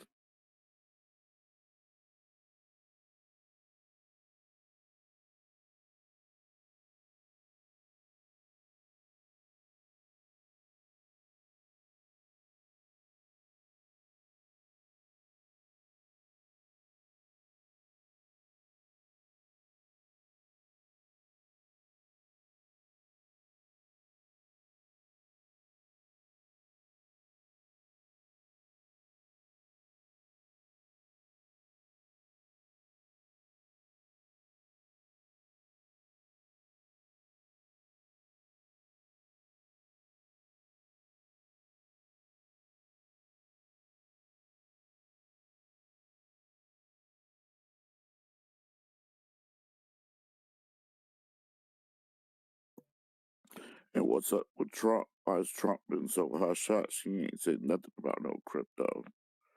Does he know that it's about to go below the price it was when he was elected? I'm sure his sons know. Who made all their money early, bro? They're not waiting for a relief rally to make their money. Exactly.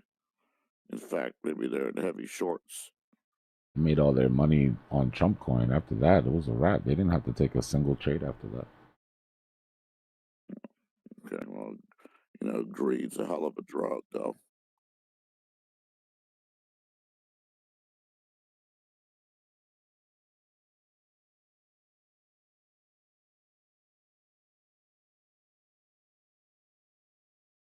What I what? Sorry.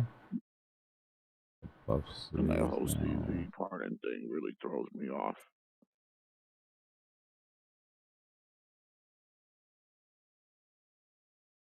You don't do that unless you got to deal with him for something.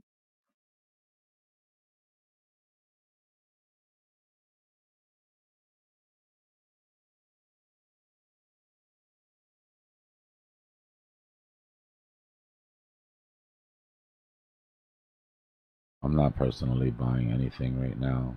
RH.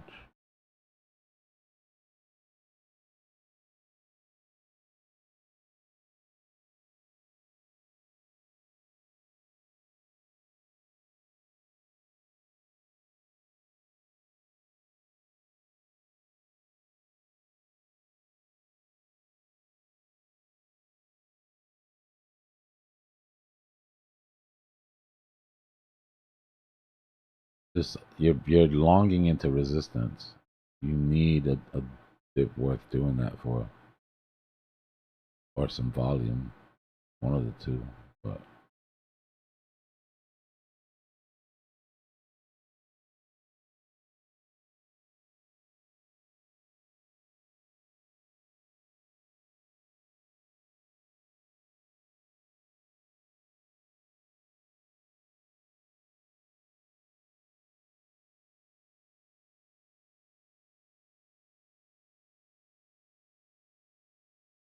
But I mean, if you are already in, then you're sort of like in a, you know, no man's land, waiting to see if this is gonna pop or if you're gonna lose these lows.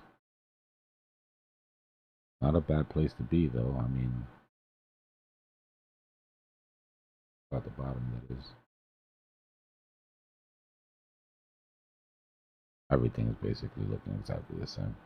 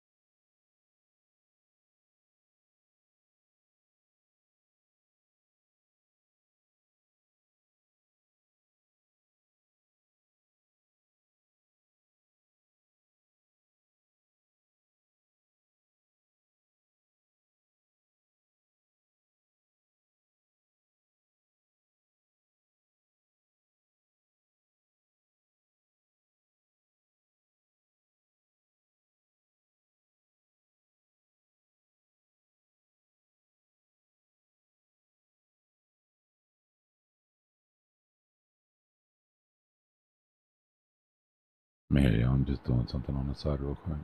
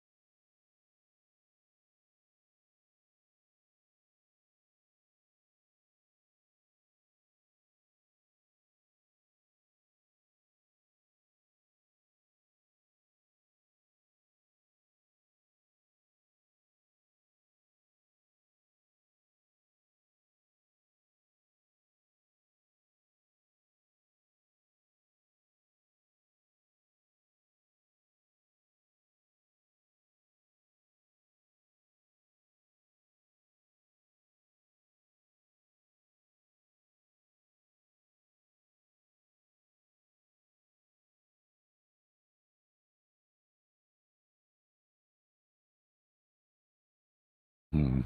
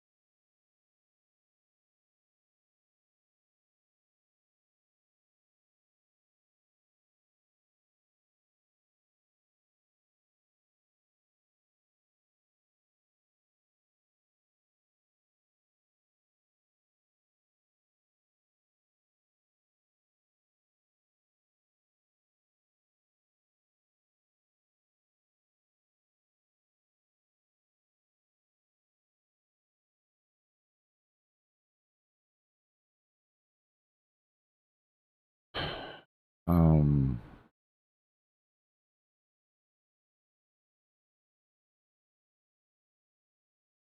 well, it doesn't matter. I'll talk to him when he gets in here.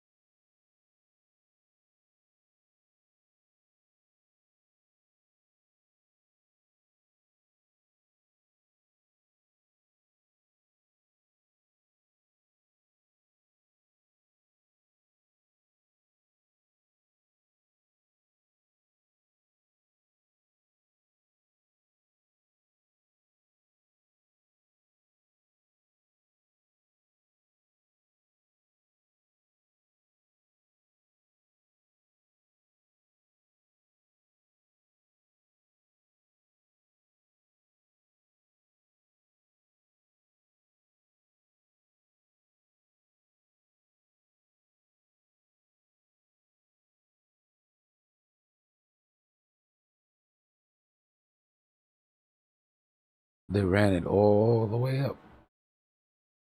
So literally the last second. We're probably still gonna go sideways here, y'all. Don't get too excited.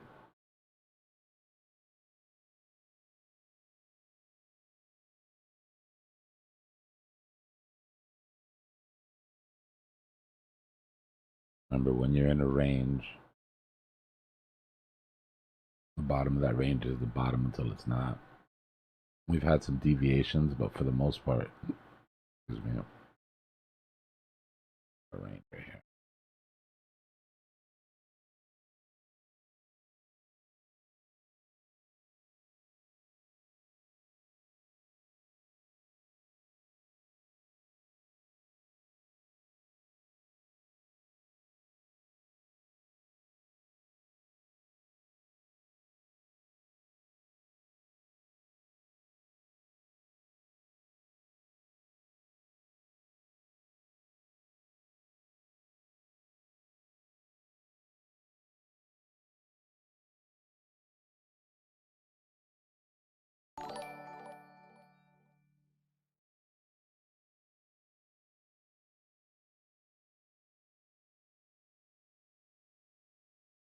Honda, thanks for the sub.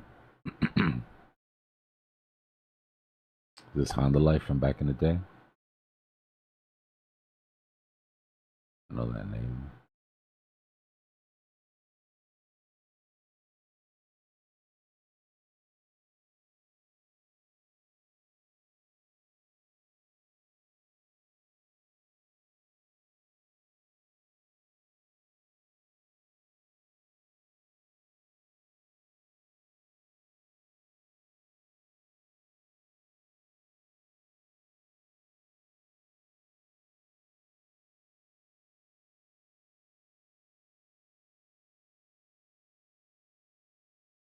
I just can't remember if the number after the name was the same or not.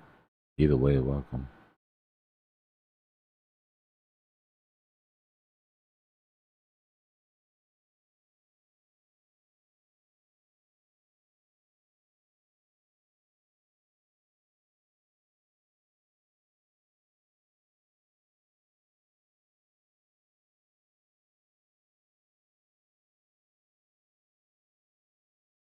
I'll be right back. Hold on.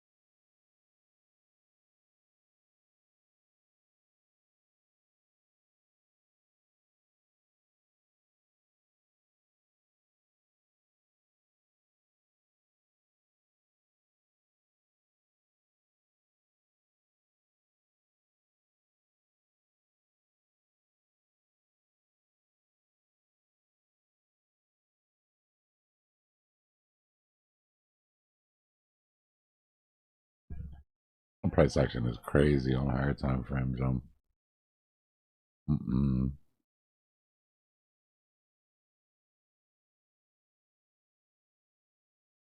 Ugh.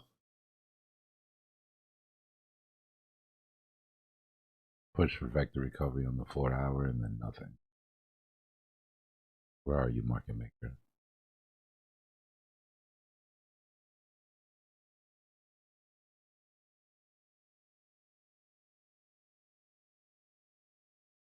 Where you at, bro?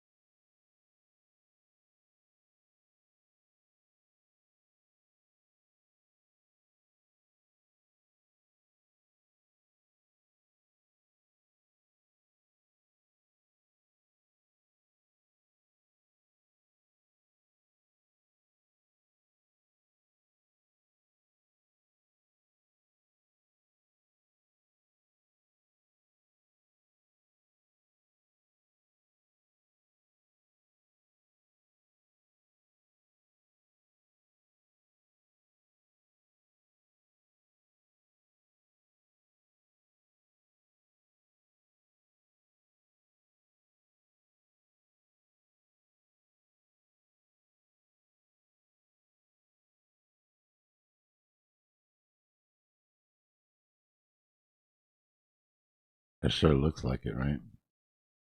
Look at the chart.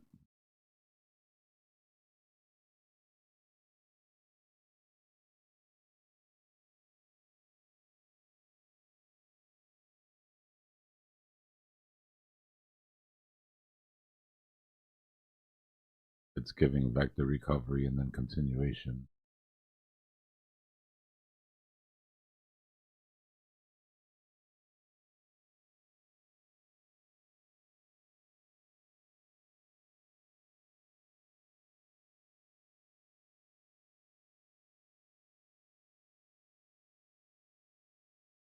Maybe a deep recovery of vectors on the gold pockets.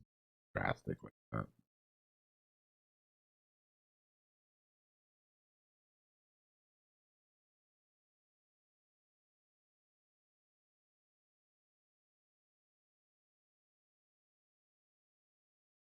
And the full surprise vector recovery. Just nice enough to get everybody nice in full mode.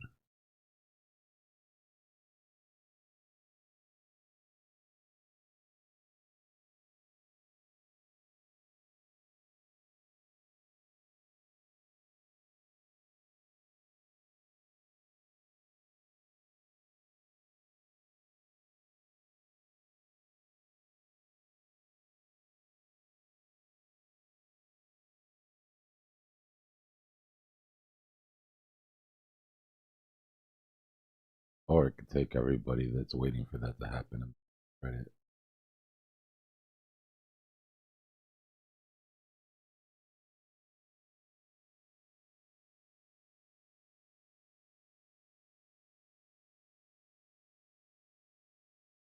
Now this isn't even it. I mean, we would have to put this up to the 3 too. What our current.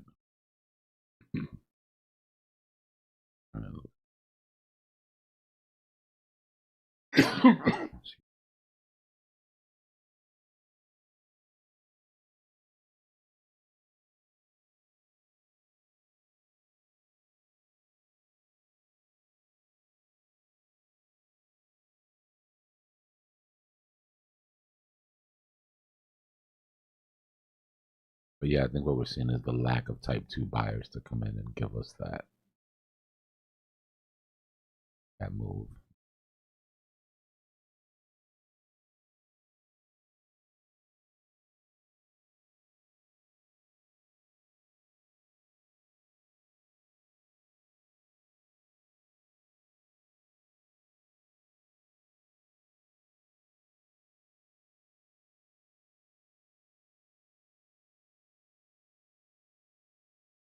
Alright, we're officially now as far as we can go without breaking out of this shit sideways.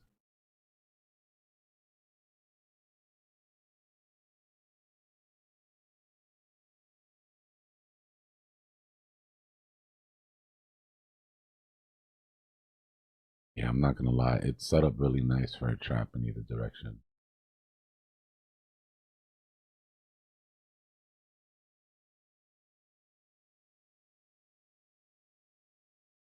But that's just not.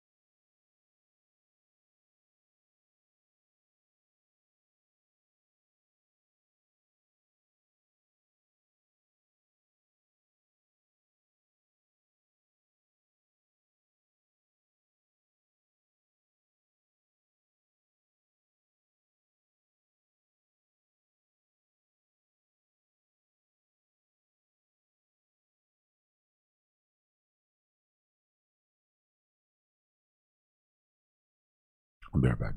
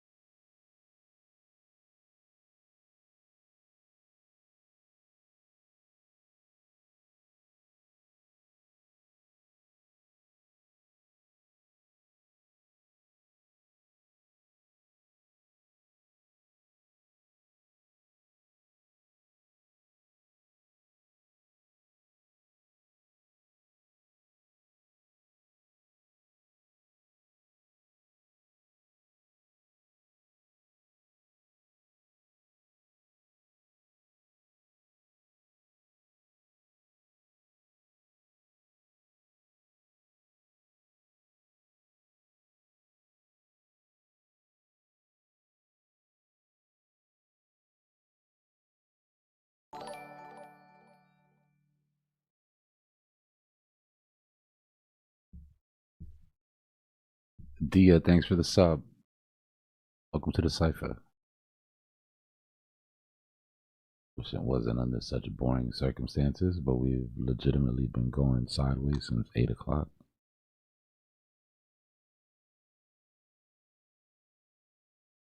Yeah, if anybody wants a recap of the last days of TA, here you go.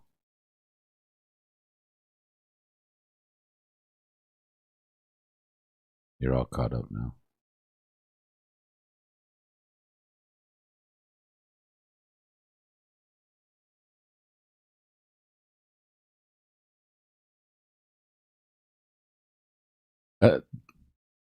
Yeah, trading weekends is a special type of self-punishment.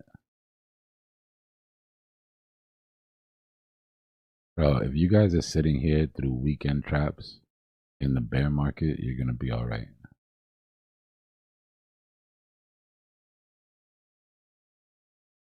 Hey, yes, they are. All right, let's see if we can get out of this damn bearish channel.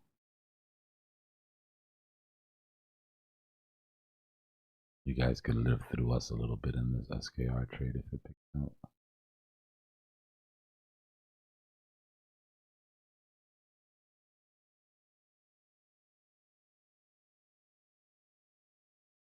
Bro, sometimes not having a life when you're trying to lock in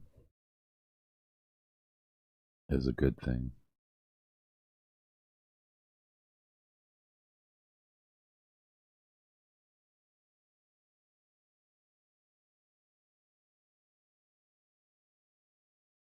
We want to invalidate that bearish channel.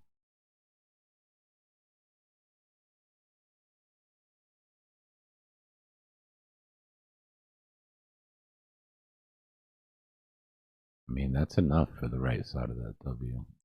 Measured move, if that was to actually play out, is 54.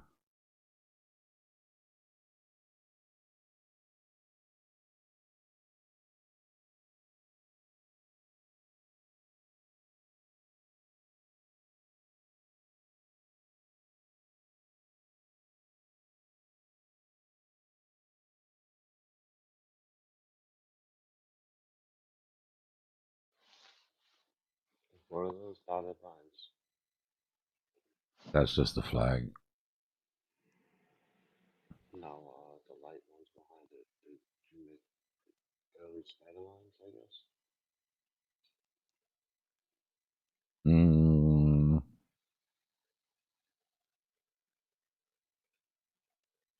I don't see what you mean.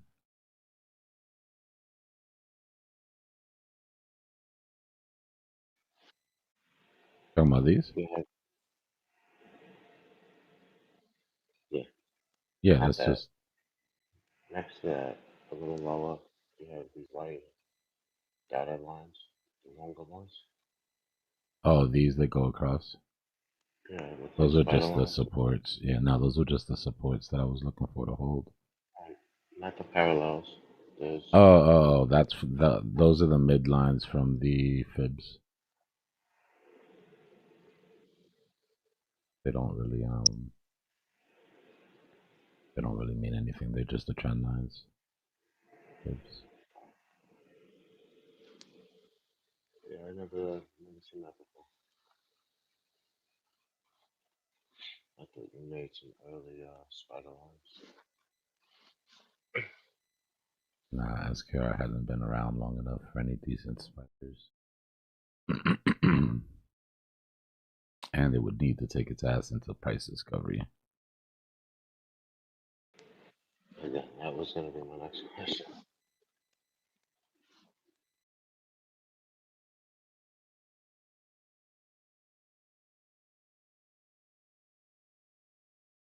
Yeah, if this was to go into price discovery, then we would draw spider lines off of this side onto that pivot.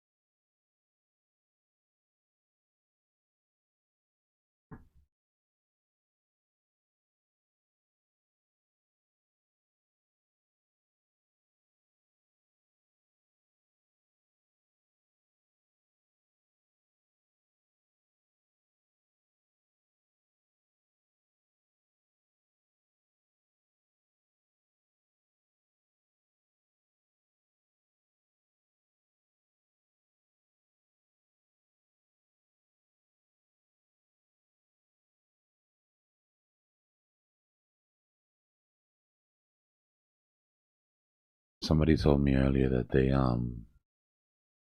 they made back everything they lost on the rest of the market on SKR. It's cool.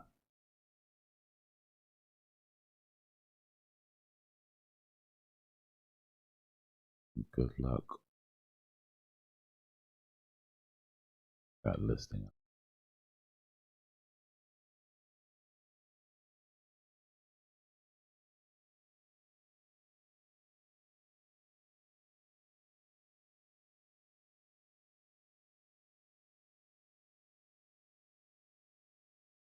This W pattern, this W pattern holds and breaks,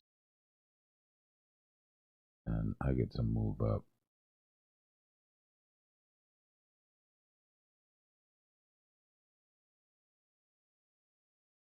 We're not gonna count our chickens before they hatch. Doing for a 2x, and I'm gonna keep it there until I get new data.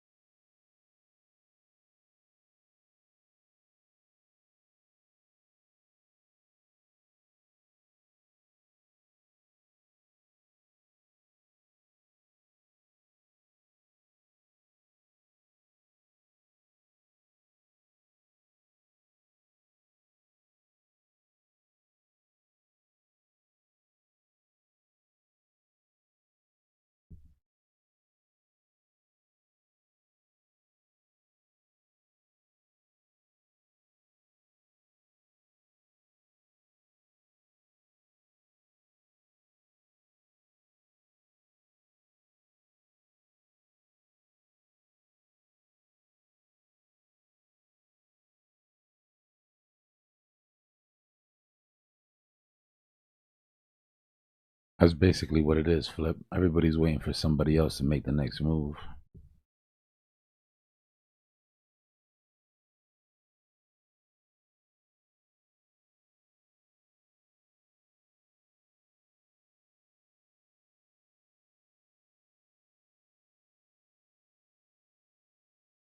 It's like I'll YOLO the whole bag if you go first. What's going on, True?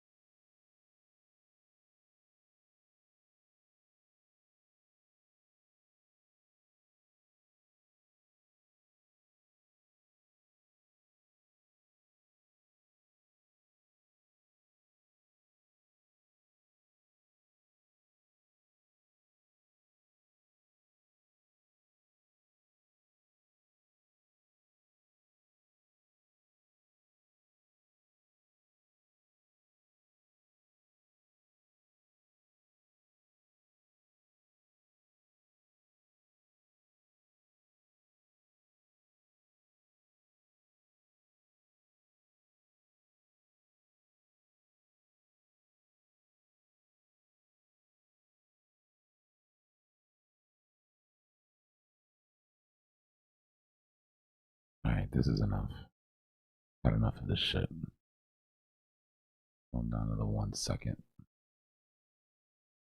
Still alive.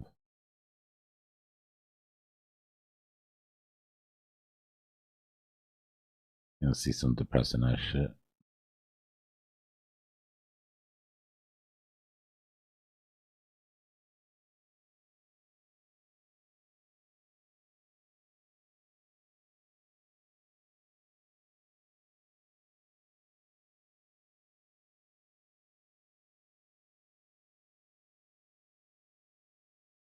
This isn't some low liquidity shitcoin. This is Bitcoin on the 1 second.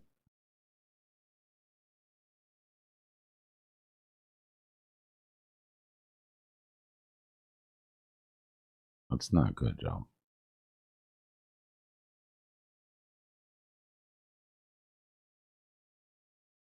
We're all waiting for somebody to come. We're waiting for somebody to come in and do something.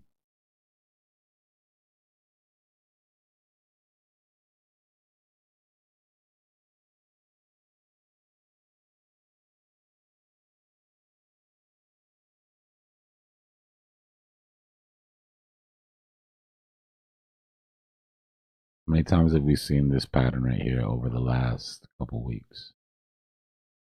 That pump into the consolidation that can't break, into the rollover.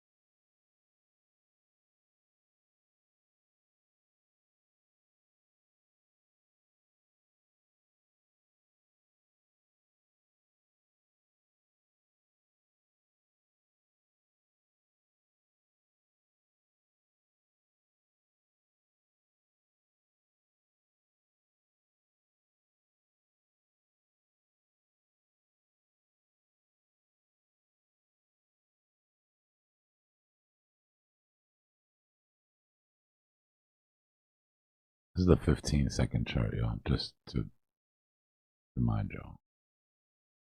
That's two 15-second candles on Bitcoin with absolutely no delta.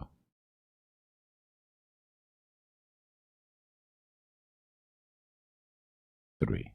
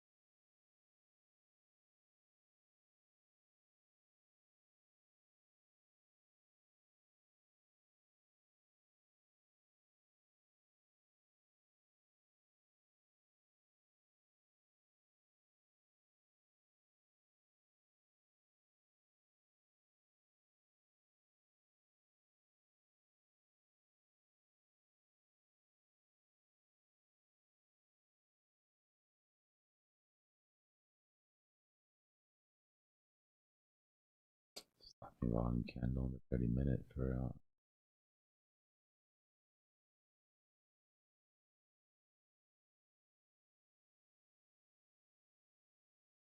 all right, I guess I gotta address this now. I just got out of DMs with some angry individuals, but I do understand why.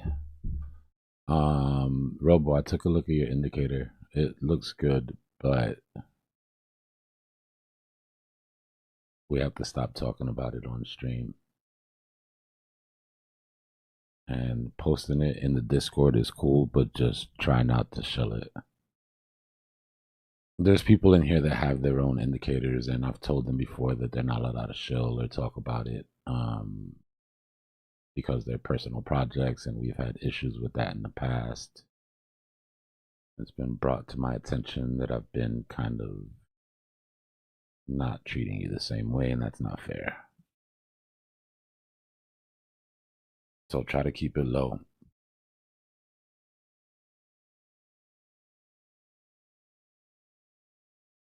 I think it's the donation and the wallet address and all of that shit that but it looks good. You're getting there. I think that second part looks good with the W's. If you can get it to not have to click the side, then you might have something there. But just try to keep it low. Don't want anybody to think that you're trying to extract from the community or anything. And I gotta be fair. Rules gotta apply to everybody.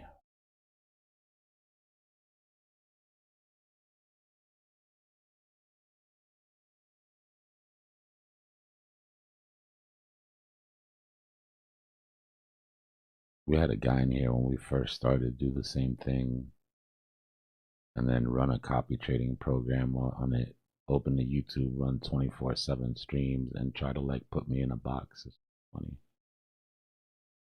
Like, bro, did you just try to like clone me and charge people for copy trading a bot? But it can get out of hand. That's what I'm saying. So I'm just trying to handle it when it's still early.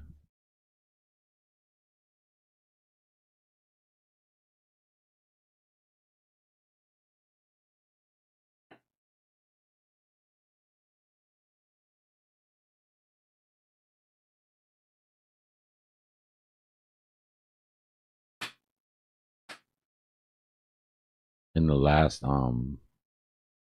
group we were with, there was this dude that was in the group, bro, for over a year, 2 years. And then out of nowhere, he was like working on some project that was for everybody in the group and shit, right? Posted the link. And there was a freaking wallet drainer in that thing. In the link. Luckily, one of the mods caught it. But what was crazy about it was like the long con, right? Like, dude was there forever. Had to deal with a lot of crazy shit. It sucks because it kind of like, you know, it'll reflect on people with actual projects, but no, yeah, no, I'm not talking about you. I'm just reflecting on the past and shit. I know, I looked at it. That's the first thing I did before I clicked it. That's just a force of habit, though. I never click a link without right-clicking properties.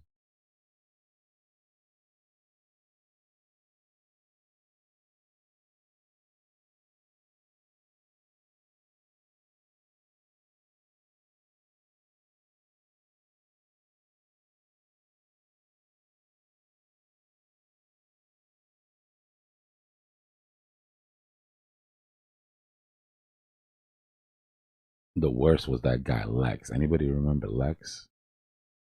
Lex was like a super villain, bro. He had a thick Russian accent and everything. And he used to come in here at the middle of the night. And he used to be like, we're going to dump. And then our office in Asia is going to pump.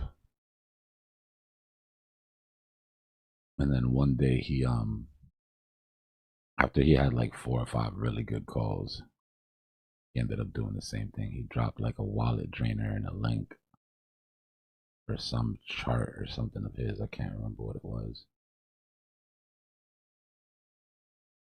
Nah, that dude was a super villain, bro. He was hilarious. He used to lean into it too. But it was just like talk, right? He had never done anything crazy.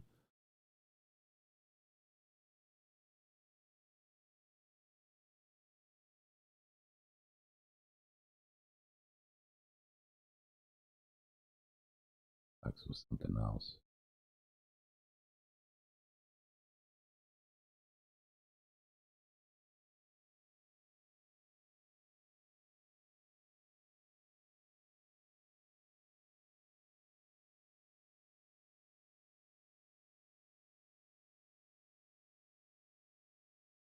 Nah, you're good, bro. Like I said, I just wanted to say it publicly because there's other people that I haven't allowed to do the same thing, and they were feeling like if it was targeted or something, like I had a problem with them specifically.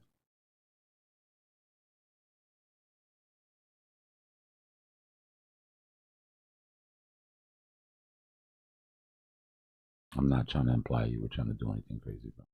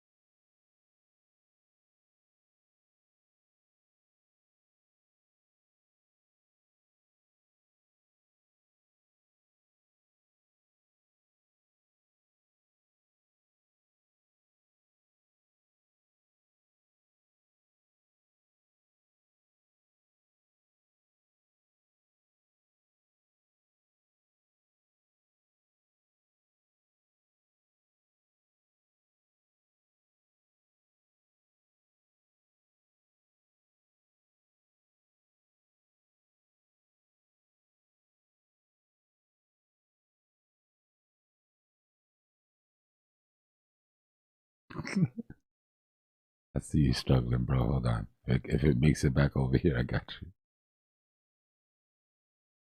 Too soon, bro. Hey, oh, how did you not get that? That's such bullshit.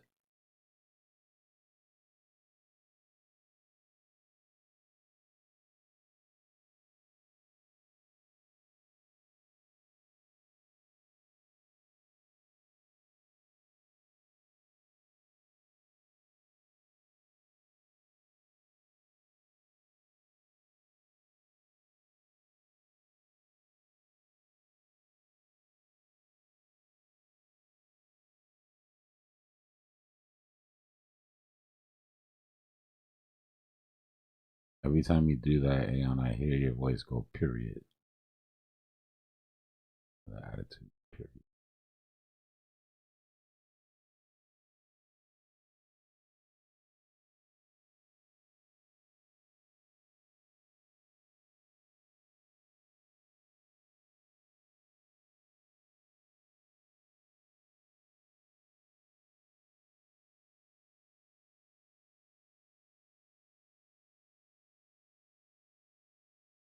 Now you need to get to 1 billion to cash out. All right.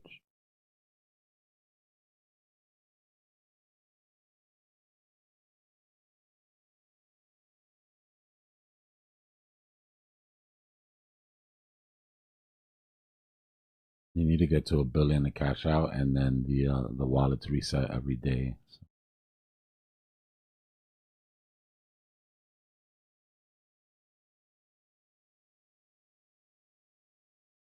Right? If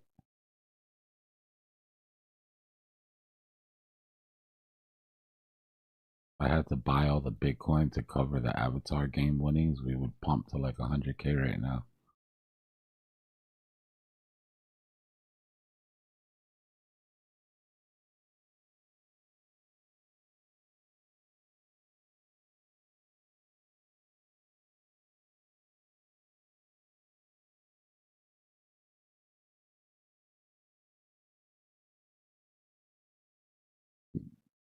Hold on a second. We'll be right back. Let me do this.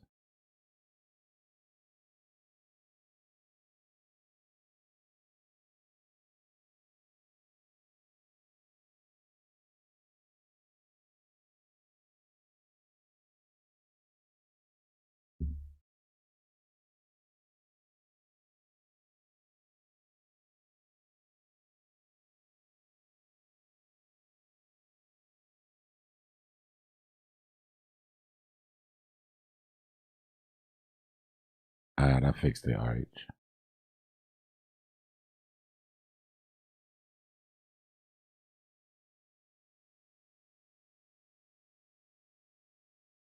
Grab your Bitcoin now.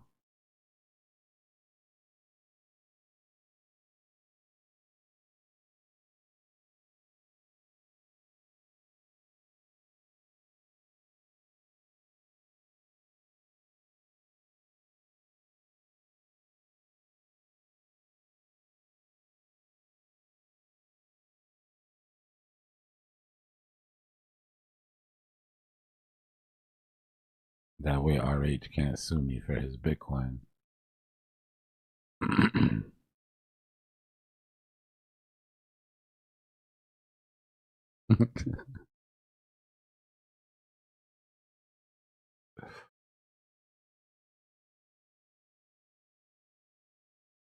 Hey, you can still use your fake Bitcoin to buy real gear for your avatar though.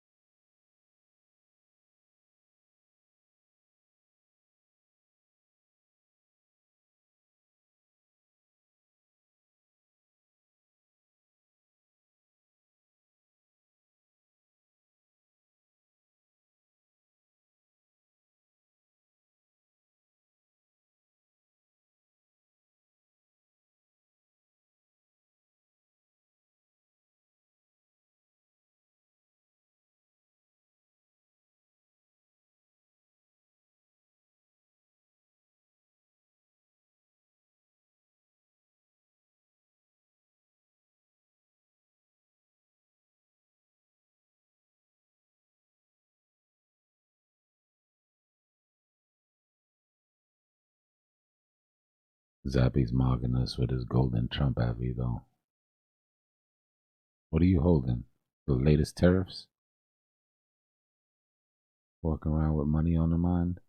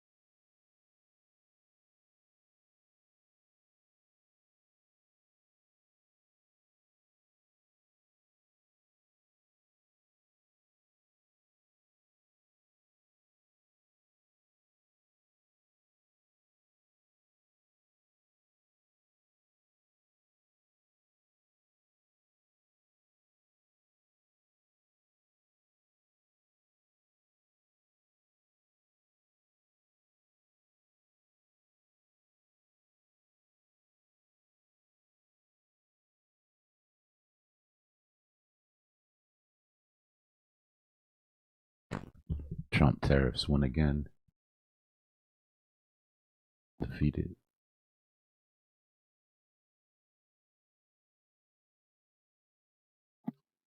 Oh, I forgot about those. Yo, what's good, Emed?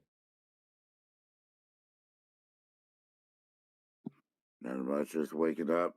We're about to pinch and pop here. We're getting to the end of this point, and to me, and what I keep seeing is it keeps getting smaller and smaller and dinkier. It's got to go one way or the other. Yeah, man, it came up out the triangle and spit straight up out the top of the top of the triangle and the edge. Word, It's just, bro. I wore your sweatshirt, the tie dye one with the gold and black yeah. went out, and a couple people asked me, "Where'd you get that thing from? Never seen one of those. Thing's really nice." I was like, Oh, "Pretty dope." you gotta let me see a picture of you.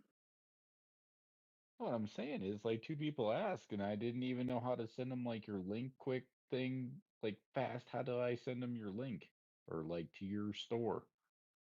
It's my name, bro. You know what I mean, though. Somebody just said nice sweatshirt, and I was like sitting there like doing the thing, and then like second time I was like over at the other side, and it's like nice sweatshirt. I haven't seen one of those type. I was like, whoa. Nah, you're I not just gonna. think we're about to pinch here. One way is the other, but all of this is like building up. It's like a spring. It's like compressing a spring into one point. You know what I mean? And then it's gonna bounce. You know, it's gonna shoot up or down. But I just feel like we have so much potential to squeeze into a tight consolidation region here. We could have some bings or bongs, one of the two. It's like the channel in the ether energy of a pyramid, and it's consolidated inside the pyramid, and we're shooting out the top of it, up, but it's sideways on the chart, and it's I'm just trying to gonna. figure out what all the little guys are doing on Dbloc's screen on the YouTube thing. It's great. Wonder how many people are in here watching. Don't forget to hit the likes. I mean, it's always a blast watching this stuff. It really is. Like everybody that's in here, new ones, old timers, people flipping around, the Bitcoin thing bouncing around. As we're just sitting here patiently waiting for Bitcoin's move. But before it actually moves, I think it might do a false up or a false down first. So it's not going to just shoot one way or the other. It's not. I think it might do a false. But if you just like slowing something down, like just like that spring, it like pushes one way first really quick in like those first milliseconds, and then like it compresses the other way, and that's what has the compressive rebound ability for it to snap the other way. It's kind of cool.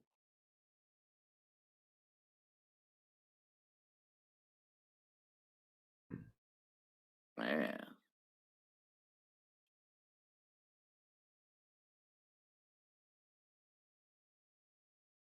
this is like Back the up, Terry. It's Joe. It's Joe D.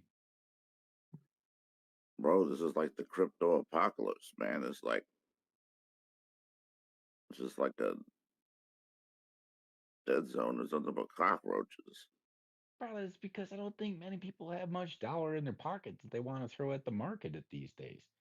So that's when market makers go, and big guys go, let's just spoil their party.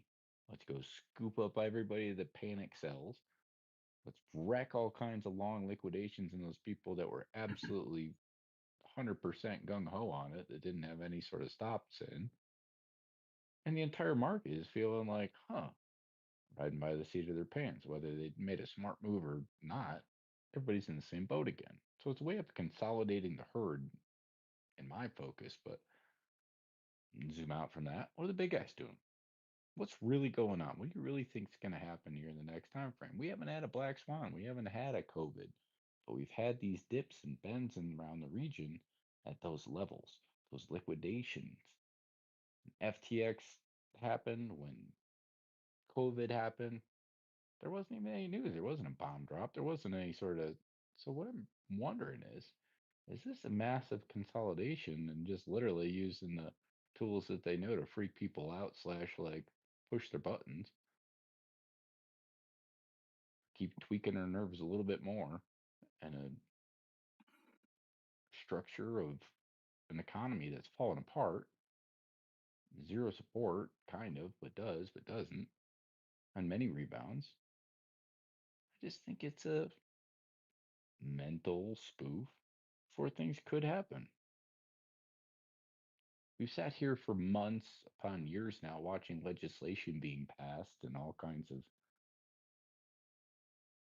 ETFs and all kinds of things that properly haven't been released yet. I'm not able to go switch over my retirement easily, quickly, like bam, right to this. I want to switch it from my old school 401k into Bitcoin 401k. You know what I mean? It's not a simple, easy thing like going to the grocery store slash, but it never is, but it's just not as easy as expected. But the other thing is, I don't want it to be like that. It was supposed to be detached from it. It was supposed to be different from the dollar system, you know? But now that it's being fundamentally attached, it has levels and areas of patience and destruction at the same time, but destruction that has caused patience. But after all that, what does it do? It builds something. Look at Cardano guy. The guy's been in and properly doing all of his stuff and doing his thing. And look at the darn thing. It's back down to 20 cents. But in all honesty, I think there's a lot of true big things that are happening that take time for it to really be written in like legitimate American legislation for it to be proven as like a substantial structure where trillions of dollars, like we're expecting 6 to 10 to 12 trillion dollars to come over into. Last thing with the USDT, and what are they going to do with their 5%? Because no bank offers 5%. Any savings account that you even attempt, you can't even get 1% on your savings account. And that's why banks are getting pissed. They're going, man, everybody's realizing, they can make a couple more percent. And they're going to switch their money over in the trillions, pull it out of the banking system. Well, they don't. That's been the true halt of it all. This doesn't move with banking. This moves with tech, though. Well, the problem is it's now tied and colliding with regular banking. And that's what I see happen. Is the big banking? I don't know. They're trading that. It's like we only got this much money. We only the only reason they lend money is when people put money into their bank accounts. You know, what I mean, people are taking money out of their bank accounts, not putting it in another bank. They're putting it into the crypto market. And that's what they're getting nervous about.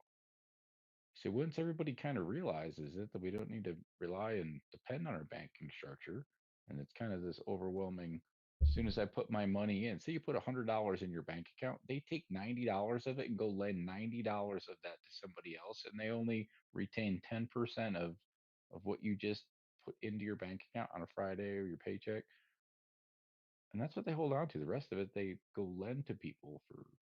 And I think if you really times that by how many numbers of years they've been doing it, oh man, it adds up to, well, I guess trillions of dollars across the entire spread of money that's been made. But as soon as people start realizing, wait a sec, the banks have been robbing us for decades, let's switch this over. I don't think they're gonna be able to keep up. I don't know if I completely buy They that. all kinds of money lasting those past few decades, and they have all kinds of money that they borrowed against how much was invested or goes in there per day or per week or per month into their bank account structure. So you got to look at the entire thing from a bigger wheel of it. I don't mean to sit here and And talk I about think they got their tentacles in this. right. It's all the tentacles, guys. I think they're slowly, the tentacles Foxes have are been old. here. They're way older than us, man. They got all kinds of tentacles, and they've been developing them for millions of years almost. But on They're our taking time this frame, over, bro. This ain't what we thought it was going to be. They're trying to take this over. bro, they already took it over. While they're sitting there, and you think they're crying and all of this and banking, whoop, whoop, and all that. Nah, man. They're just going to have this. All right, let's look at it this way. You know how like $2 trillion have been liquidated out of the market in the past months and stuff? Where'd it go? Where'd those $2 trillion, where'd all those liquidations go to? If they're not in the market now, where are they now? I wish we were paying more attention as to when and where those monies were coming in and leaving the markets and where they were going to, what currencies they were being traded after, and you know what I mean? Like, what's really going on here? Still, we're more interested about the prices of our individual coins that we're holding in our pockets. But I just think there's a much bigger picture to this on like a Monet level.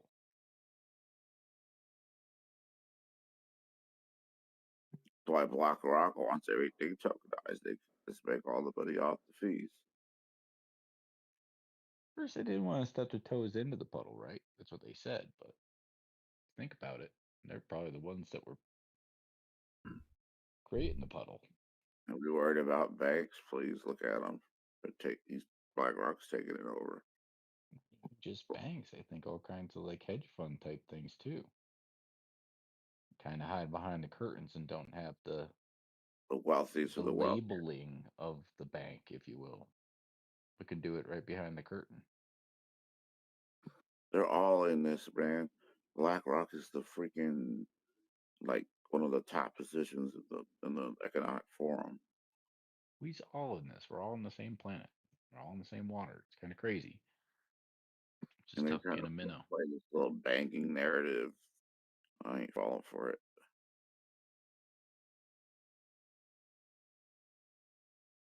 Pretty big ocean.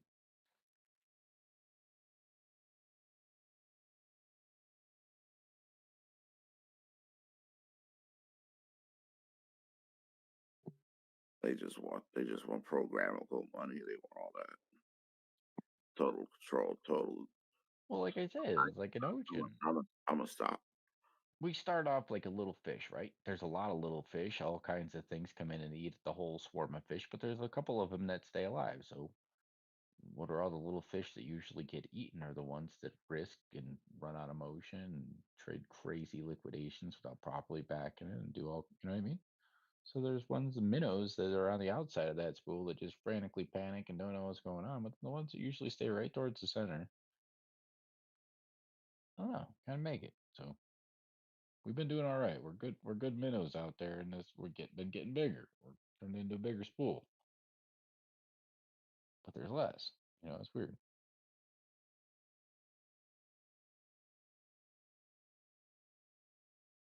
But China's the outlier. China will double cross them.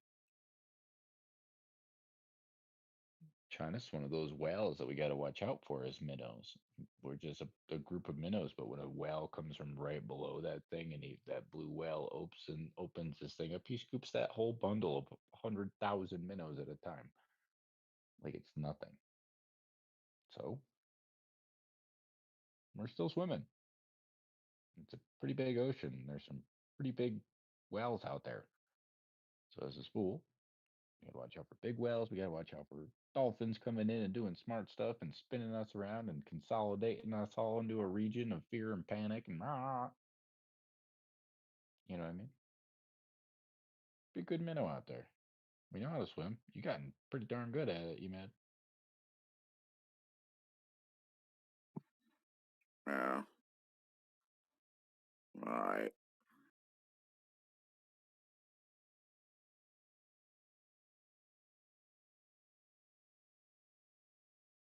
You know what I mean? You got bit by something. You got a scar on you. You're missing a fin or something, but you still swimming. You still go. You know what I mean? We all do. We all got missing a chunk or got it. You know, whenever you catch a fish, it's not like a perfect fish. There's a little like dent in the side of it, a little like dink scarred thing. You know what I mean?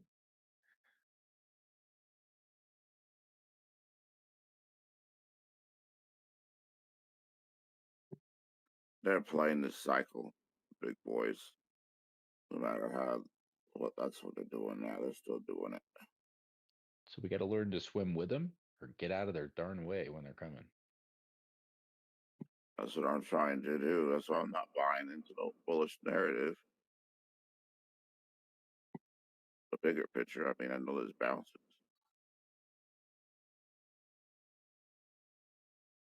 All right, I'm done with my analogy for the day of us like ocean little thingies, but you know what I'm saying. I hear you.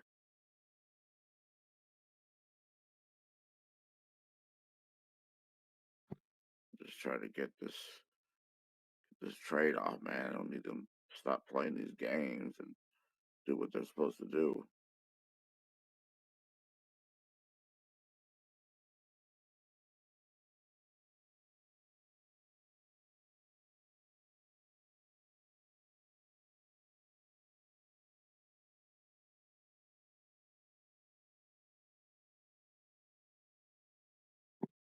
And that's accumulate, rinse, repeat.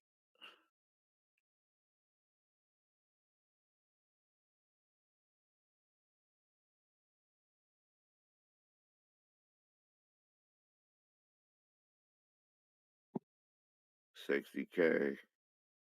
They just run it again a couple more times.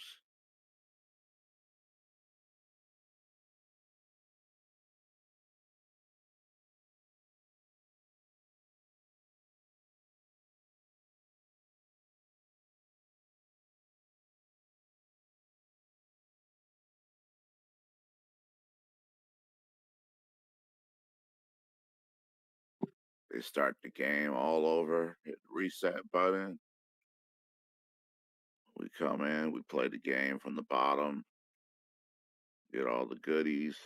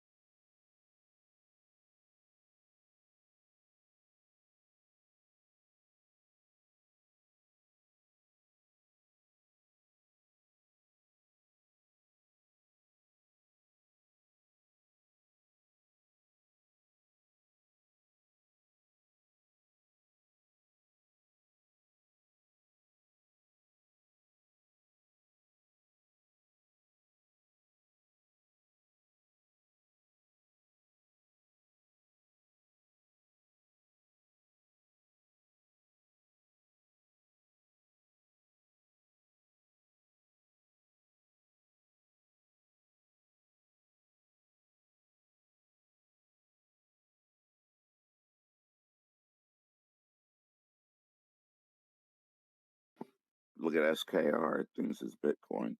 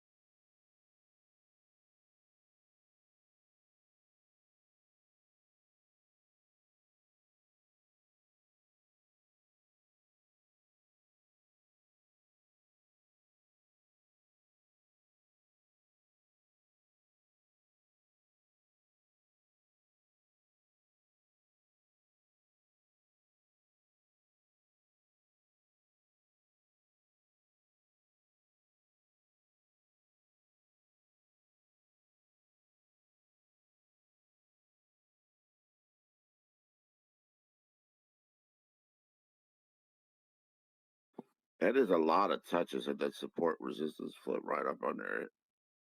Look at that. It's just like a barrier of just. Oh, well, at least it was on that time frame. Or did you, oh, what did you do? Oh, you flipped it.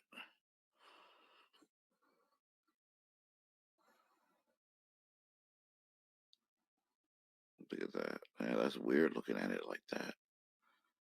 But look at all that. It's like right up on it. Like, let us through, let us through. Makes you check your bias real quick, right? Oh my God, that's weird feeling. Because there's tons to the bottom too. But you start to realize how much support there is keeping that from happening and how difficult it's been to drop that. So these up here start looking like they make a lot. Right now, it could be making a lot of sense to come down, clear all the rest of those liquidations down there. A lot of those longs. Well, now it's inverted, but clear out the rest of those longs, then come up and start destroying all the shorts above it.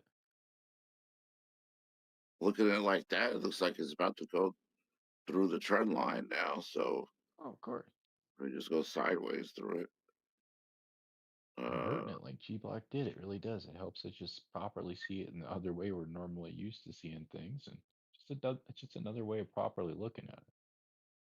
An anticipation of the way it's structured.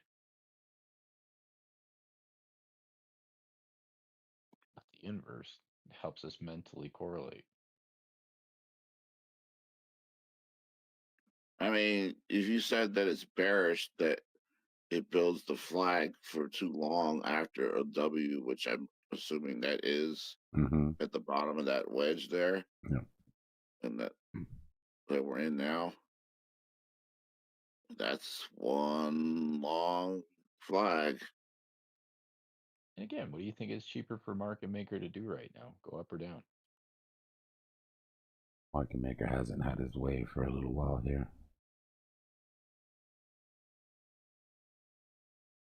What do we have for vector gaps that looks like market maker made? Well, if you ignore everything, I mean, coming up from 59 straight up to here was pretty quick. But I mean, the dump down was, I don't know. It's hard to say, really. Usually when he makes vectors, he comes back down and fills them. If you have a recency bias, it's down. But that's the ones we just made. Oh, yes, sir. So I'm see saying it makes more sense. Come down, clear all those longs, and go and rip up there and destroy shorts for a couple days. We're looking at the chart right here. The red vectors aren't in sight. They were a while ago.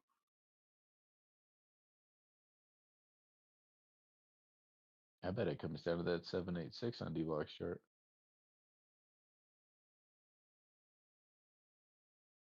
There's most all those hits at support, bulls most hold, blue line thing.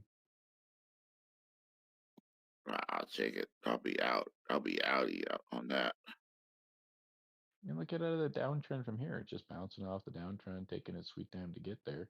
Do a false move up, sure, and then fall back down hard. Get everybody tucked in for the rest of the rest of the weekend. Or is that the low? Is that like the trap shorts down there? I don't know. Tomorrow's Super Bowl, so I don't know what the volume's gonna be. I almost gave up on weekend traps a couple weeks ago. Just fell through them and kept going. We had 337 weekend traps play out and one weekend trap die. And all of a sudden. Oh, I thought it was like the past 3 weeks. Nah, it's just this last week. It was just a bad one. But before that, we had a traditional trap. Before that, we Fell out of it. You know what I mean? That was proper timing. Another one. Another one.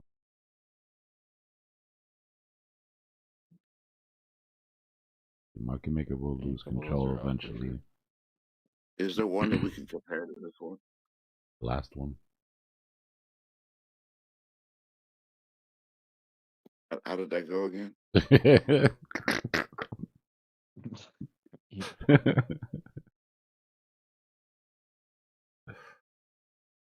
Did end well. Was this one right here, right?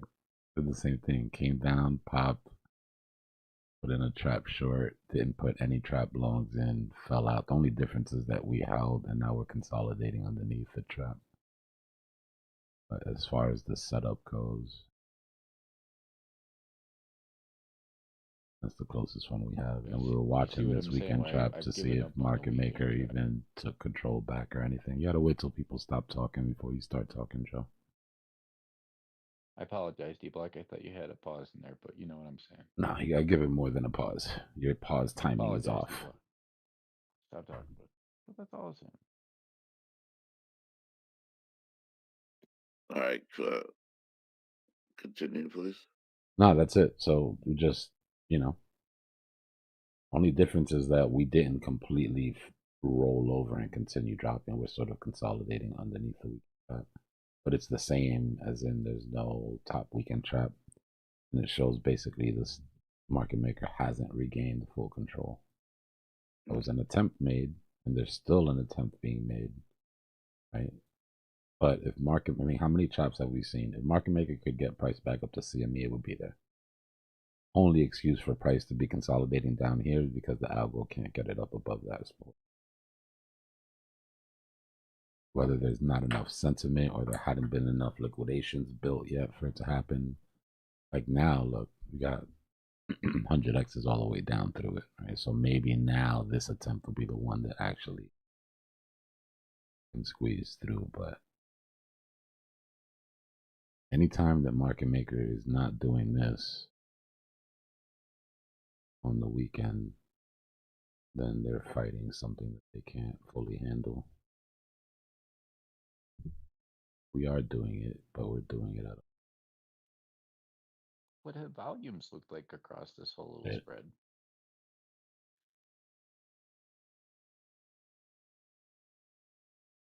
Have any of these smaller bars, as we've consolidated, had larger volumes? Sometimes it's like hidden unless you look at volume stuff.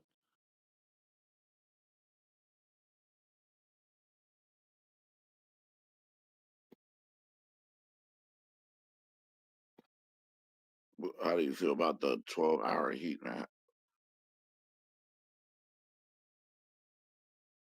some heat above, but a bigger time. Gonna look spooky. We know that there's liquidity above. That's not even a question, right? Not a question to anybody, especially if you go to like the 1 hour. This shit. The 1 hour, everything off the chart.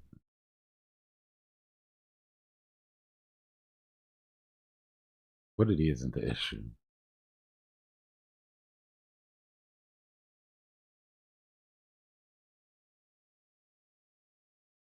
Sentiment is the big issue. Sentiment and steady sell pressure. And think of it, right? Let's say we do pump. Why does anybody want this to pump right now? So they can sell. Only thing people are praying for is, God, if I can just get a couple more percentages out of this shit. And so that's the sell pressure that you're getting now, right? Every green candle is met by somebody saying, oh, I'm good. So it's kind of hard to it's hard to get anybody to buy when everybody's already in and looking for an opportunity to get out.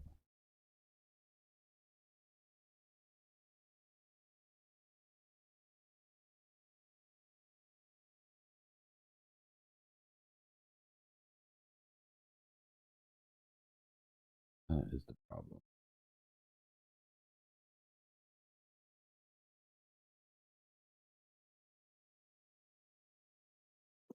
Okay, I got a 12-hour heat map on CoinGlass.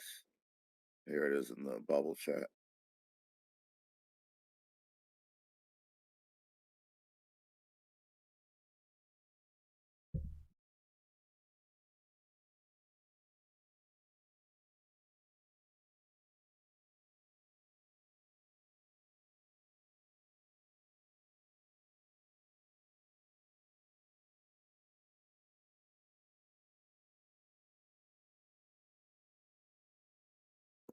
If you got 1 second, can you tell me why I see so much heat map liquidations underneath there on that? Because of how On many blast? people are long. Well, I would see that there's plenty for them to get there. Both Or am I sides, looking at really. it wrong? 70 to one side and like 68-ish.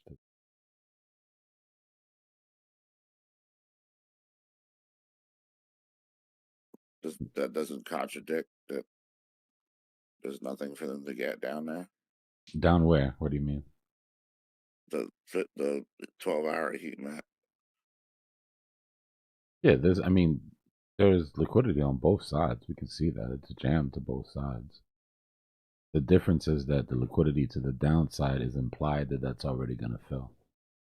If you go out of your way to grab the liquidity to the downside when you're already in a bear market and sentiment is bad and just nature will take you down there to grab, right?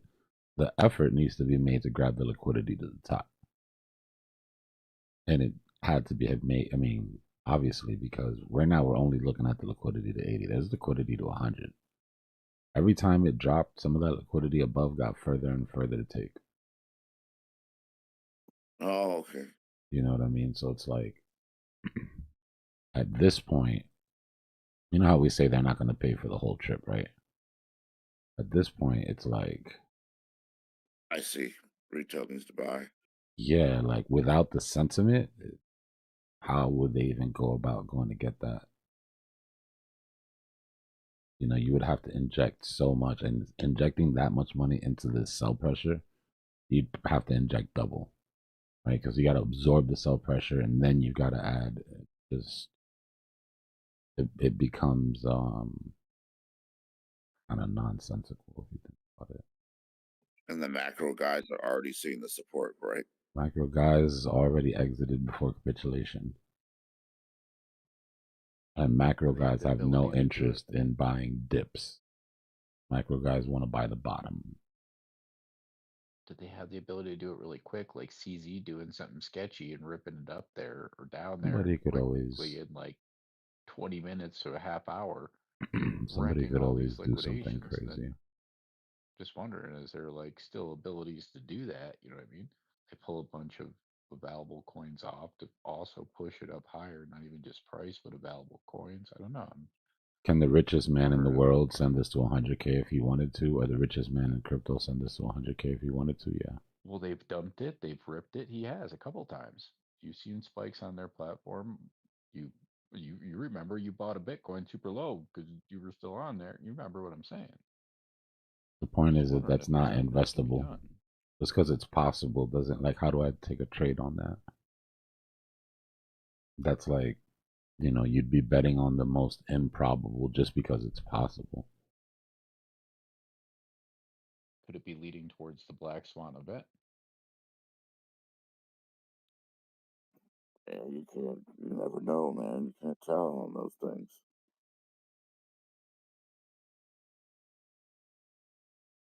The only clue I feel like we have towards those is like when you are almost sure that something's going to go, but it's not going, and they just need some type of narrative to get it to go that direction, and they'll figure that out that way.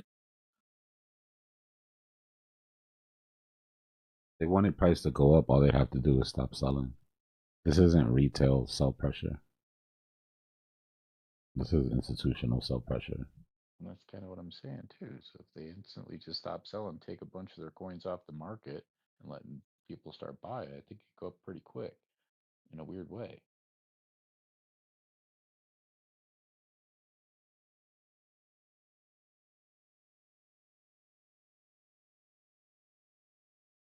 I think it probably suit everybody better to just pay attention to the cycle itself and count everything else as noise. Because honestly, if we would have focused on the cycle 1000%, you wouldn't have even been affected by 1010 because you would have been out from the 6th to the 9th. And you wouldn't have got caught with this capitulation because you would have been paying attention to the macro sort of targets that we were looking at. So just paying attention to the base trade and the cycle that we're used to can help you avoid some of the darker manipulations, I should say.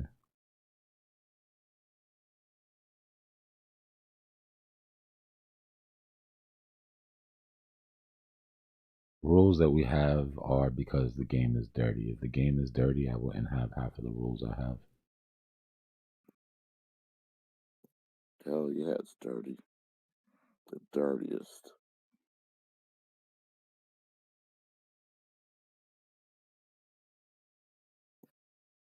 All right, I got it. I think I figured it out.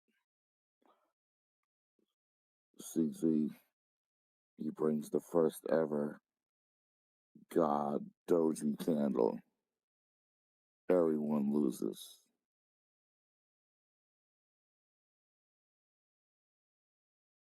You know what's really annoying about this setup?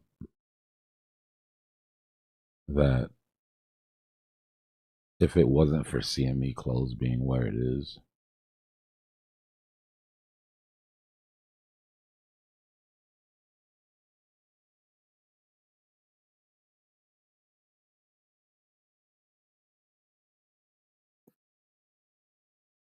That's an interesting thought.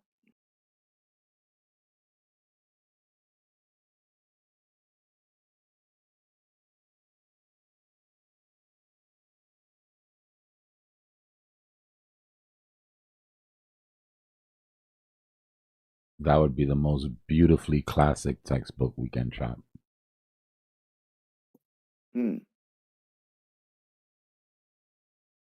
Could they readjust their trap? It would be a Doesn't massive failure to hold CME and a conscious effort to trap where you could. Right? CME should be inside the weekend trap. That's the whole point. But did they come to a calculation that they'll take what they can get and keep it from getting too far from CME? Trippy. The trippy idea. I think you're onto something. Structure-wise, it's perfect. Right? Structure-wise, it's what you would expect. Except that it's set. Long set Friday, short set Saturday. And then they failed to get the CME trap up to close because of that. Either way, it shows, even if that's the case, it shows weakness on market maker's part. I have to stare at it for a minute. I kind of like it though, honestly. Which is why it's really hard, especially when it comes to weekend traps, to get a bot or an indicator to do this because it's very subjective. And you have to try to get into the mind of market maker, which is a spooky place. Dark in there.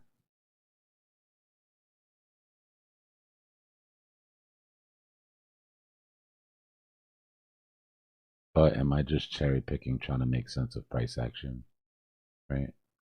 That's the thing that you always have to sort of ask yourself, like,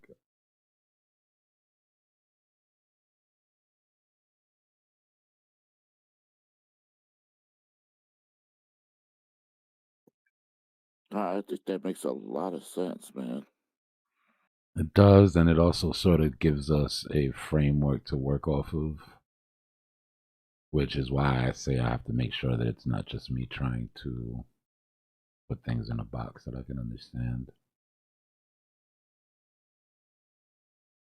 But it would make all the price action from Friday night make sense.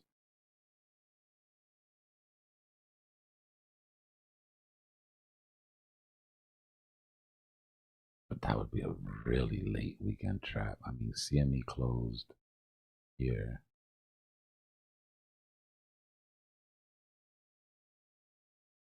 And you know, we always hated these trap shorts, right? This is a strict volume-based trap short here.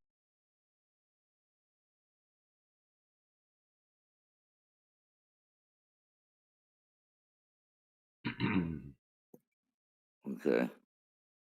I like it. The more I look at it, the more I like it. I'm still leaning to down. I mean, Doesn't change anything. Yeah, it doesn't change the setup. It doesn't change the structure. It doesn't change what could possibly happen. But it makes sense why we're trapped underneath that SR. This is what I see. Head and shoulders on the left, on the green vector all the way up to the top of the trend. That's the head and shoulder. Then it makes the move down. Little W comes up, and then a Bart Simpson. Yeah, I mean, Craze has a point. There really is no volume spike for the trap longs. Maybe, I guess you could argue this, but then you would have gotten 2 opportunities to get freed from that. Volume wise, there's no trap longs. But you know what sort of makes that make sense? There wasn't a whole lot of bullishness here. The trap longs, there has to be people willing to go long. We had long liquidations, but spot wise, we really didn't have a lot of people slapping the buy button at 71.5.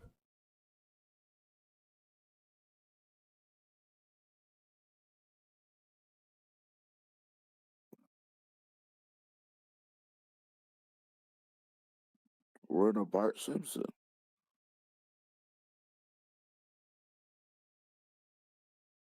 Right back on the data drink real quick.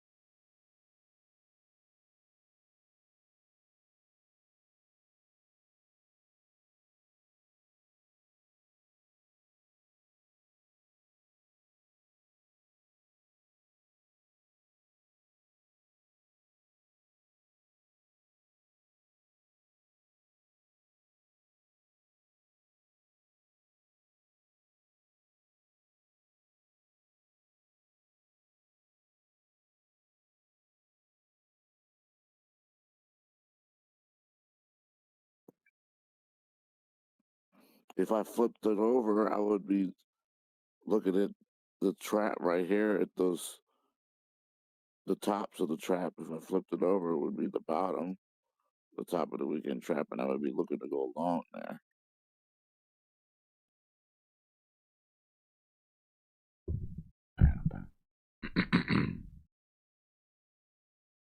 Because I would be like, okay, well, that's support.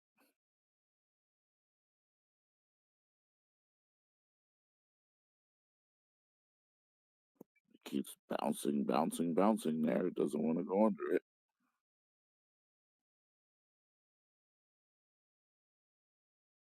Let me see something. Did I miss it on the last one?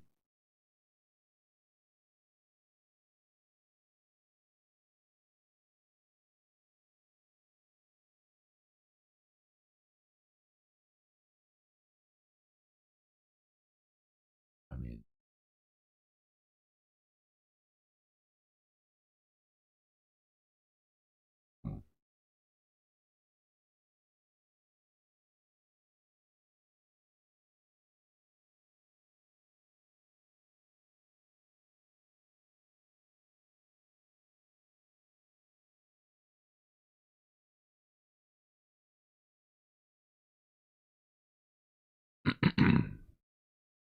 I didn't, but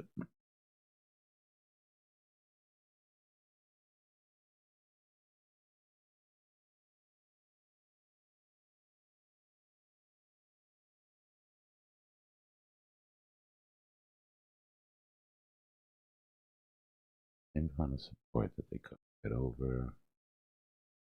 I mean, what we're really doing is mapping the loss of control market maker, right? It's not about trying to make things fit, about seeing exactly how difficult a time they were having holding their swing together.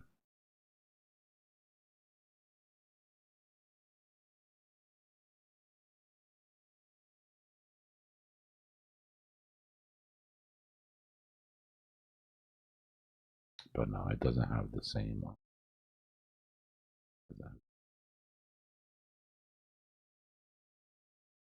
If anything, I'd be willing to like stretch and say that this was a type 3 weekend trap. With a really, really tight trap mode. Either way, it fell apart like a couple hours into Saturday.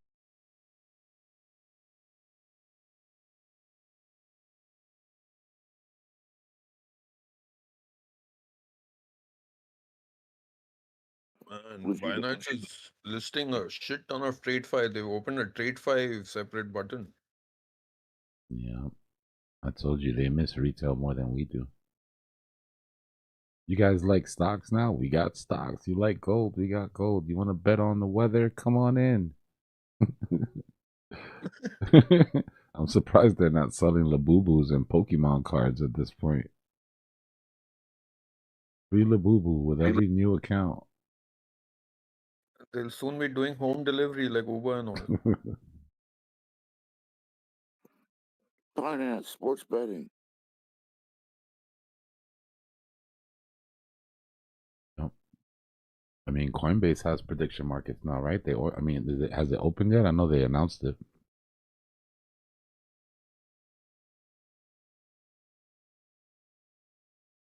When Robinhood earnings came out, it changed everything. For Robinhood they broke it down to like per trade, right? Per equities trade, they made 50 cents. Per options contract, they made $1. Per crypto trade, they made $2. For every prediction market bet that they took, they brought in $4. Where do you think they're going to concentrate for at least the next year? And you know what's great about prediction markets for exchanges? There's no bear market.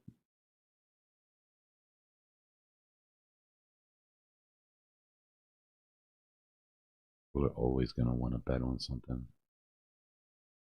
And the worse the economy gets, the more people are willing to gamble.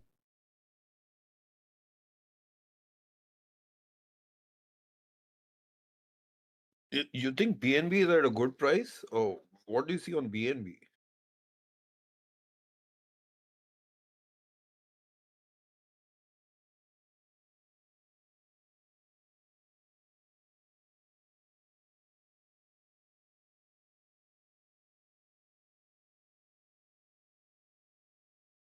I want to check BNB by BTC too to see if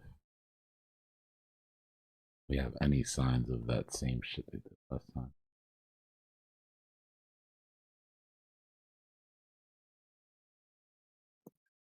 Interesting.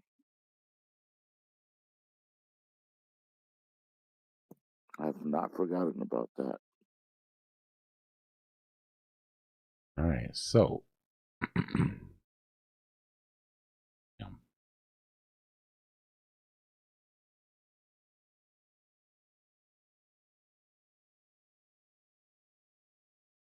I was really lazy the last time I did TA on this thing. No, I meant to do it.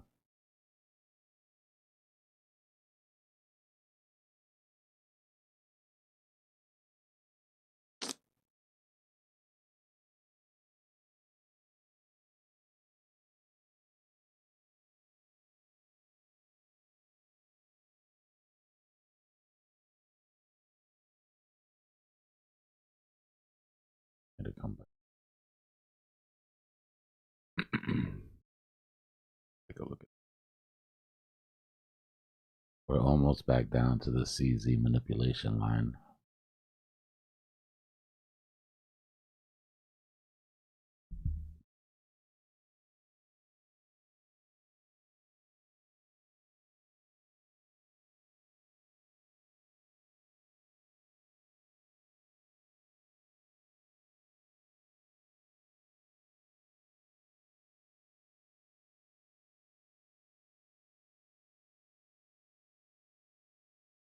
Well, This was bottom of the bear market-ish. Run up, full rebound, threatening to come down to 44. This was the most crowded trade of this year, of this cycle. The amount of people that were short here. BNB was, Finance was getting investigated. CNZ had warrants out. Like, this was peak BNB FUD. Everybody and their mother had this chart.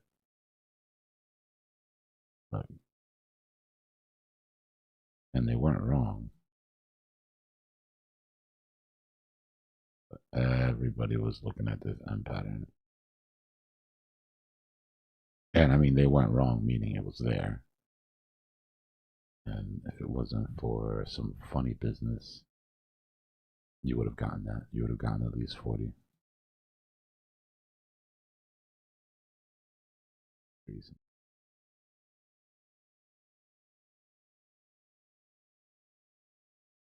Full vector recovery.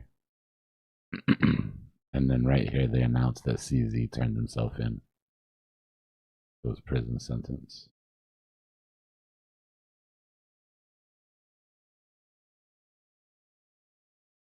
Went to jail, cleared all the FUD. Spent 180 days or something like that in jail. Came out. And price never went back down underneath where CZ got out of jail at. One quick sort of stopping volume candle. Ever since then, up and to the right. We're just now getting back to the line where he got out of jail. I mean, it's a bull flag though, where you had that M pattern drawn, but it is a bull flag going up there right before he got in. It's missing the Sure bottom. It's more of a with the vectors below. More of a descending wedge. There's no bottom to the flag there. All right, I almost I see what you're saying. Close to it. You really got to make it. You got to like. No, not like that. Yeah, like flatten that. If not like that descending. I see what you're saying. Yeah.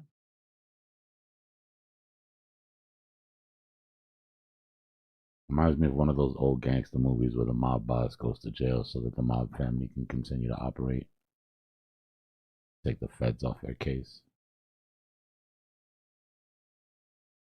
But more importantly, let's go look at BNB, BTC. He's got stuff up his sleeve. 4-year cycle. Well, so this is the only coin during the last cycle that actually increased in value against its Bitcoin price. Right. Had a small little dip. But then if you look at Bitcoin, this is what Bitcoin did during that time.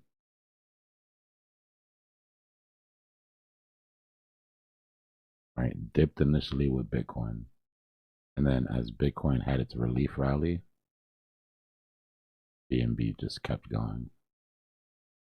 Literally one of the best trades you could have made was to buy BNB on this dip at the relief rally and hold it until the bottom of the bull market.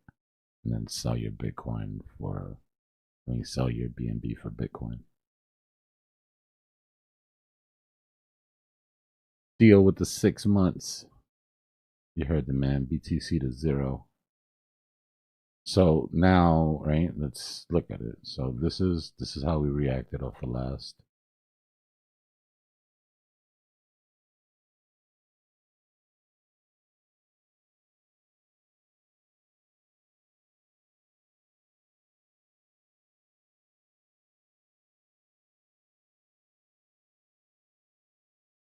We matched those so far. We're in the dip section. It was at that 50 EMA on the weekly that Binance held and then popped on its BNB pair. I mean, on its BTC pair. Let me show you something just to make this make sense. Let's add the BNB chart here.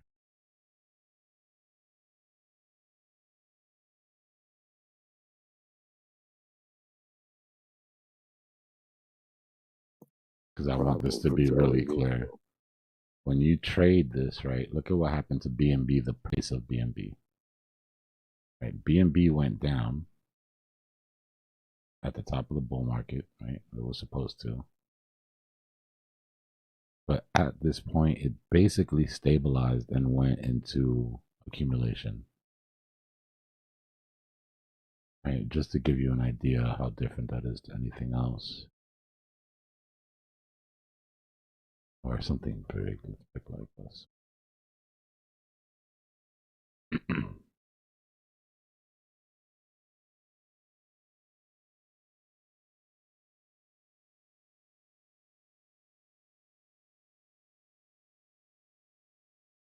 That's what Sol did during that time. Right? Bitcoin had another capitulation. Sol had another capitulation. But BNB just held and went sideways. And because BNB went sideways while Bitcoin was going down, BNB Bitcoin pair went crazy.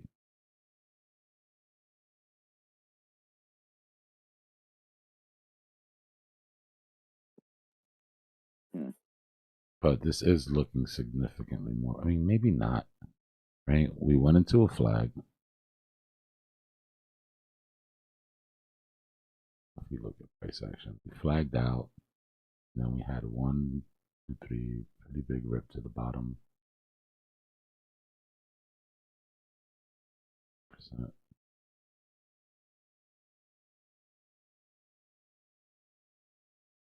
A second candle of the dip. There was 3 candles on the last one.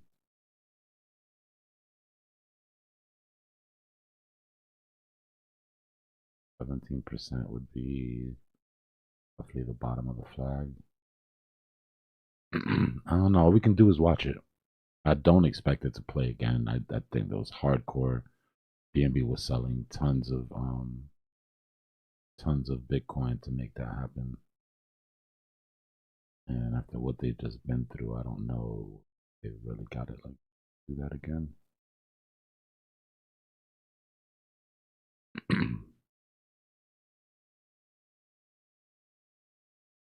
If it loses the 50, probably it's not happening. It's really the only chance you have right there with that 50.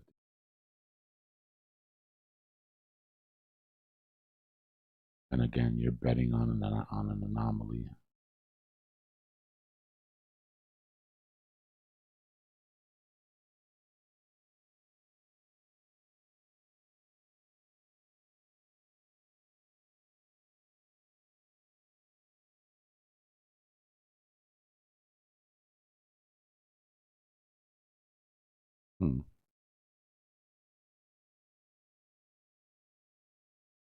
You notice how it's pretty interesting. You notice how yeah.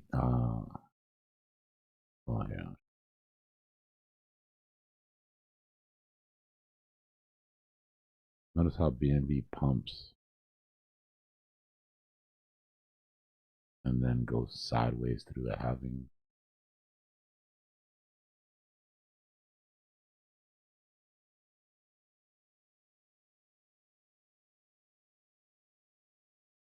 And it moves up, then goes sideways through the halving, and then drops.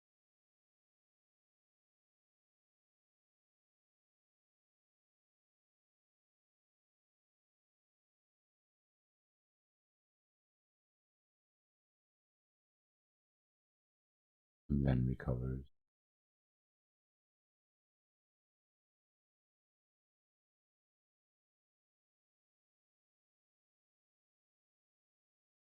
I'm going some.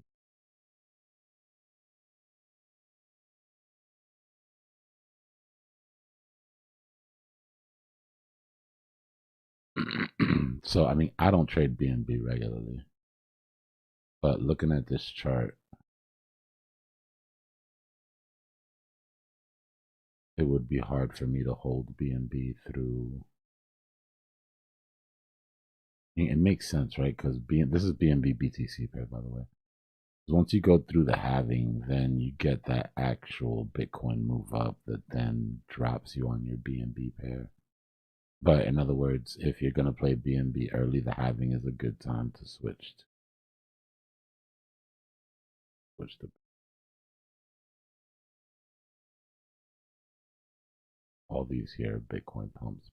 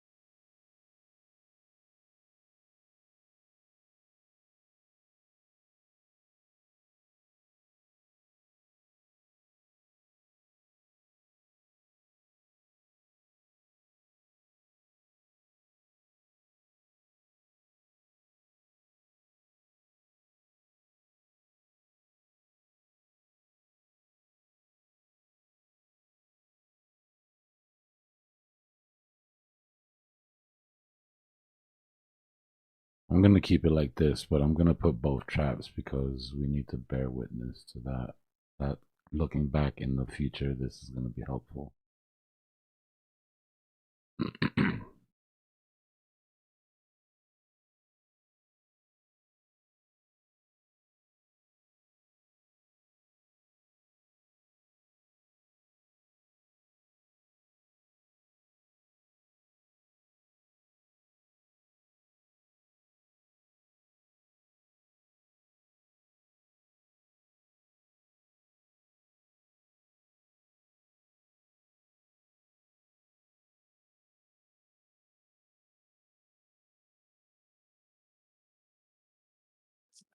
Bitcoin dominance should just go to like 70% already.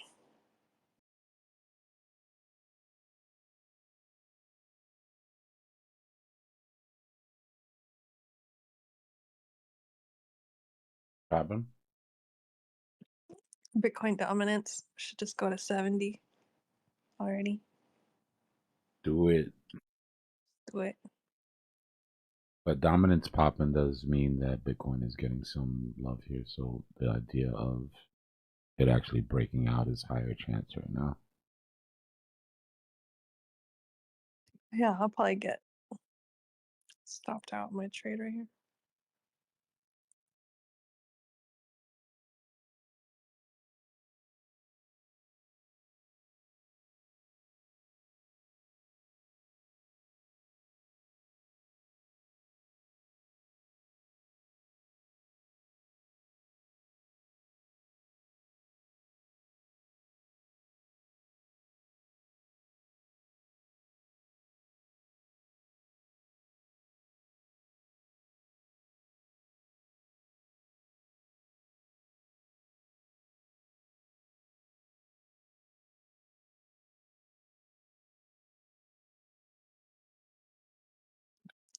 Your little devil staff looks like a Sailor Moon scepter or something. How dare you? It's okay. Yeah. Just gonna beat Bitcoin back down when it pops up. With my no stick.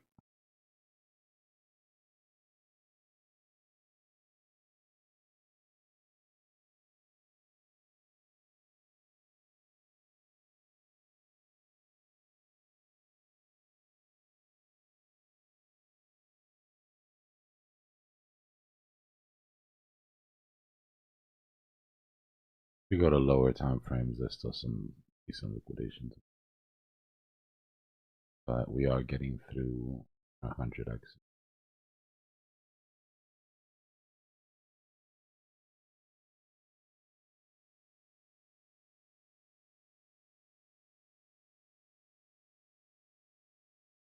No.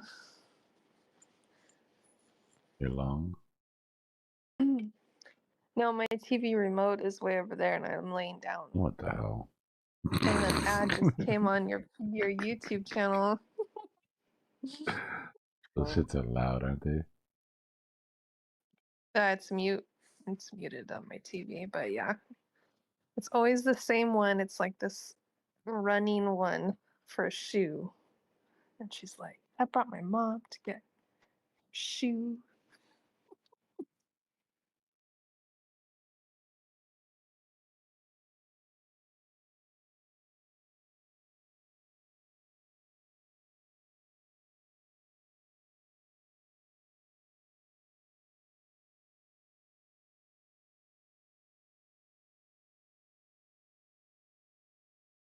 Like a hotel?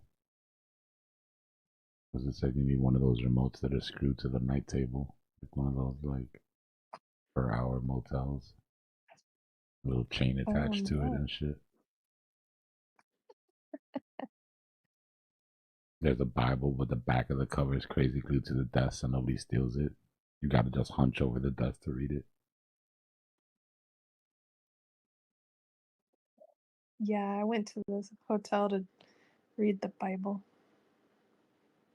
I mean, you need a couple hours of your day to flip through some scripture. You know, the hourly motels should have the Bibles. Yeah, those people need Jesus.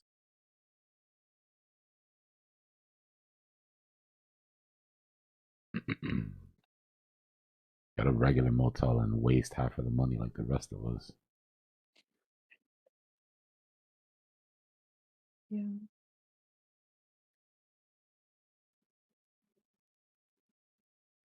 I think I seen a vibrating bed one time, I have one. but I could be remembering a memory from a movie and not my real life.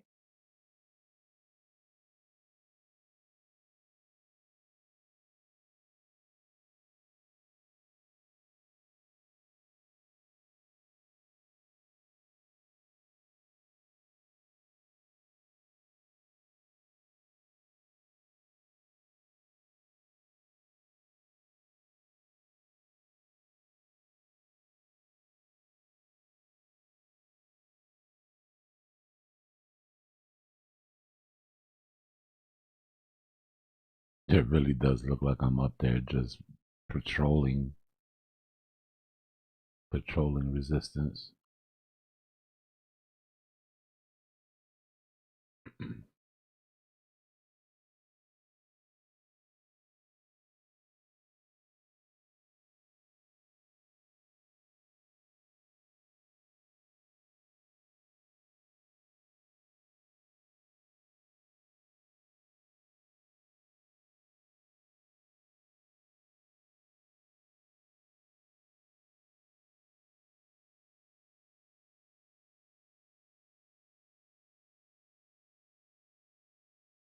Good morning, H.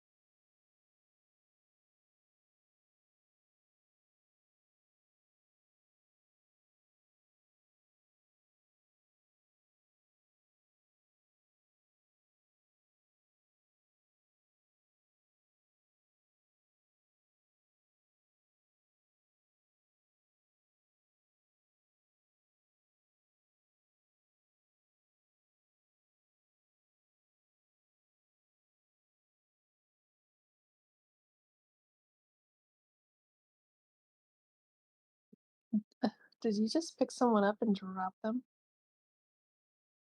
No, I blew them up. Pow. Oh. But I could pick them up. For HOP.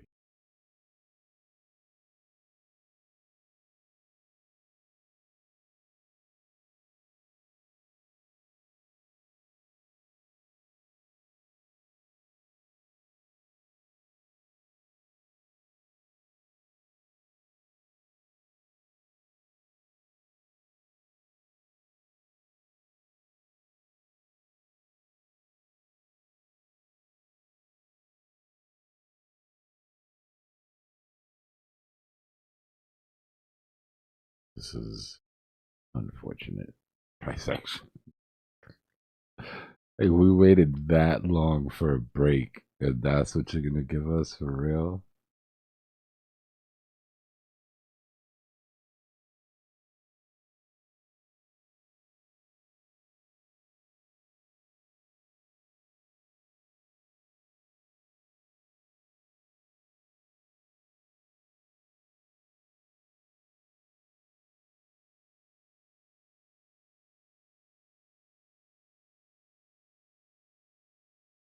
Why am I naked? Put some clothes on, woman. How do I get clothes on my little person? You got to first. You need money. Oh. Hashtag. Exclamation mark jump and grab some Bitcoin. And then you have to click that link on the YouTube chat.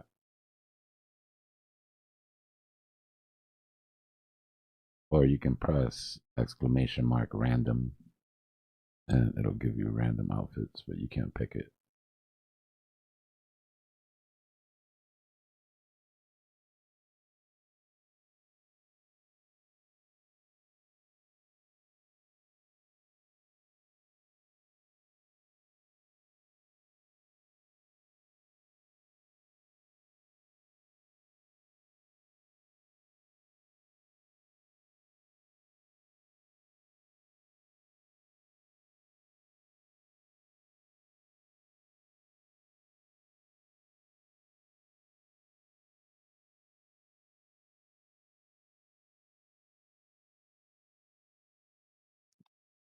Have I gotten any yet? Yeah.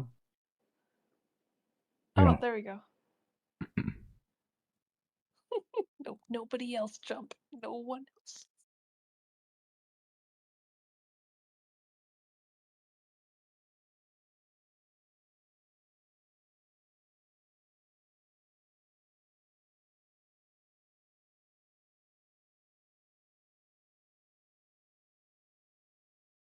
No. You gotta love the bear market, man. 12 hours of the same price range. That's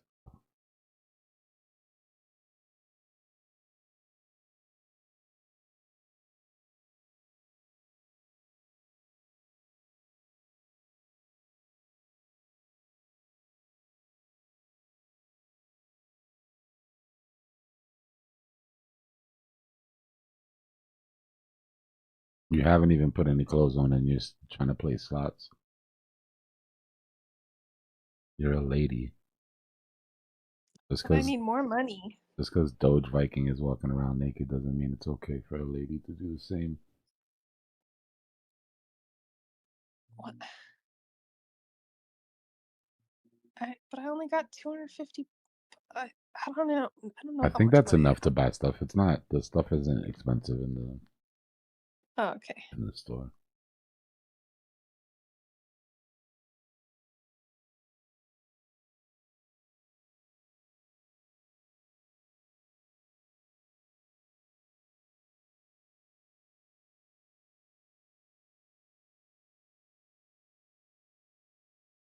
Do I have to sign in with Google? I don't Yeah, want to that's sign the in. only bad thing. What is this thing? It's just it's like an interface that lets you change clothes, has a little controller so you can jump. What are they gonna do with my email? I don't know. They're probably gonna send you a bunch of bullshit that you don't want to read. I don't know. I haven't. Has anybody received? I haven't received anything from them. I have no idea. I'm just talking shit. Look at that golden toast man. Sleepy. That's Trump. Golden Trump. No way. Looks like it. toast. The hair is giving Trump though, and the orange. Yeah, just use exclamation mark random, and then you don't have to give your info. But you might end up looking crazy. You can just do it over and over until you like what you look. Code.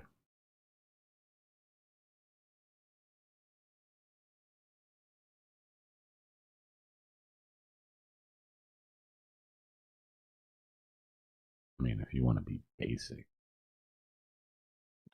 I'm like super duck. Super duck. Wait. I didn't see you. No, that's. Yep, you're a duck. You and Wake have the same. What? Info. Wake, get out of here. There can only be one duck.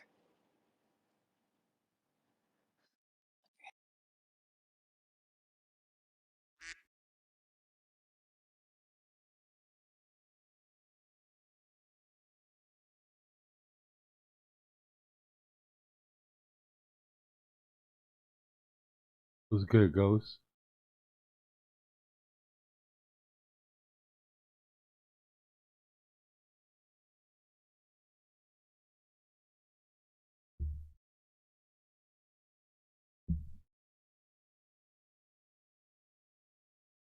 Ghost woke up and chose violence.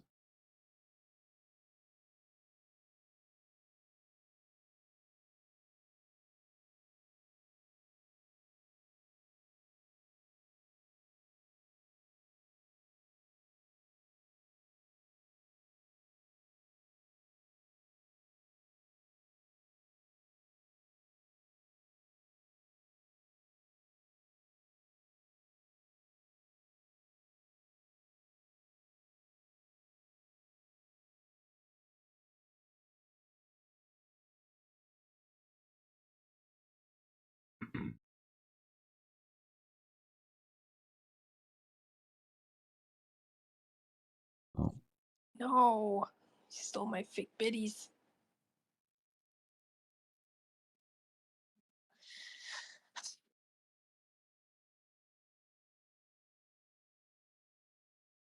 Oh no, I got it.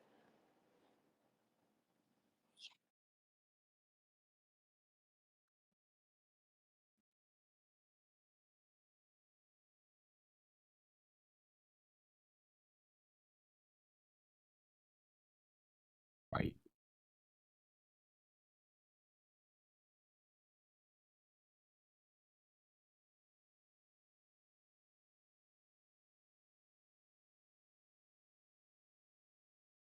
Oh, I don't know where everybody else went. Put it up, Wizard.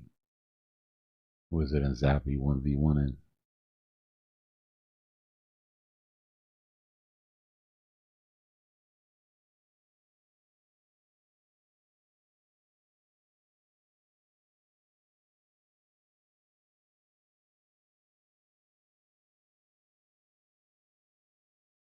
Oh. He with the most Bitcoin wins. It's like the health bar isn't even a health bar. It's like your portfolio. It's like how much Bitcoin you're holding.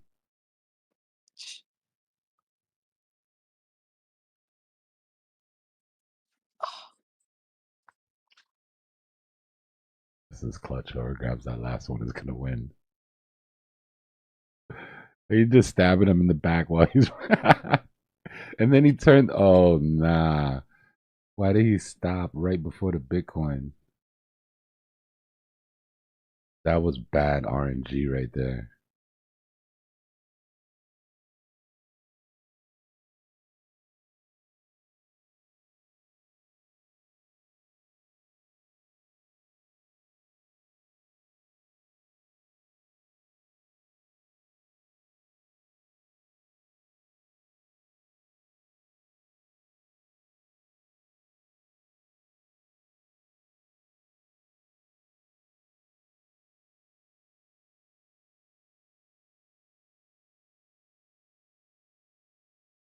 There we go. Full lobby.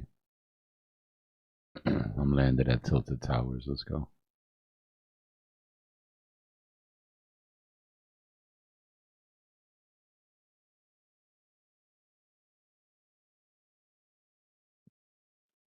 Oh,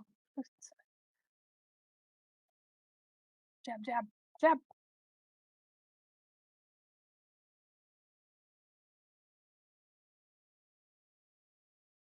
Wait, I exploded? H, I see you chasing me.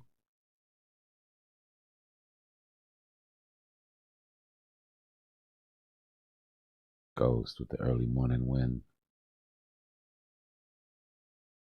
Yeah, it looks like it's holding the breakout. This is definitely a lot more action we've seen at this breakout in the past 8 hours.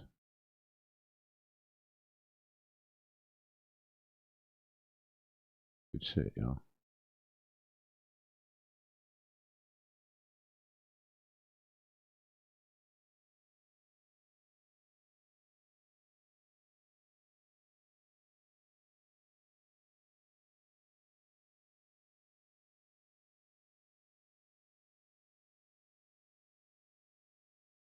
Uh-oh.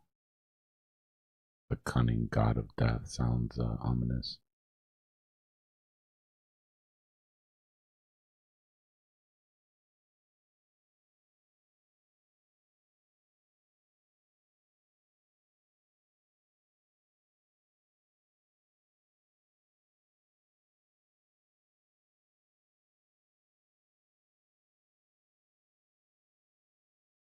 Pop, pop, pop.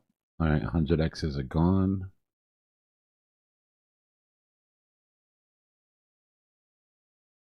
I'm not expecting too much from alts here because Dom is popping so hard.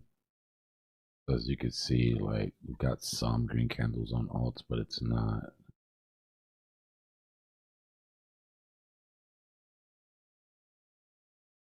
rolling downhill just yet.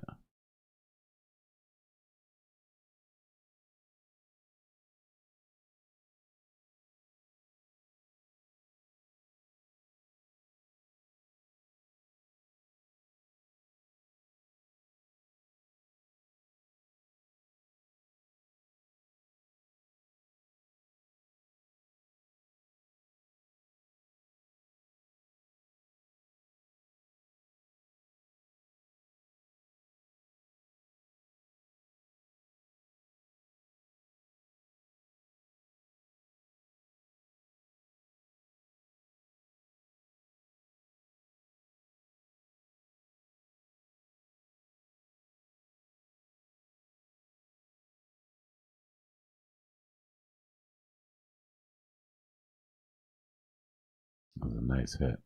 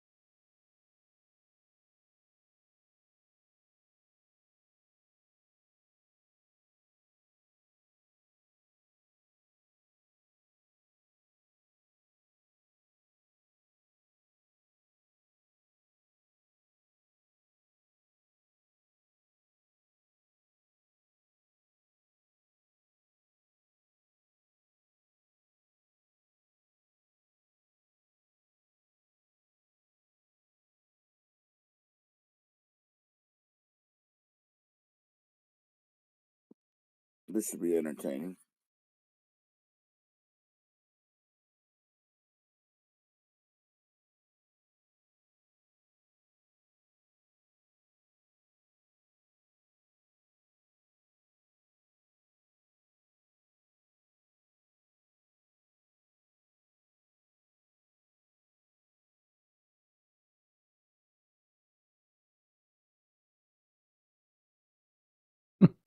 Wait, activate laser.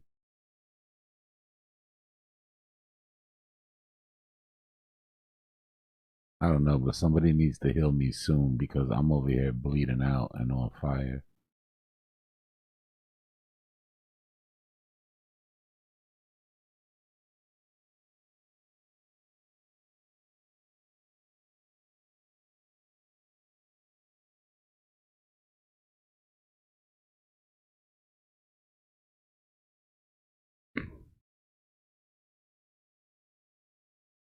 We're 1 like away for being even on the viewers like count.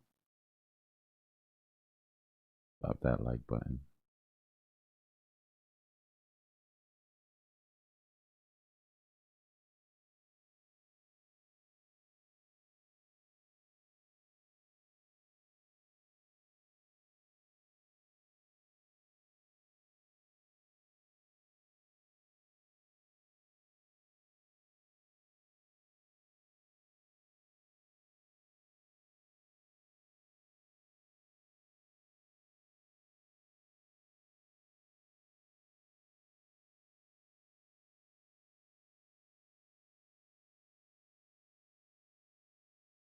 Why am I in line to die? Oh, we're supposed to be killing this thing. We're not supposed to be looking forward to our deaths. Although I'm probably gonna die first. Well, Craze looks like he might catch a bad one before me. Has some heals. Maybe that'll keep us alive a little longer. Oh, there goes Craze.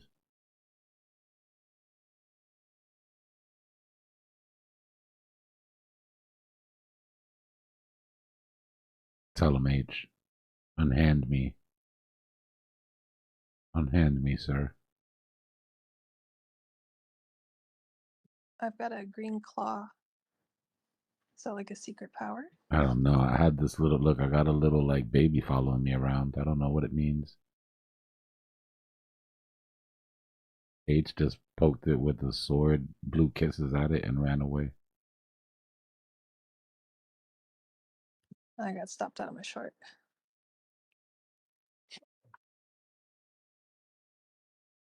You were short, yeah? Oh. We'll see.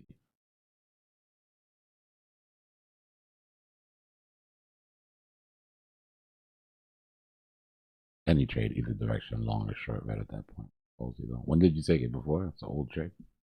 Or just now we were sitting here?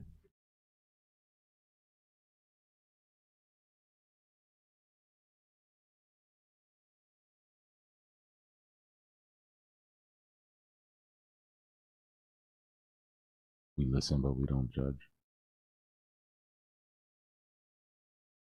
I was in that short way too long anyway. Oh.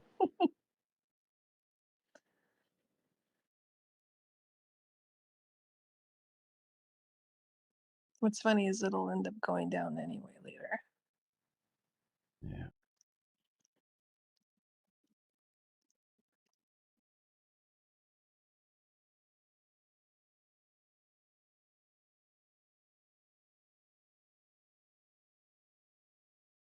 It's gonna probably make one of those weird HMs and come down.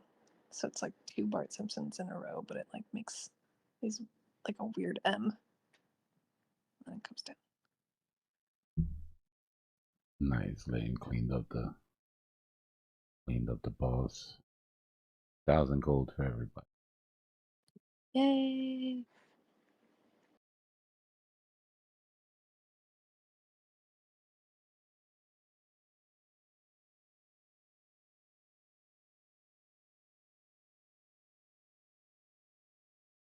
Remember that was a 382 hit.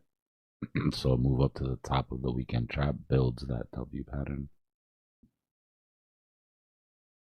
And a break gives us CME.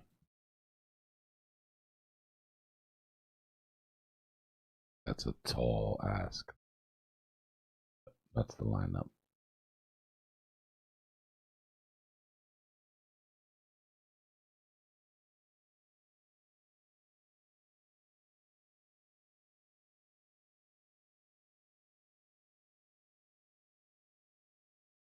Yeah, I hear you, Phil, but how much of a liquidity grab? Because, yeesh, there's plenty up there to grab.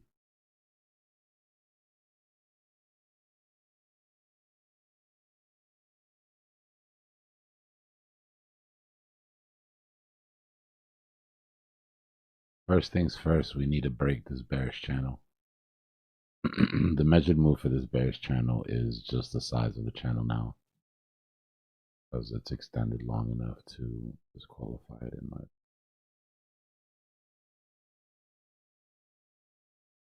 But either way, we know if we rip through those liquidations that follow through.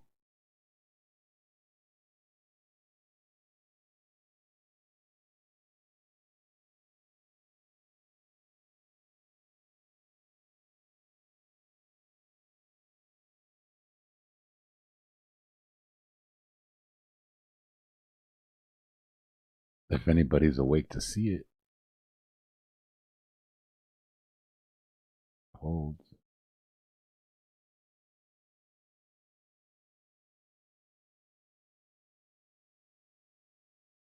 Some aggression coming through the order book. Slap that market buy, damn it. Get your ass up.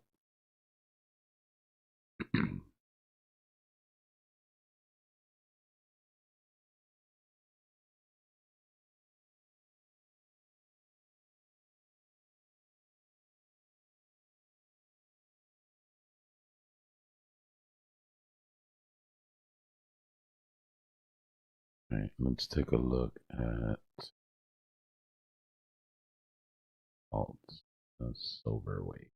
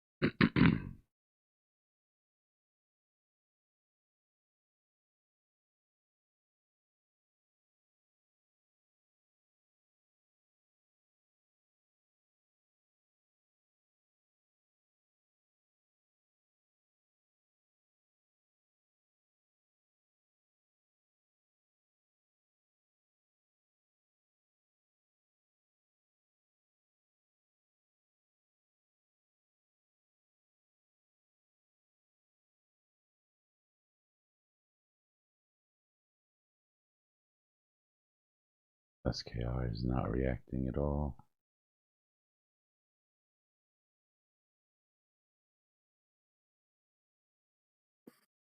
It's ready for you. Yeah, to get ready for me, it needs. You'll have it down there.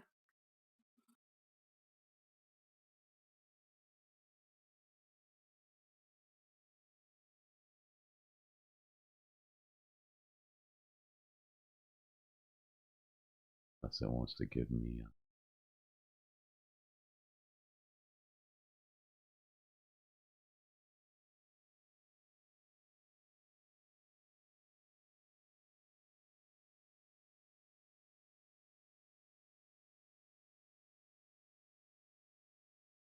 Oh.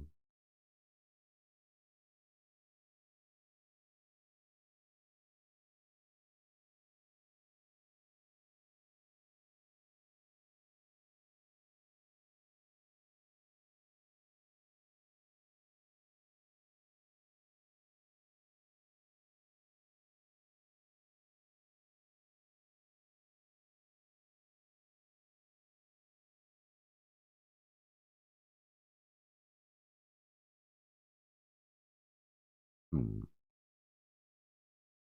Hmm.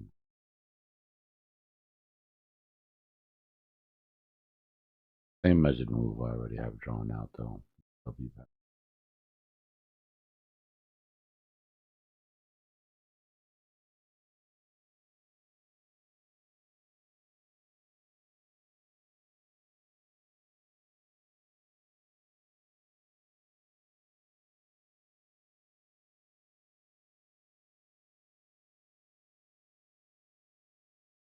Twitter really likes inverse cup and handle. Yeah, that'll add a little extra fuel to the sentiment fire.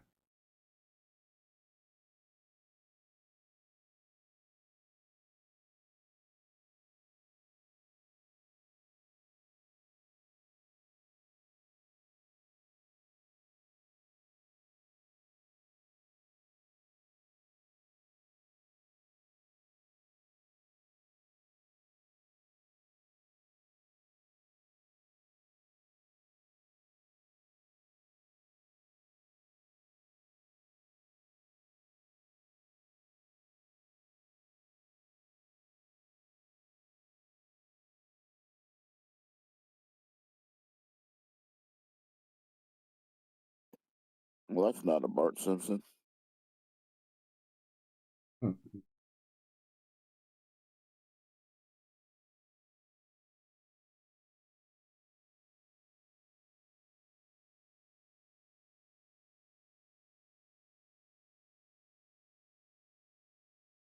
People make posts like this, like videos. Bitcoin is cooked, right? Big thumbnail. Bitcoin is cooked, and then the title of the video is Bitcoin's 4-year pattern repeating again. Which one is it? Cooked, or is it doing exactly what it's supposed to do?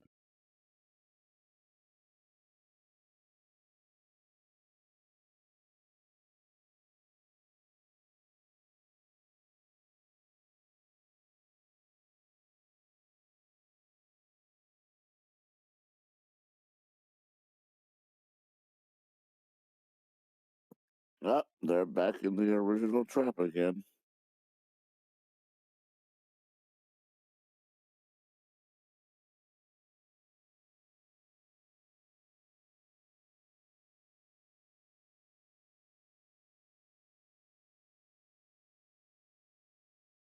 How does this even make any sense?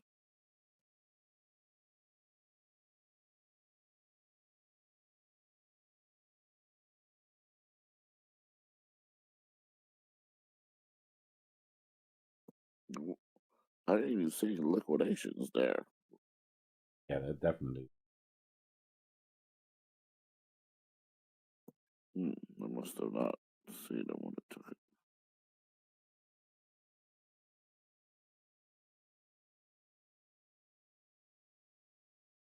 Hmm.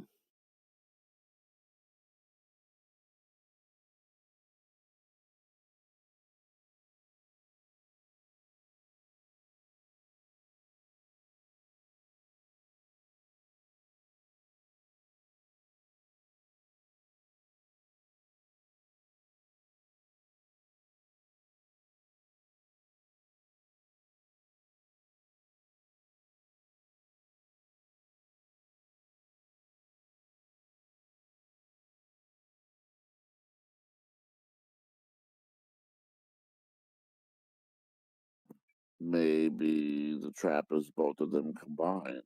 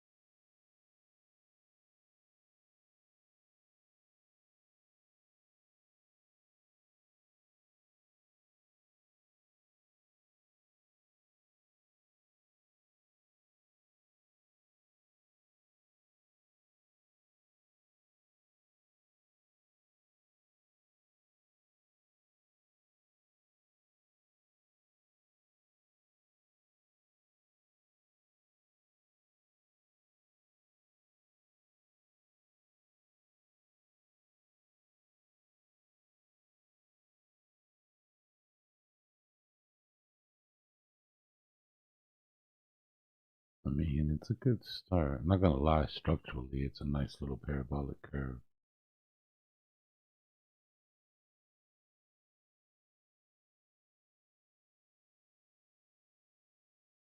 Doesn't know mean something.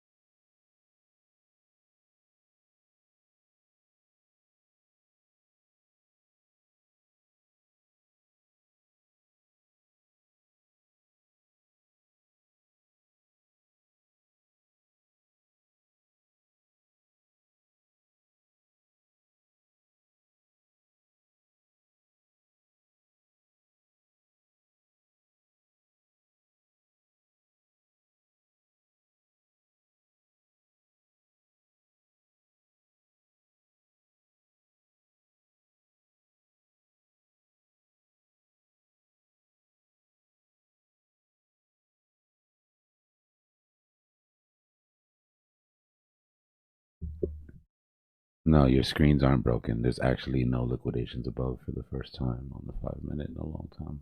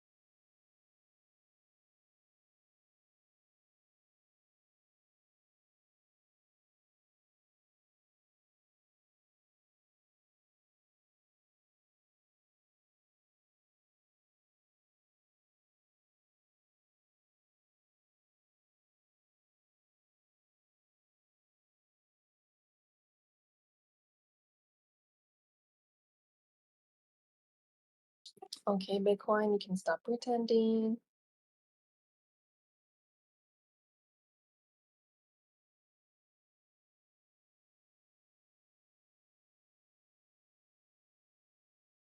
Oh, Dbloc, so the CME close, it's cleared now from that? Well, we're back up to it. So if CME was to open now, we'd open with no gap. Oh, I see. Oh, yeah.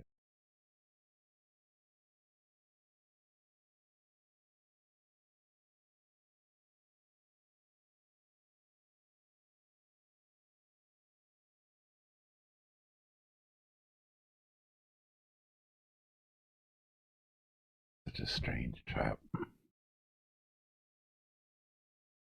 Is that the trap box, you think?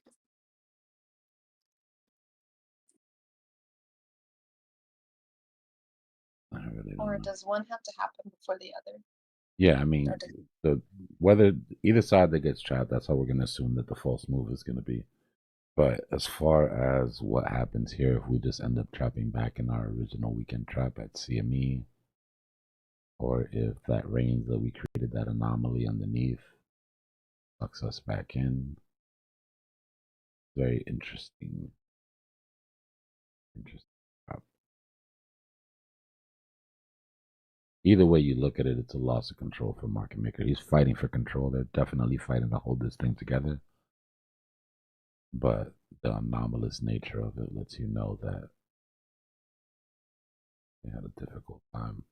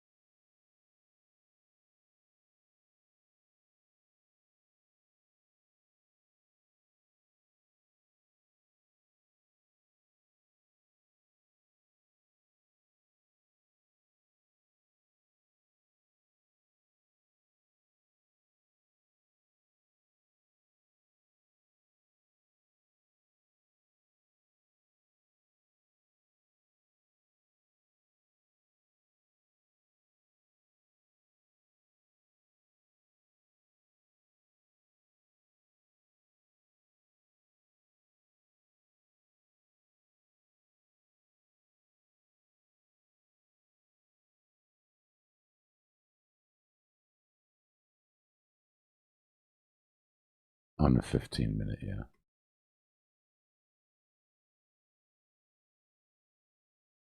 $74 is very big for us here.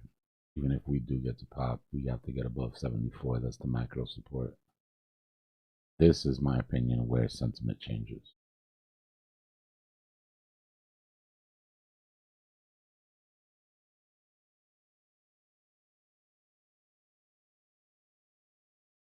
Where it's going to get dangerous.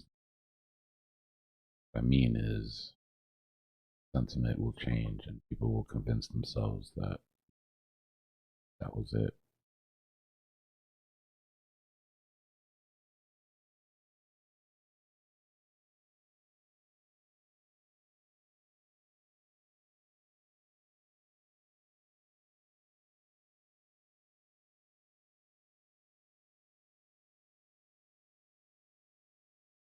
Sorry, what time frame for that? Do you think a daily close?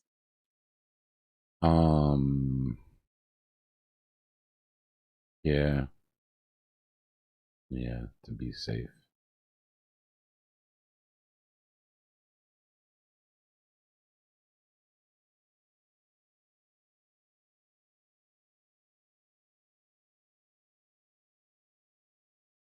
Yeah, I hear you, Aeon. That's what I've been thinking ever since we dropped down out of 100 and we had all those damn liquidations above.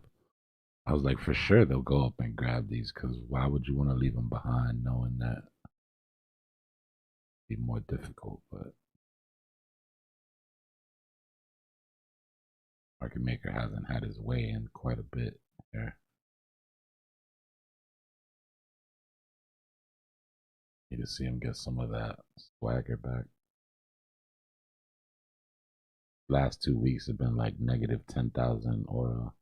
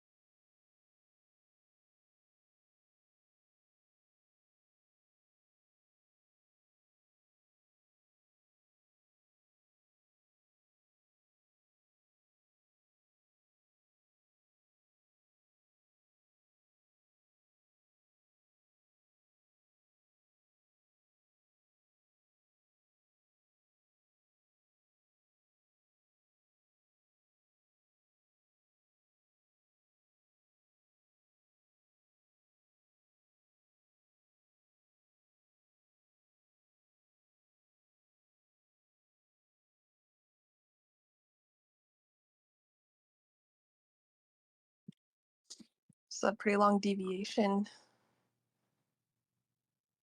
No, there's good volume here. This is at least a decent push. Attempt to get a real push here.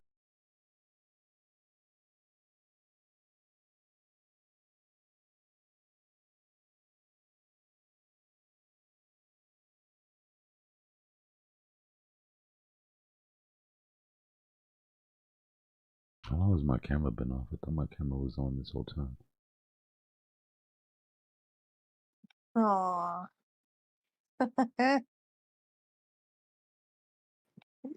all those buggers you didn't get to pick. Man, all those TikTok dances just wasted.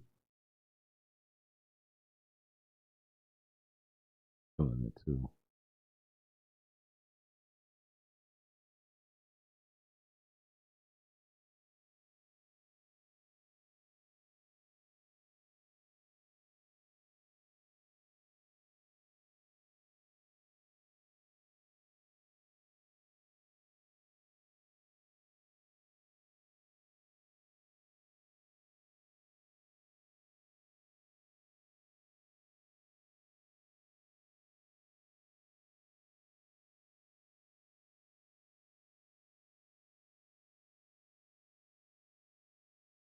Top of the morning, yo.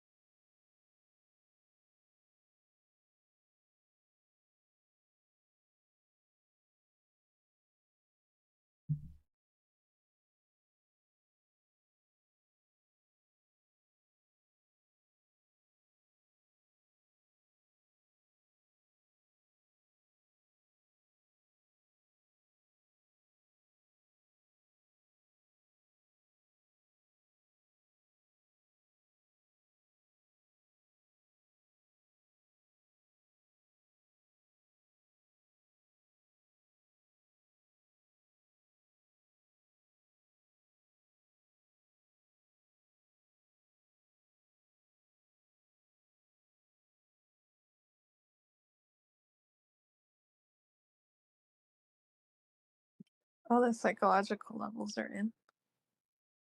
Yeah.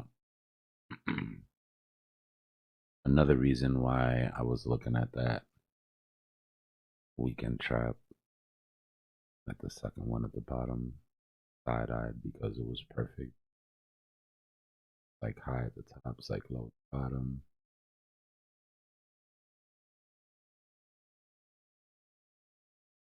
Good night, H.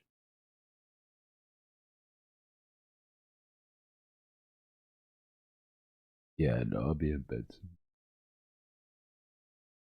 soon-ish.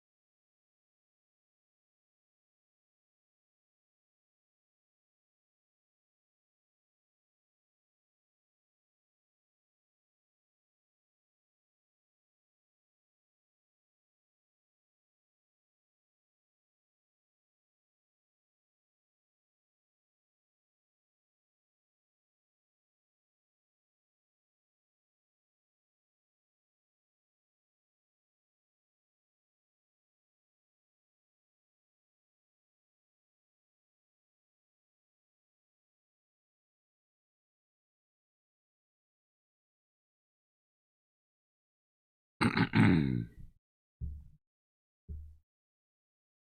we go dead here at CME, then that's the algos rebalancing to CME. If that's the case, we should see exactly the same price action that we had here until.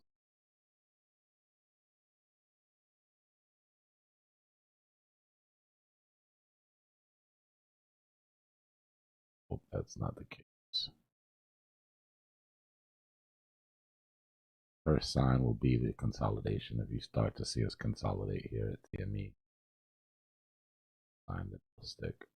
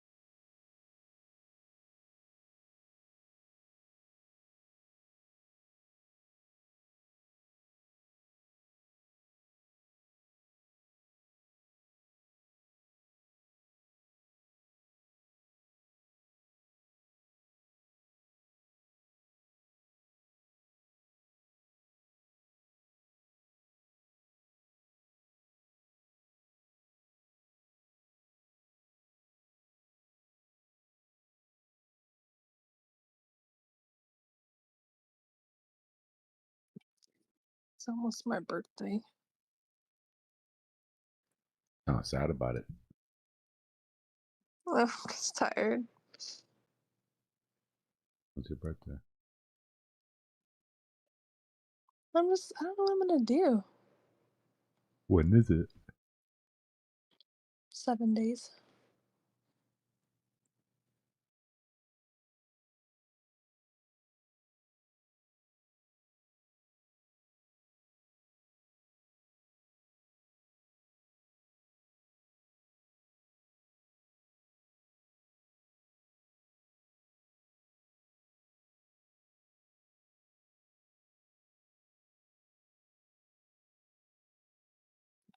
For my birthday, can you just like give me a sick outfit and my little guy?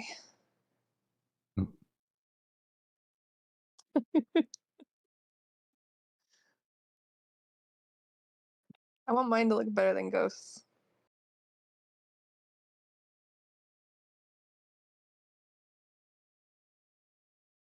That's the goal.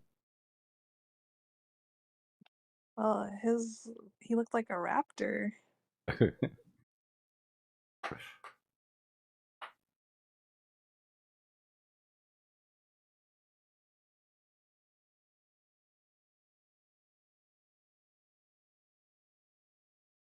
I would like to get a bicycle, I think. Not like a electric bike, but one that I can actually pedal. Like exercise there. Yeah, exercise. There's a lot of nice streets around here. Walks are okay, but it'd be cool to, I think, like better for my mental like health if I get to a place rather than just walking around the block. It's a big block, but it'd be cool. Then I can sell my car and buy more crypto. Do you have a car? Yeah, you can bike to everywhere you need. Yeah, I really could. I Although miss my girl living in needed me neighborhoods to. like that. Huh? I miss living in neighborhoods like that. Oh yeah, yeah. No, you need a car in Cali. Everywhere's kind of far. I mean, you could do like a Vista bus, but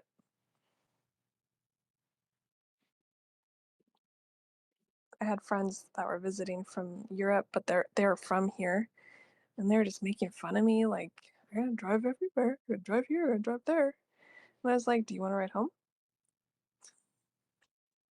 They got in my car, and I gave them a ride home. Oh, I thought you wanted to walk home. What happened? I mean, I'm going that way anyway. I'll just get in my car. Crazy.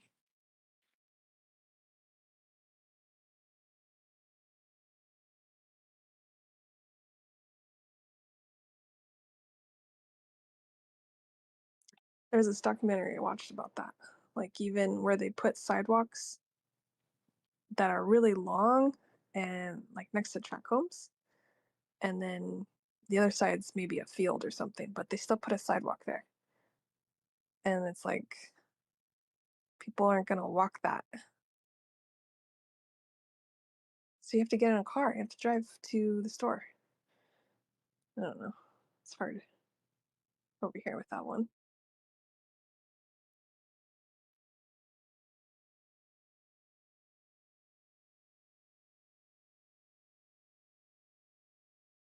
Although you can get everything delivered these days. Whole Foods delivers to Amazon for free if you spend like $50.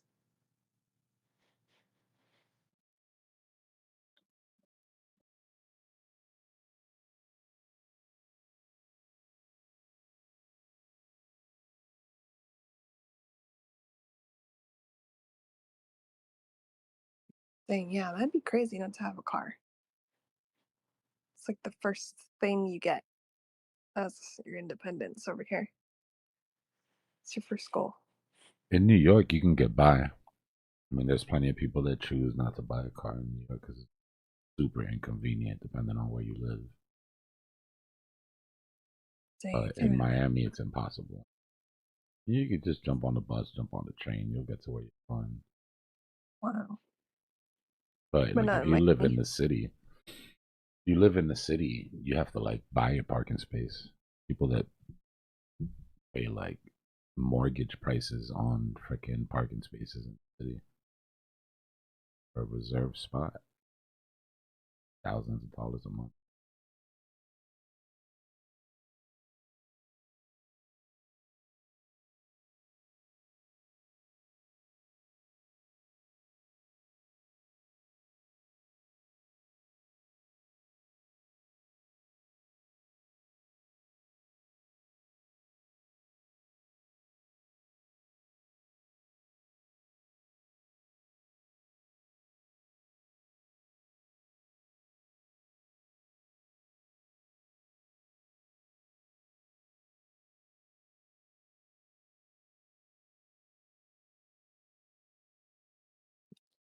It almost feels like a challenge or a weird thought to actually not have a car and just bicycle everywhere or take a train. It would take so much time and effort and like coordination to not have one. That'd be crazy. Scheduling?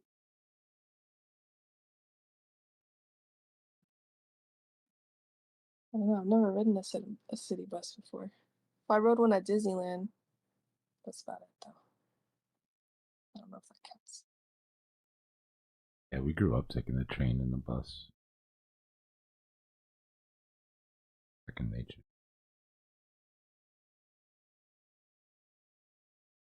Apparently, February 17th is when I should be getting those sample hoodies.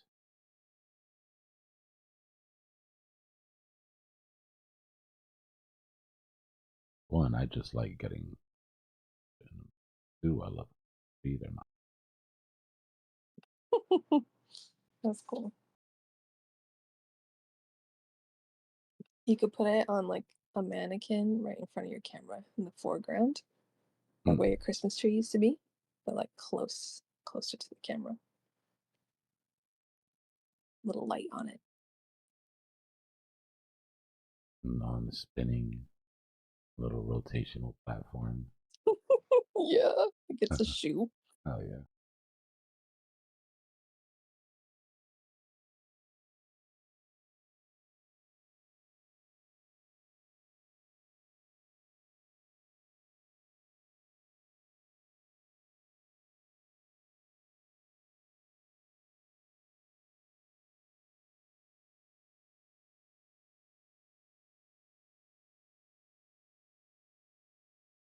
Somebody was asking if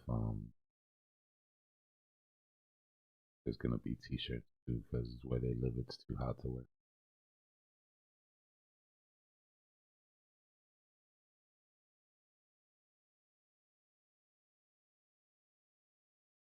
I mean, my plan was to do heavyweight and lightweight hoodies, but I have to see how they look when they get.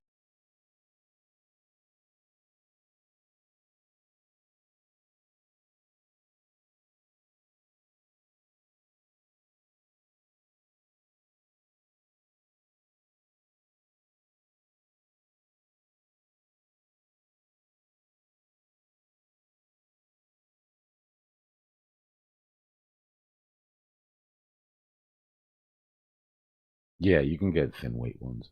I went for like the middle ground, where it was breathable, but it was still thick enough to like feel premium. You know what I mean?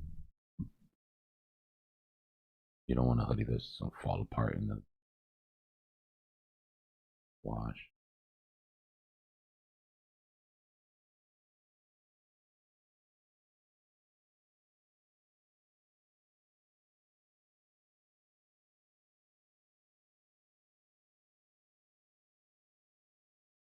Yeah, I checked to make sure they had global shipping. I think that's gonna be fine.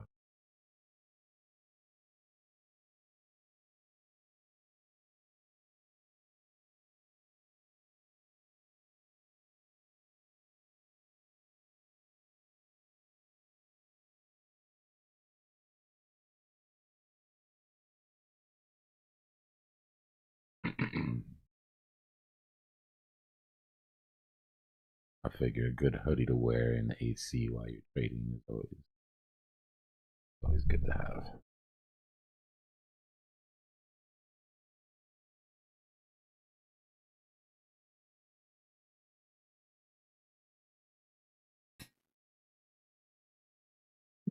So if Bitcoin came down for a type 2, it wouldn't look very good, right? Like the W would be wonky. Well, it did here, right? So this is type 2 on the 15-minute W. But if we look at this structure here,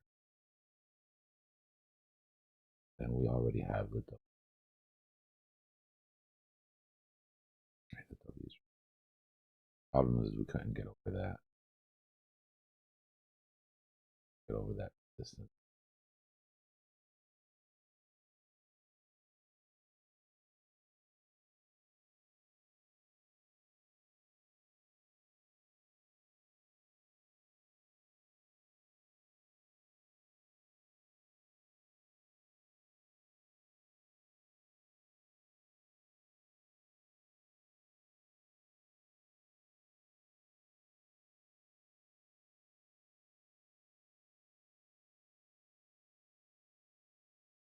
So slow breaking W's create bearish channels, and we're still inside that.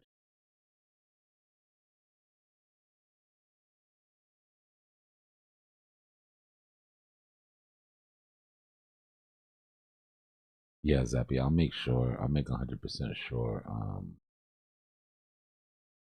that they will, and then if they don't ship anywhere,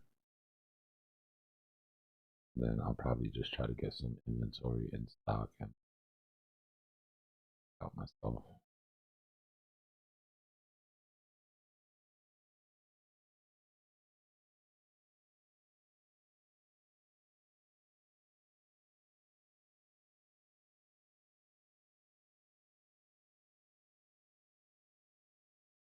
Now, the limited run is another question that I'm trying to kick around. How many?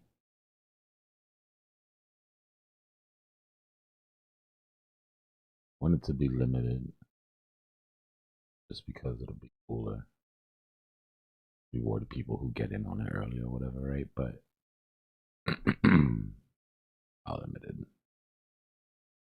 There's 8,000 of y'all.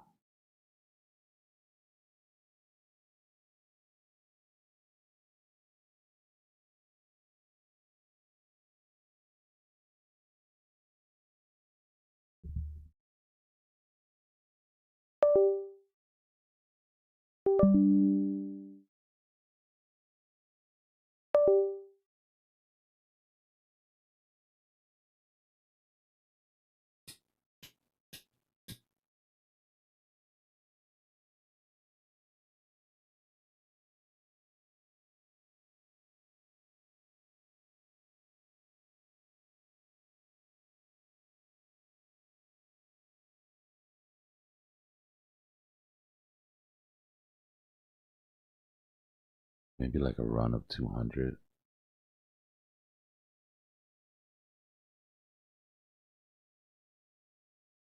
Nah, I have to find out. I have to wait for the samples to get here, to see if I even want to use these guys. And then I'll have to do the math.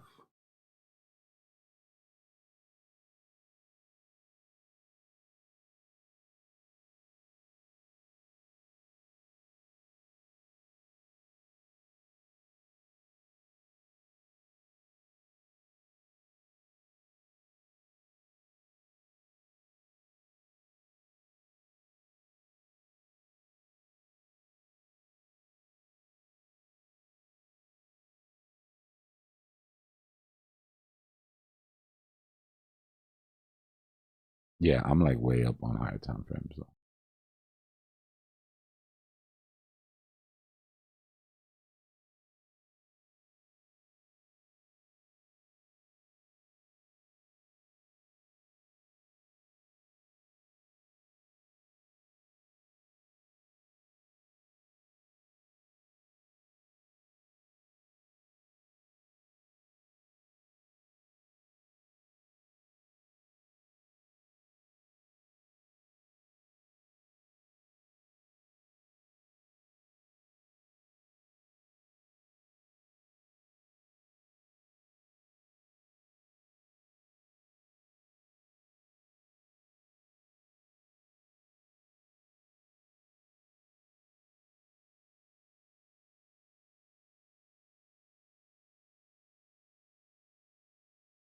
After the first run, I want to see how many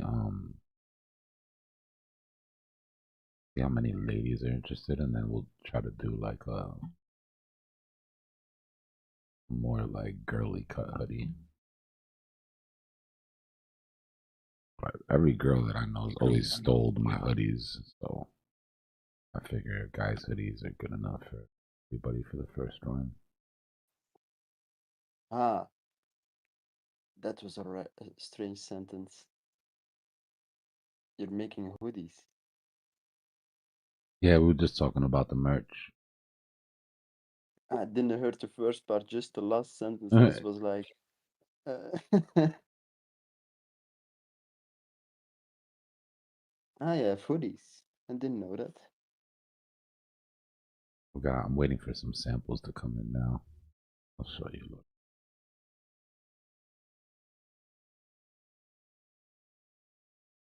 So far, it's just a run up too.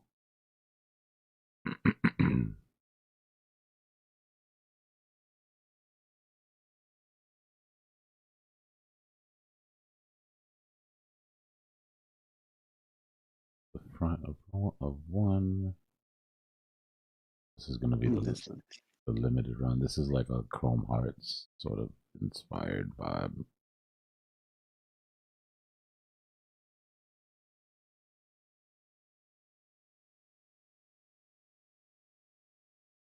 And then the second one is going to be the logo. The second one will be probably not limited. It'll just be available for whoever just wants to get the logo hoodie.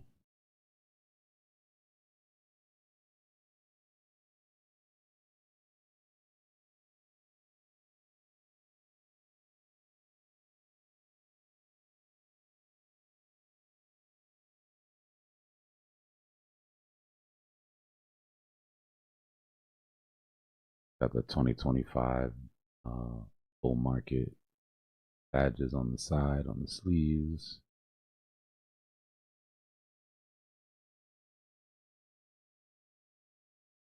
And the big logo head on the back.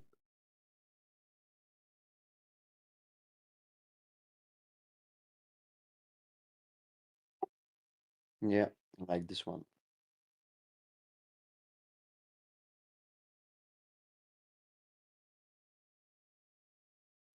Payment with crypto or cash?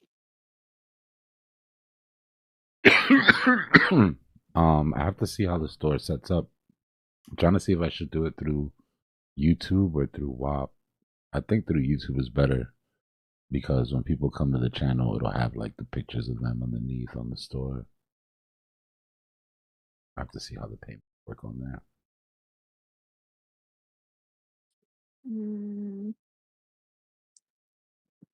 I had it through Teespring, and it was, I don't know, you had to hit like a threshold for them to cut you a check.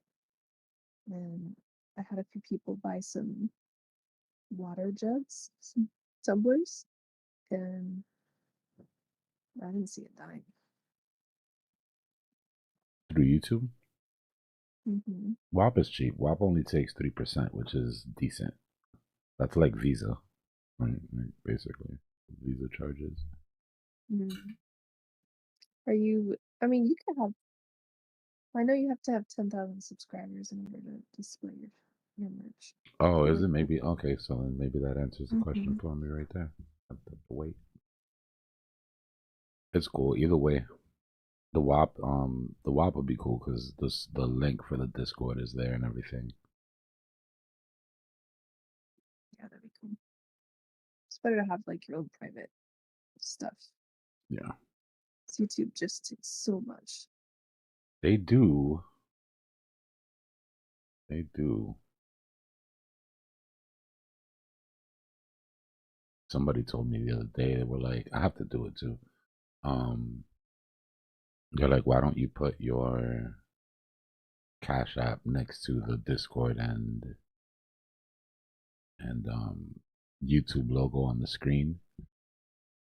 Because they wanted to donate, but they have a YouTube channel and they're like, I'm not giving YouTube that. Like, I know that they're taking 30%. And there's a way to do it without doing that. I'd rather do that. Yeah, you can even have like an overlay on your screen. Just Yeah, constantly. that's what they meant. Like, why don't you just Oh, okay. add the little overlay to the one that's existing there? Yeah. It just always kind of felt ick to me when I go on people's channels and they got like,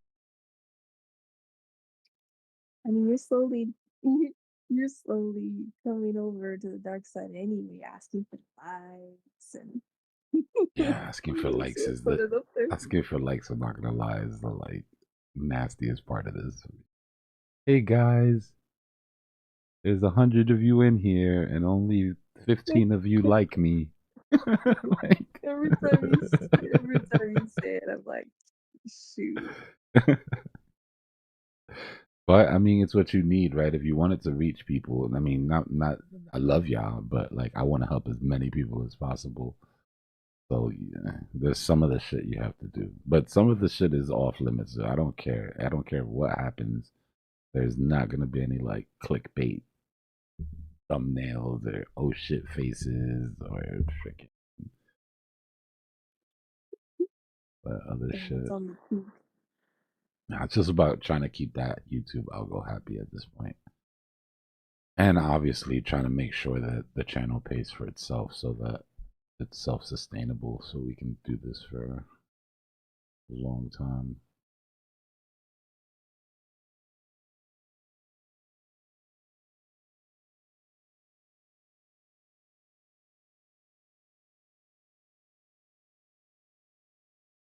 What happened, Lane?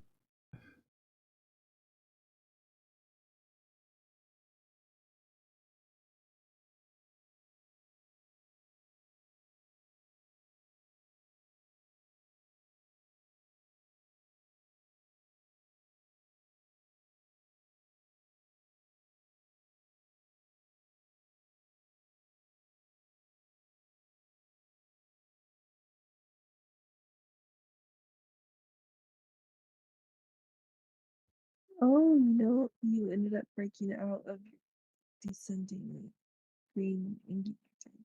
Yeah, yeah. In a good way too. I mean, broke out pretty strong, which you would want to see when it's significant.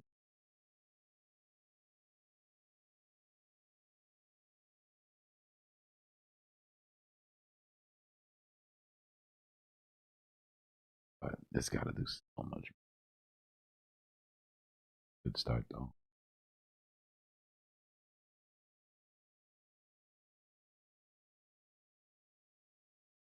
It's a very personal question, Scalper. Try not to tell anybody how much money you guys have ever, especially in this game. But I've done all right. I've done all right, Scalper.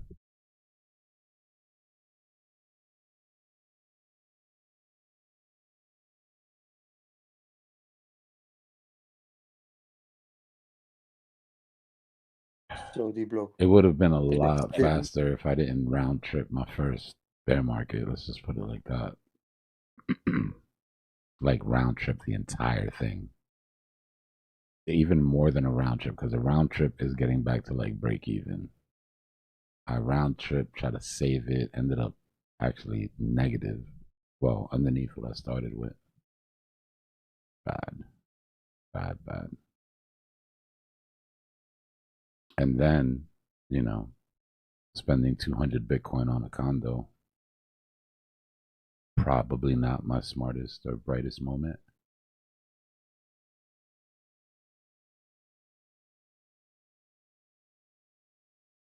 A 10x. A 10x, I think, is, I know it sounds crazy to say reasonable, but a 10x is achievable. It was more easily achievable during this run than it'll be during the next run. But if you start with $1,000, you can turn that into 10. Right? If you start with 10, you can turn that into 100. If you start with 100, you can turn that into 1,000,000. That's my sort of goal. Like if I didn't at least get a 10x, I feel like I left money on the table. It's getting harder, yeah. You know, last time all you had to do was buy Bitcoin at 15, right? You sold it at 120-ish something. You just, even if you made 2 or 3 trades in between, or if you consolidated once or twice on that Bitcoin run up to 126, you made your 10.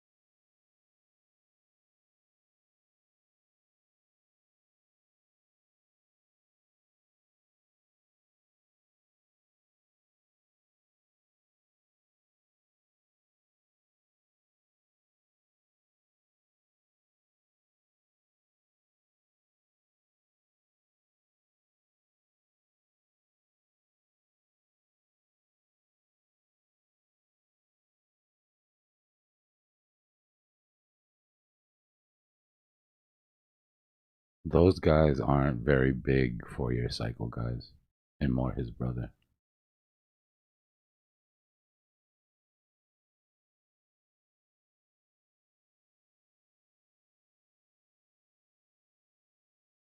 But I'll never put anything out of the realm of possibilities.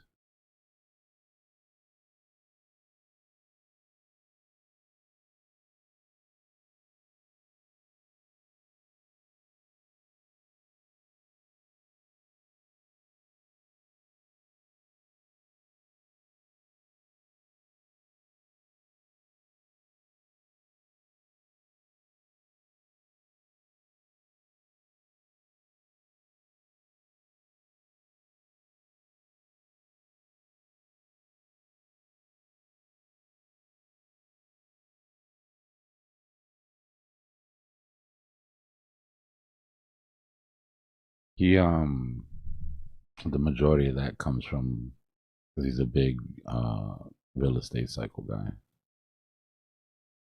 and I think that he assumes that nothing can go up while real estate's going down. I don't agree.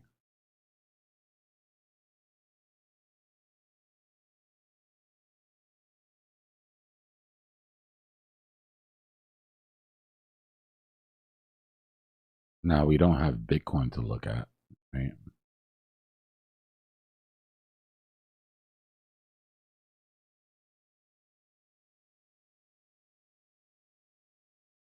Because Bitcoin wasn't around.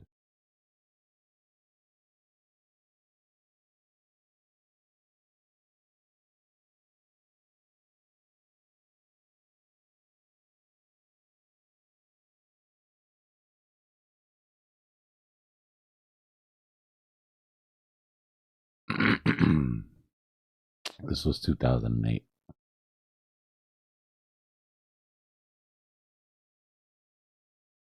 The site of our last real estate crash.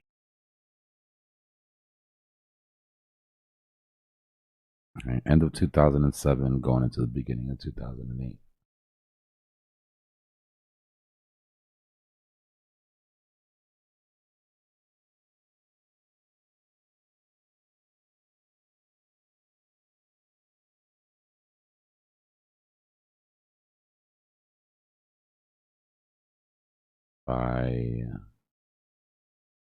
For one final sort of wick, but let's call the bottom of that range November 2008, and followed by one final shakeout. Let's just pull it all the way over.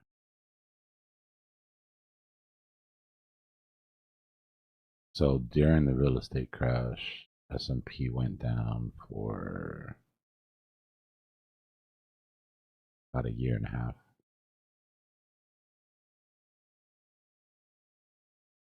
And then recovered strong.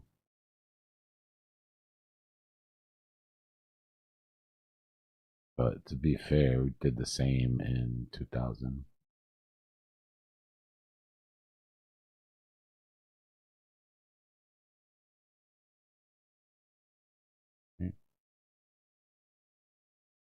Lasted all the way until 2022.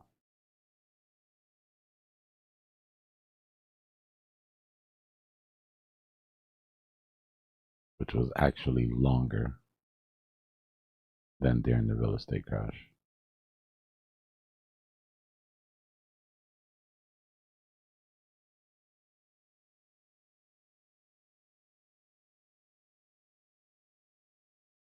So with Bitcoin specifically, we don't know. Damn, look at that. I mean, look at the lifespan of this freaking asset. S&P is nuts. Like, seriously though.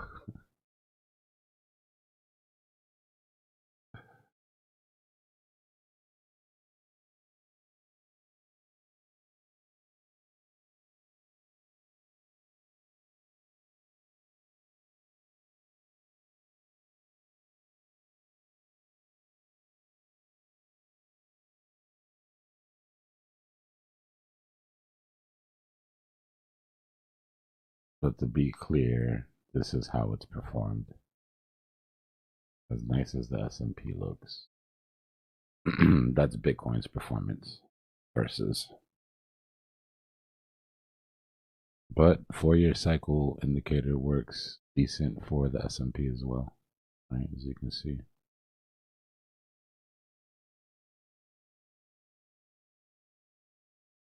This year we didn't even have a bear market. Like, we just pushed through all of this. Was when we were doing the when we were in recovery, when Obama signed the American Recovery Act. Everything was pumping. A small little bear.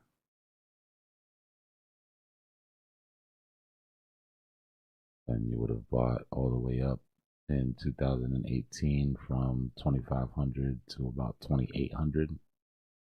Of DCA'd in those ranges. Then you'd have had the life shaken out of you with COVID, but quick recovery.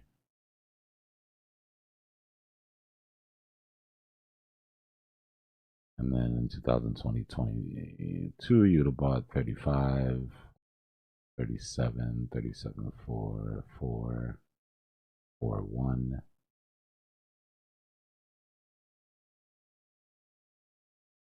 So definitely not as good as Bitcoin, right? Like Bitcoin, you're buying 15K and selling 120.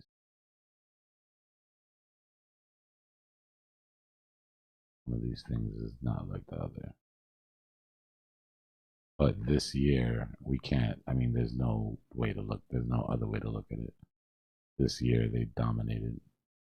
Not this cycle, but this year.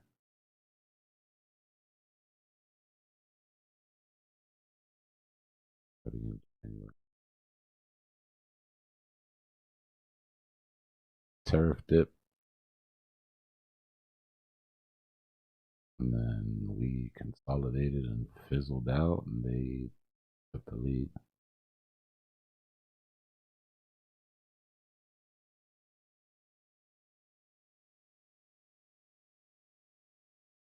That's exactly what it is, Wizard. You hit it right on the nail. Bitcoin maxis call it the halving cycle, but it has little to do with the halving, right? And more to do with global liquidity cycles. Like, let's look at other assets. The Dow Jones.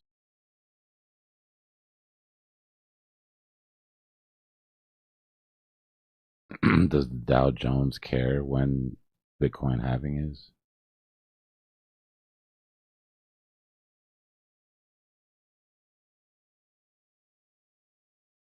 Right? Now, it doesn't always have massive retracements during the bear.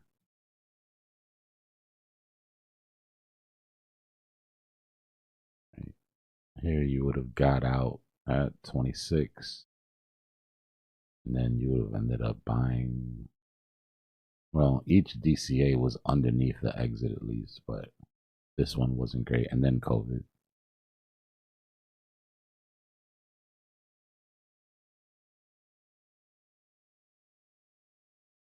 But 2023 was decent.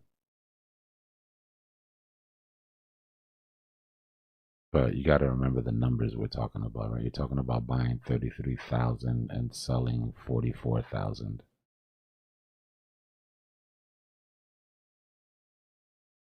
This is just literally showing off here. Again, comparing it to Bitcoin for the year.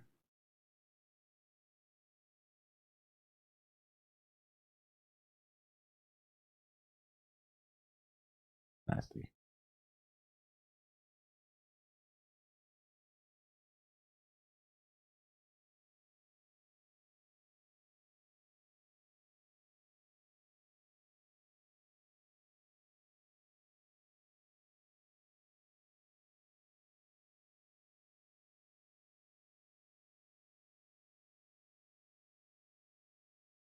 Or something like NVIDIA.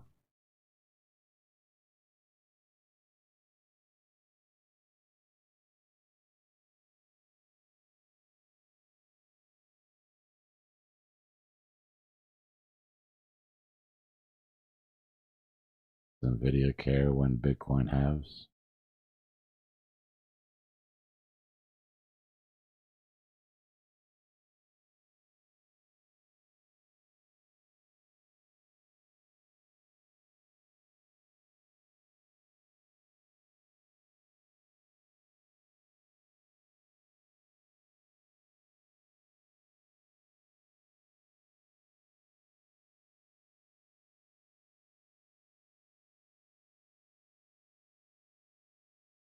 Does Google?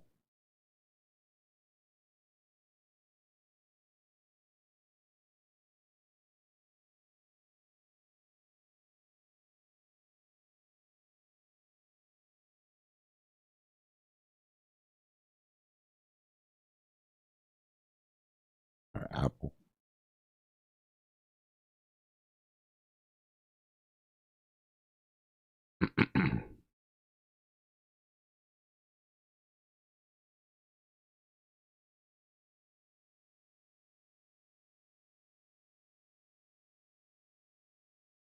No, the dots are sort of letting you know that things are getting bullish and it's time to, if you haven't already made all of your DCAs, right? When you get to the green light, it's time to go.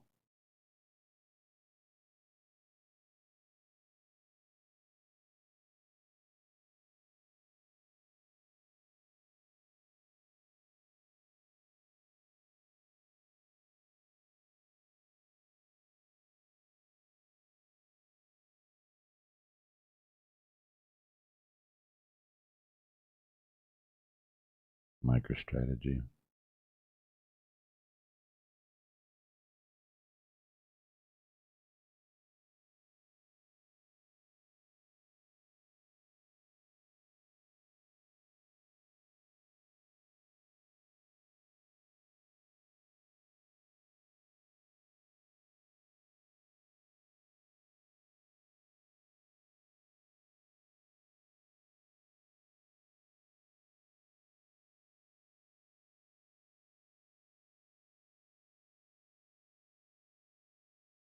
Amazon.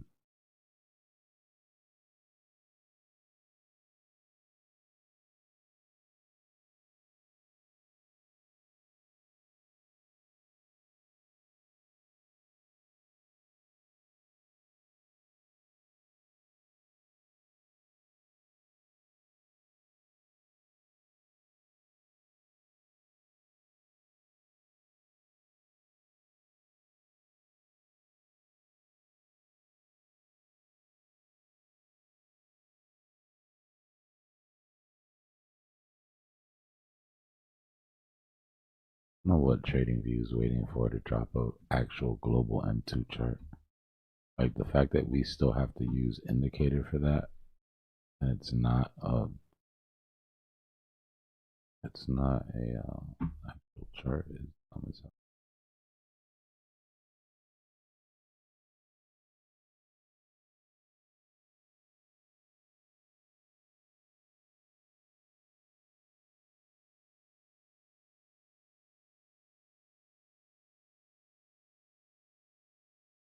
But yeah, anyways, point I was trying to make is that it's bigger than Bitcoin.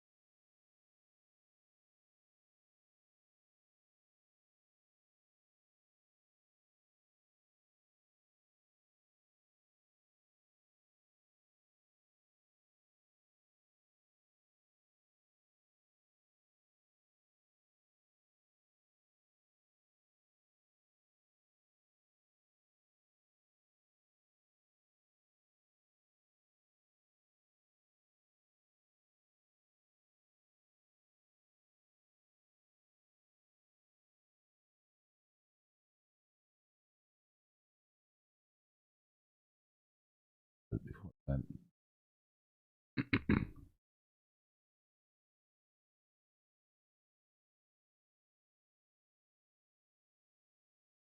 SMCI.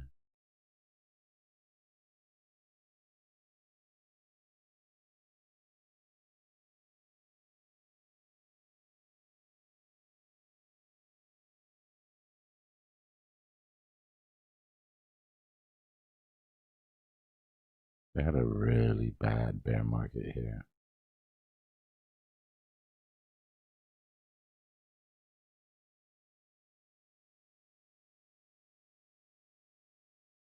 but they were setting up macro structure.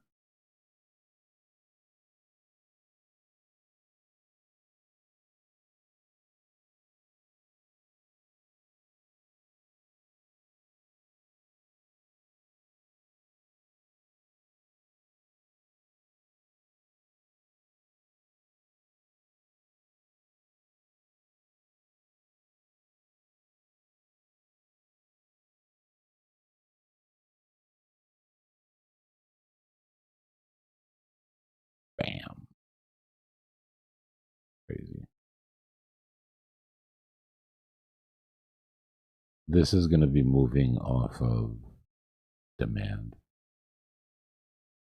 right? Since 2018, demand has exploded, and then COVID made it even worse or better, depending on what side of the fence you're in. Interesting though is it looks like it's going to go into another. Looks like it's going to go into another setup here, the macro. Still too early to call it, but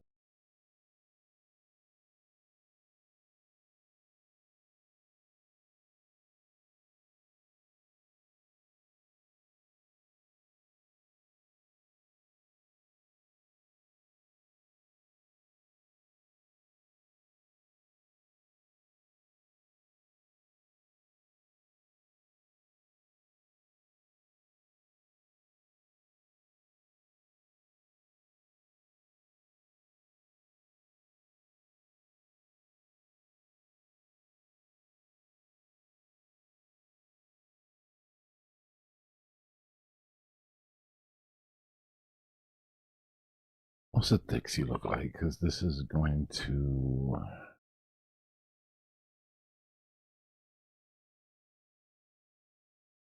change.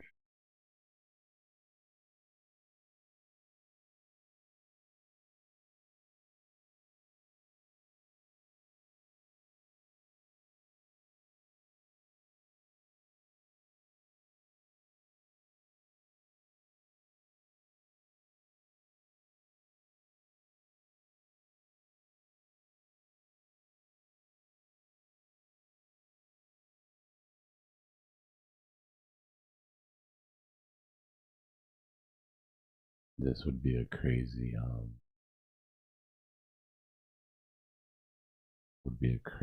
level to break. Dollar. This will fill out, in my opinion.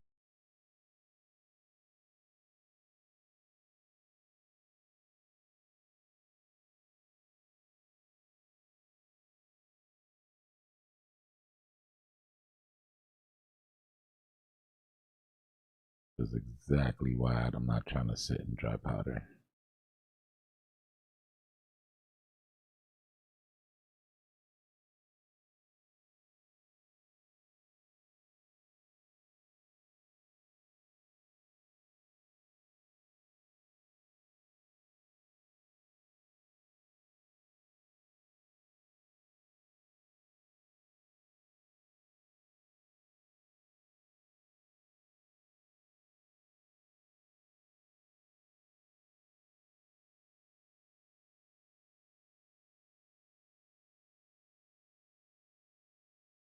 What price will Bitcoin hit for second to 8? I think we looked at that the other day. I saw it on Kiyotaka. Kiyotaka lets you know what's going on Polymarket now.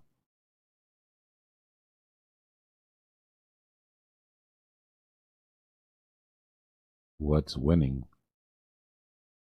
What's in the lead right now?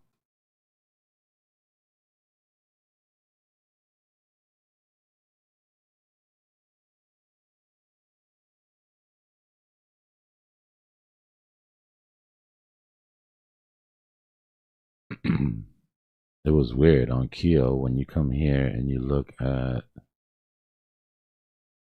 where was it?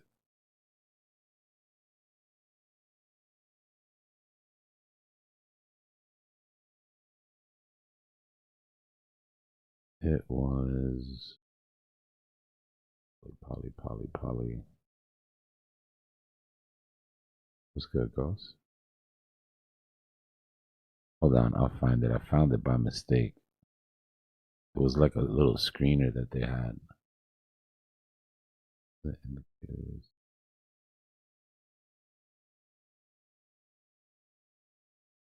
Oh no, let me see. Nope, no referrals. Maybe I gotta refresh.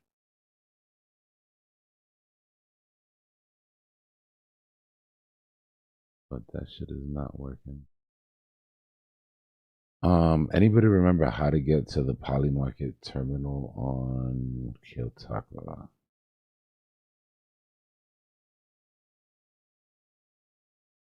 I feel like it's down here somewhere.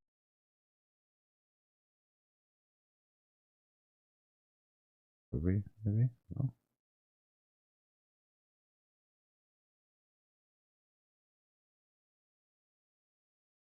Yeah.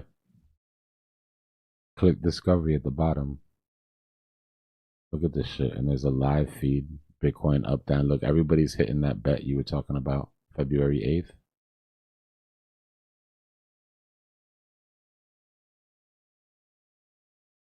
I mean, no bullshit. Everybody's taking that bet right now.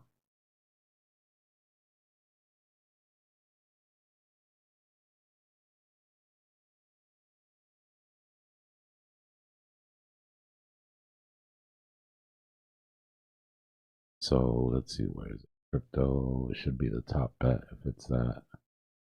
What price will we hit in February?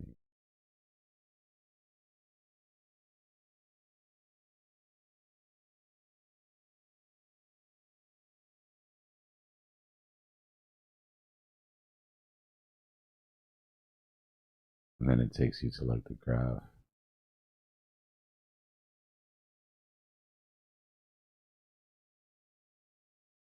Haiti's at 32% right now.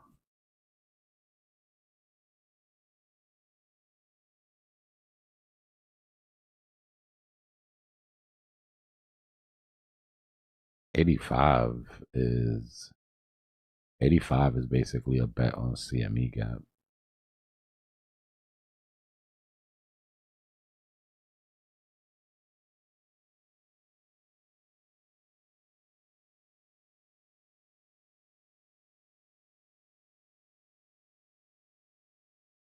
Oh, this is the same shit that happened last time. How did I go backwards?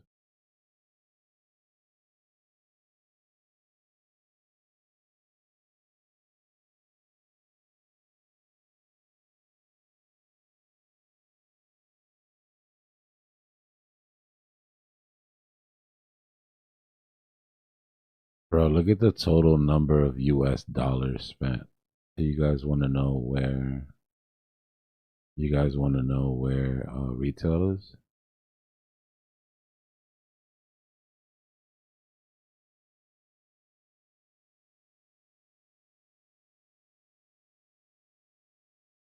That shit just hit $2,000 per second.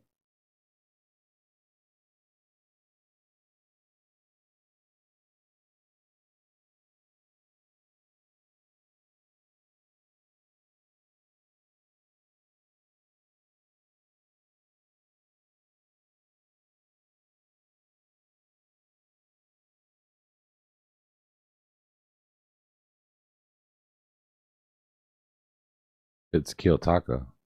They added a poly market. They added a poly market section. The same one that I use for order book for Bitcoin.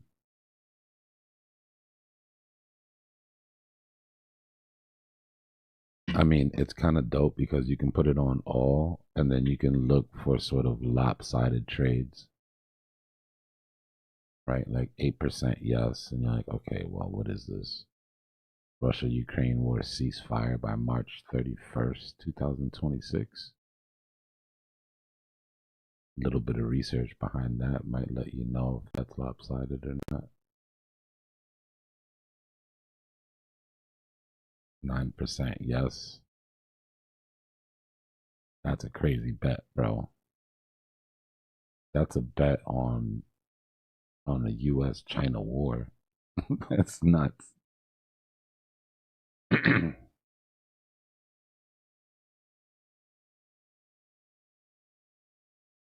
And then ones where people are too certain as well, right? Like 95%.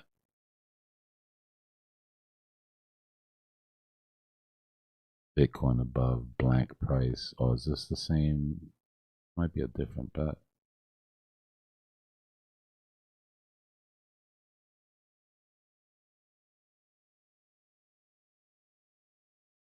Everybody change that. Oh man, somebody caked on this bet, bro. Look at how low.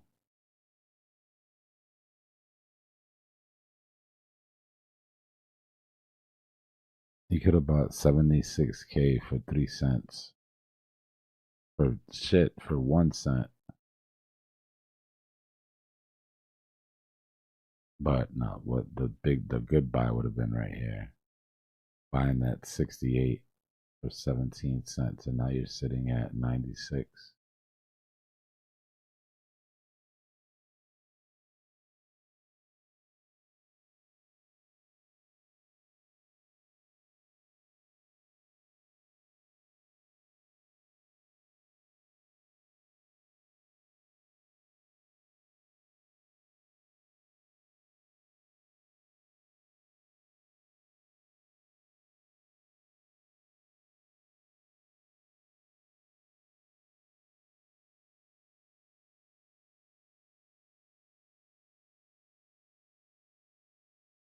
Looks like a lot of Elon bets coming in here too. What's this? Elon Musk.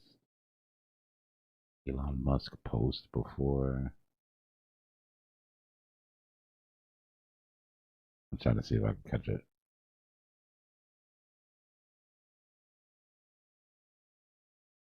Well, Elon Musk post. There we go.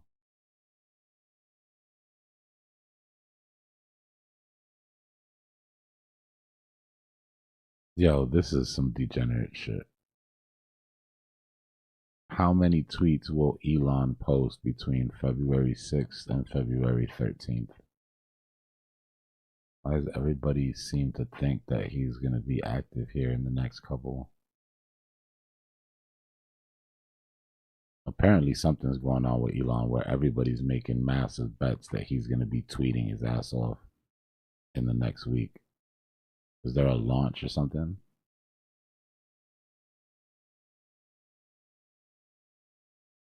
Go Doge. Imagine. Doge to €1. I'll take Doge to 1 ruble right now. Where's Drew at lately? I don't know. He was here the other day when everything dropped.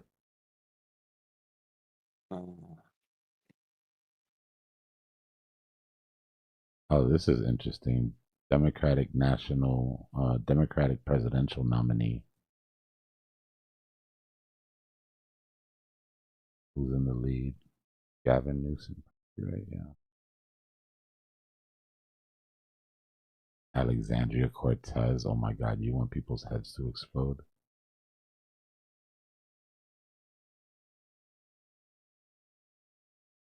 Looks like one clear leader, huh? It'd be a good idea to check out some of these names, though. Right? So the thing with these sort of things, and again, I'm not condoning betting. Betting is dangerous. You'll lose everything. But if we want to rationally look at this, right? Some of these names down here at 3%, 5%, Josh, John, Kamala's at 6% right now. You think coming up towards the election, Kamala's name doesn't go up more than 6% for a probability, even if it doesn't happen?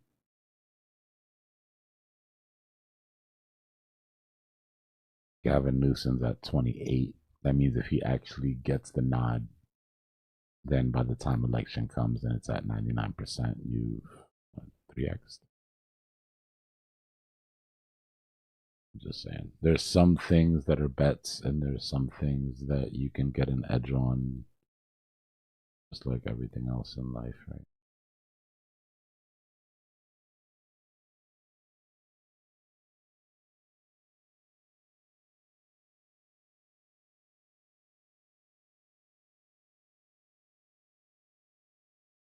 So this is the other screen for it. And select markets here. So let's say you're on this, but like you want to do that one we just talked about, the Democratic nominee one. Then you want to follow one. Like let's say you're on a bet, right? And that's your bet. You want to follow it. And just put it down at the bottom. Browse the markets if you want to watch like the Bitcoin one.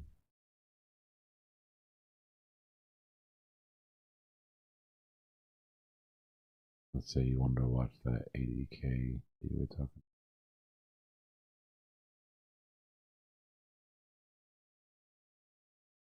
And it gives you right here so that you can actually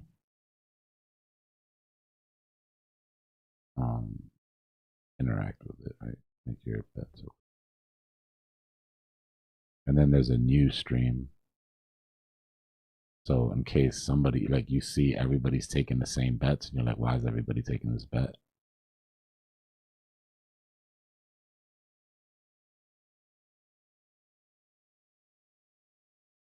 Or like, oh, this looks like it's fine. Okay, so this is the actual news feed then.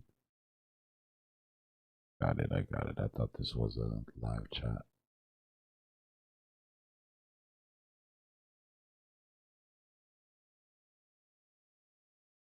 Interesting. And you see the big bets come in. I let it. See, there was one of them that had like a rainbow around it. I want to see what the hell that was.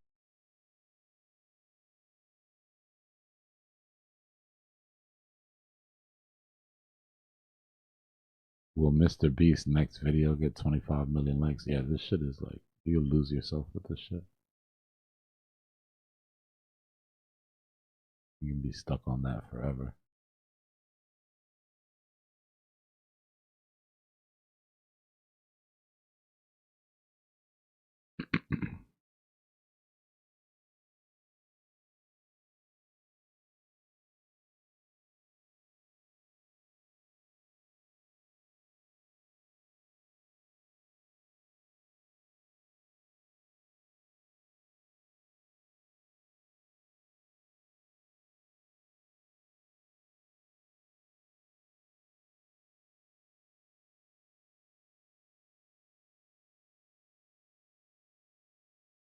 We still need to break this bearish channel, but we have broken the neckline of our W, and that measured move should take us to 72.5.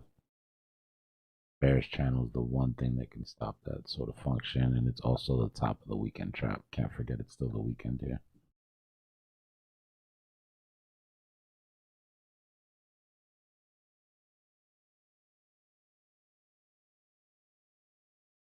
Siren? No, I haven't got.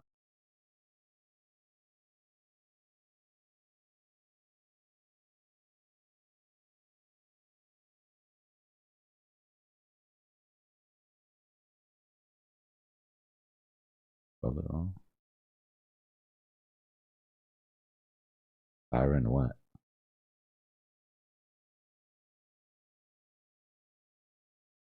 Siren cold?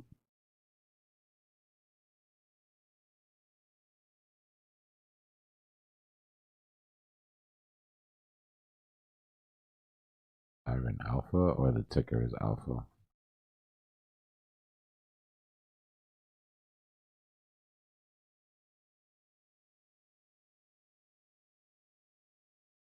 If you're trolling me right now.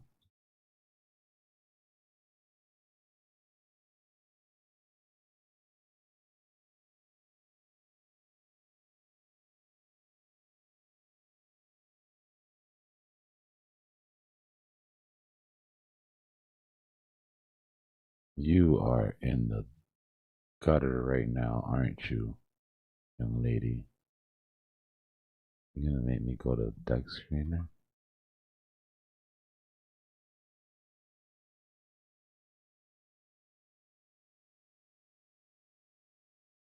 Oh, it's stocks? I thought she was like In the trenches.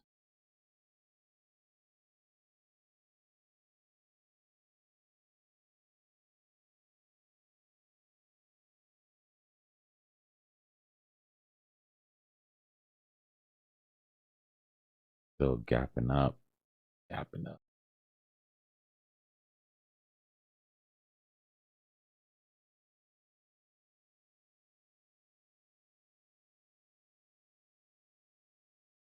Yeah, I'm getting ready to go to bed now.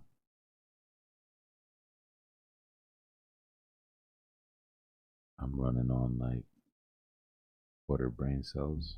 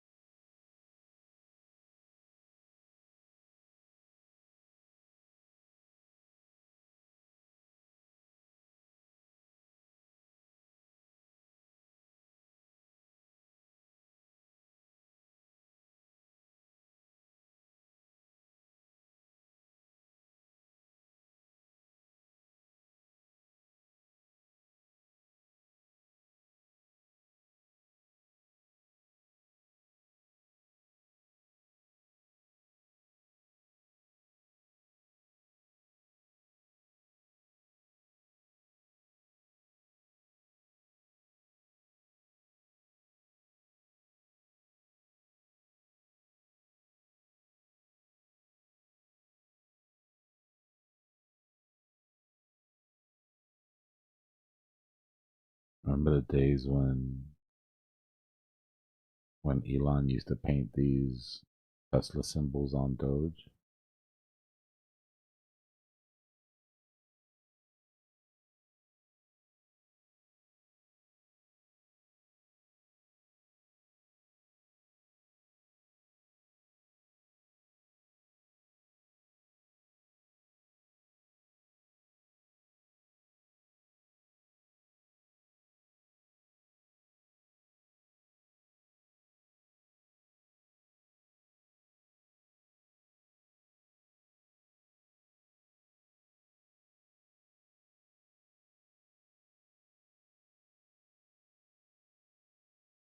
That was one hell of a dip by.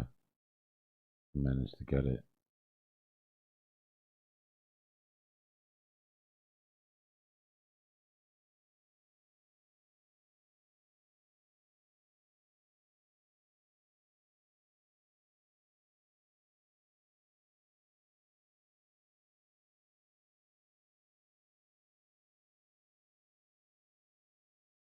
Is this your siren here?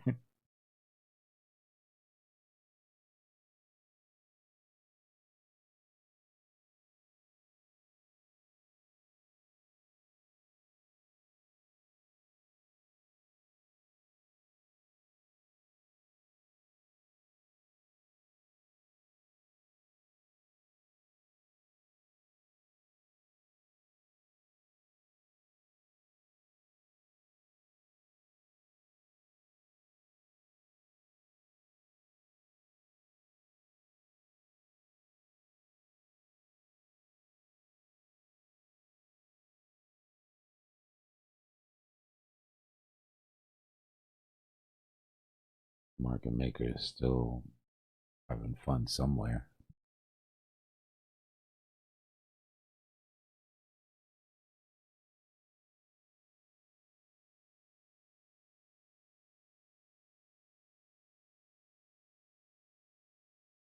Nice, good job.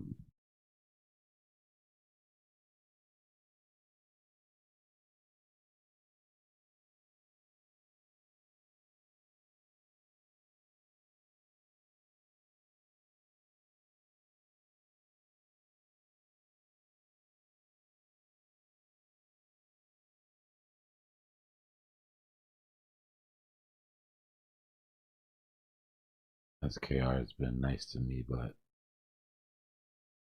I'm not trying to push this. This could be that type 2 entry, but we haven't broken it.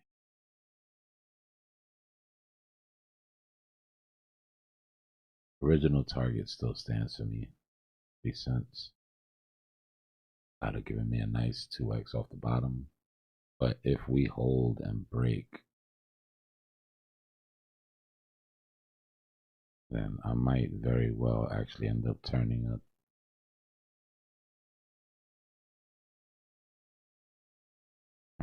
27 to 1 risk reward into a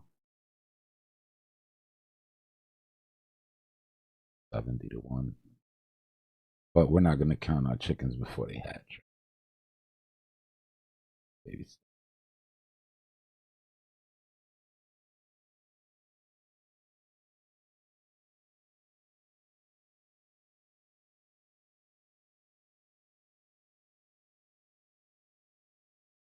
You said what? Buy it on spot and forget about it?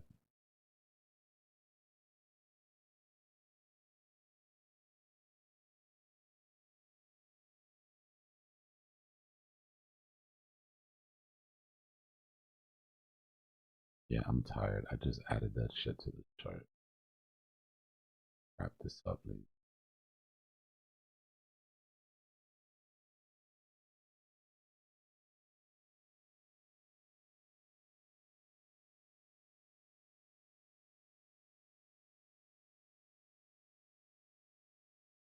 Alright, I need you to explain to me the no risk part because I'm gonna worry about you if you don't.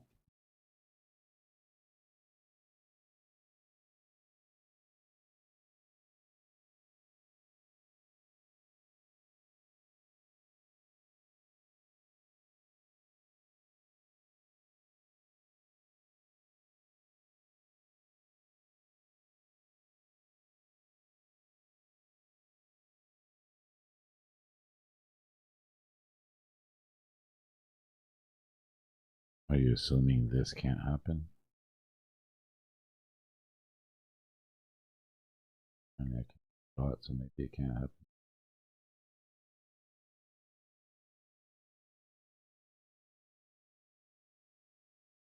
Got some insider info.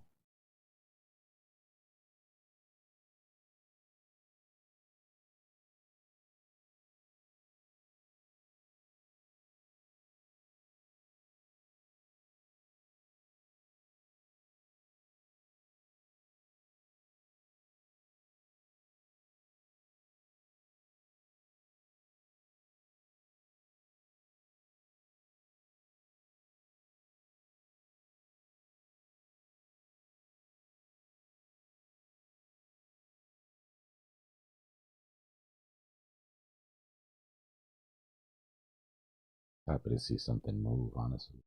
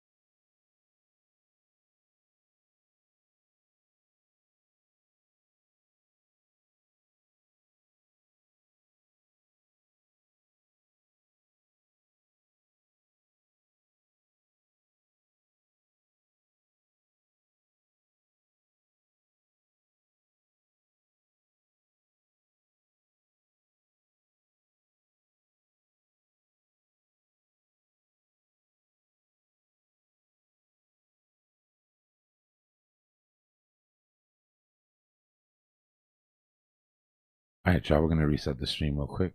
We'll be right back. Like 1 minute. Yeah, hold on. Give it a minute. This looks like it's about to get.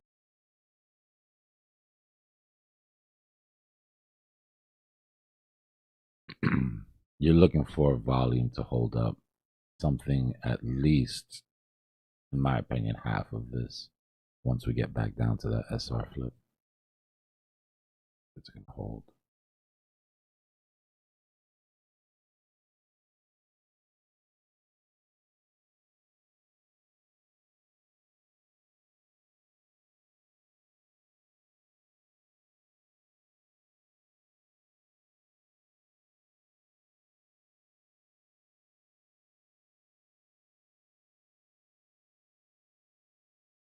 Take a look at the alt. Dominance is still sort of consolidating. Dominance could drop, then we can get some more aggressive moves out of the alts. But right now, we're going to have to deal with the popcorn. We're going to be trading a lot of popcorn down on the way down to the bear market. There will be coins, whether it's, you know, whatever, that people will degen on. And there's more than enough money to be made. A lot of people are depressed about this bear market shit. Like, if the money just stops.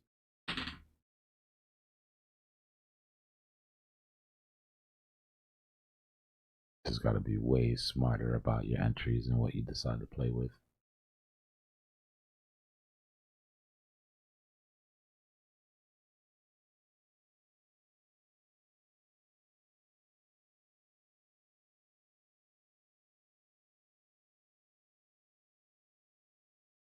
I just answered your question, brother.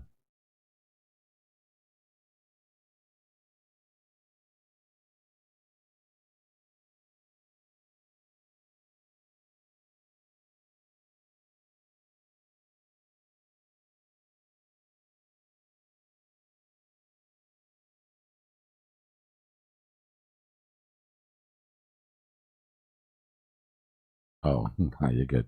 Now I was saying what you want to see is volume keep up when we get there. Right, if we get to that SR flip and volume is still waning, that's not good. We want to see at least like half the volume that you have here, just to show that some traders stepped in at that point. You got your 800 EMA, 200 EMA, and your support resistance. That doesn't hold though. You're gonna sweep. Gotten pretty aggressive here in the last 10, 20 minutes.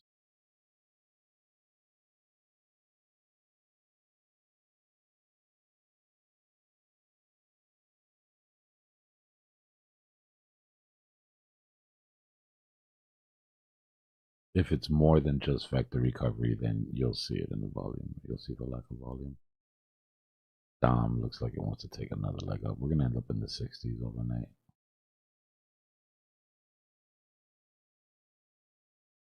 This is why I was saying, y'all, if you're playing the recovery on alts and you're just playing that 40% liquidation level that we had above us, with Dom as strong as this is going, right? Unless you're trading an alt that has like abnormal volume, right? I expect Bitcoin to get to those levels. If we're going to get to those levels, I expect Bitcoin to get to those levels first. And if we're not going to get to those levels, I expect Bitcoin to take a less of a hit than those other alts. Pretty heavy Bitcoin.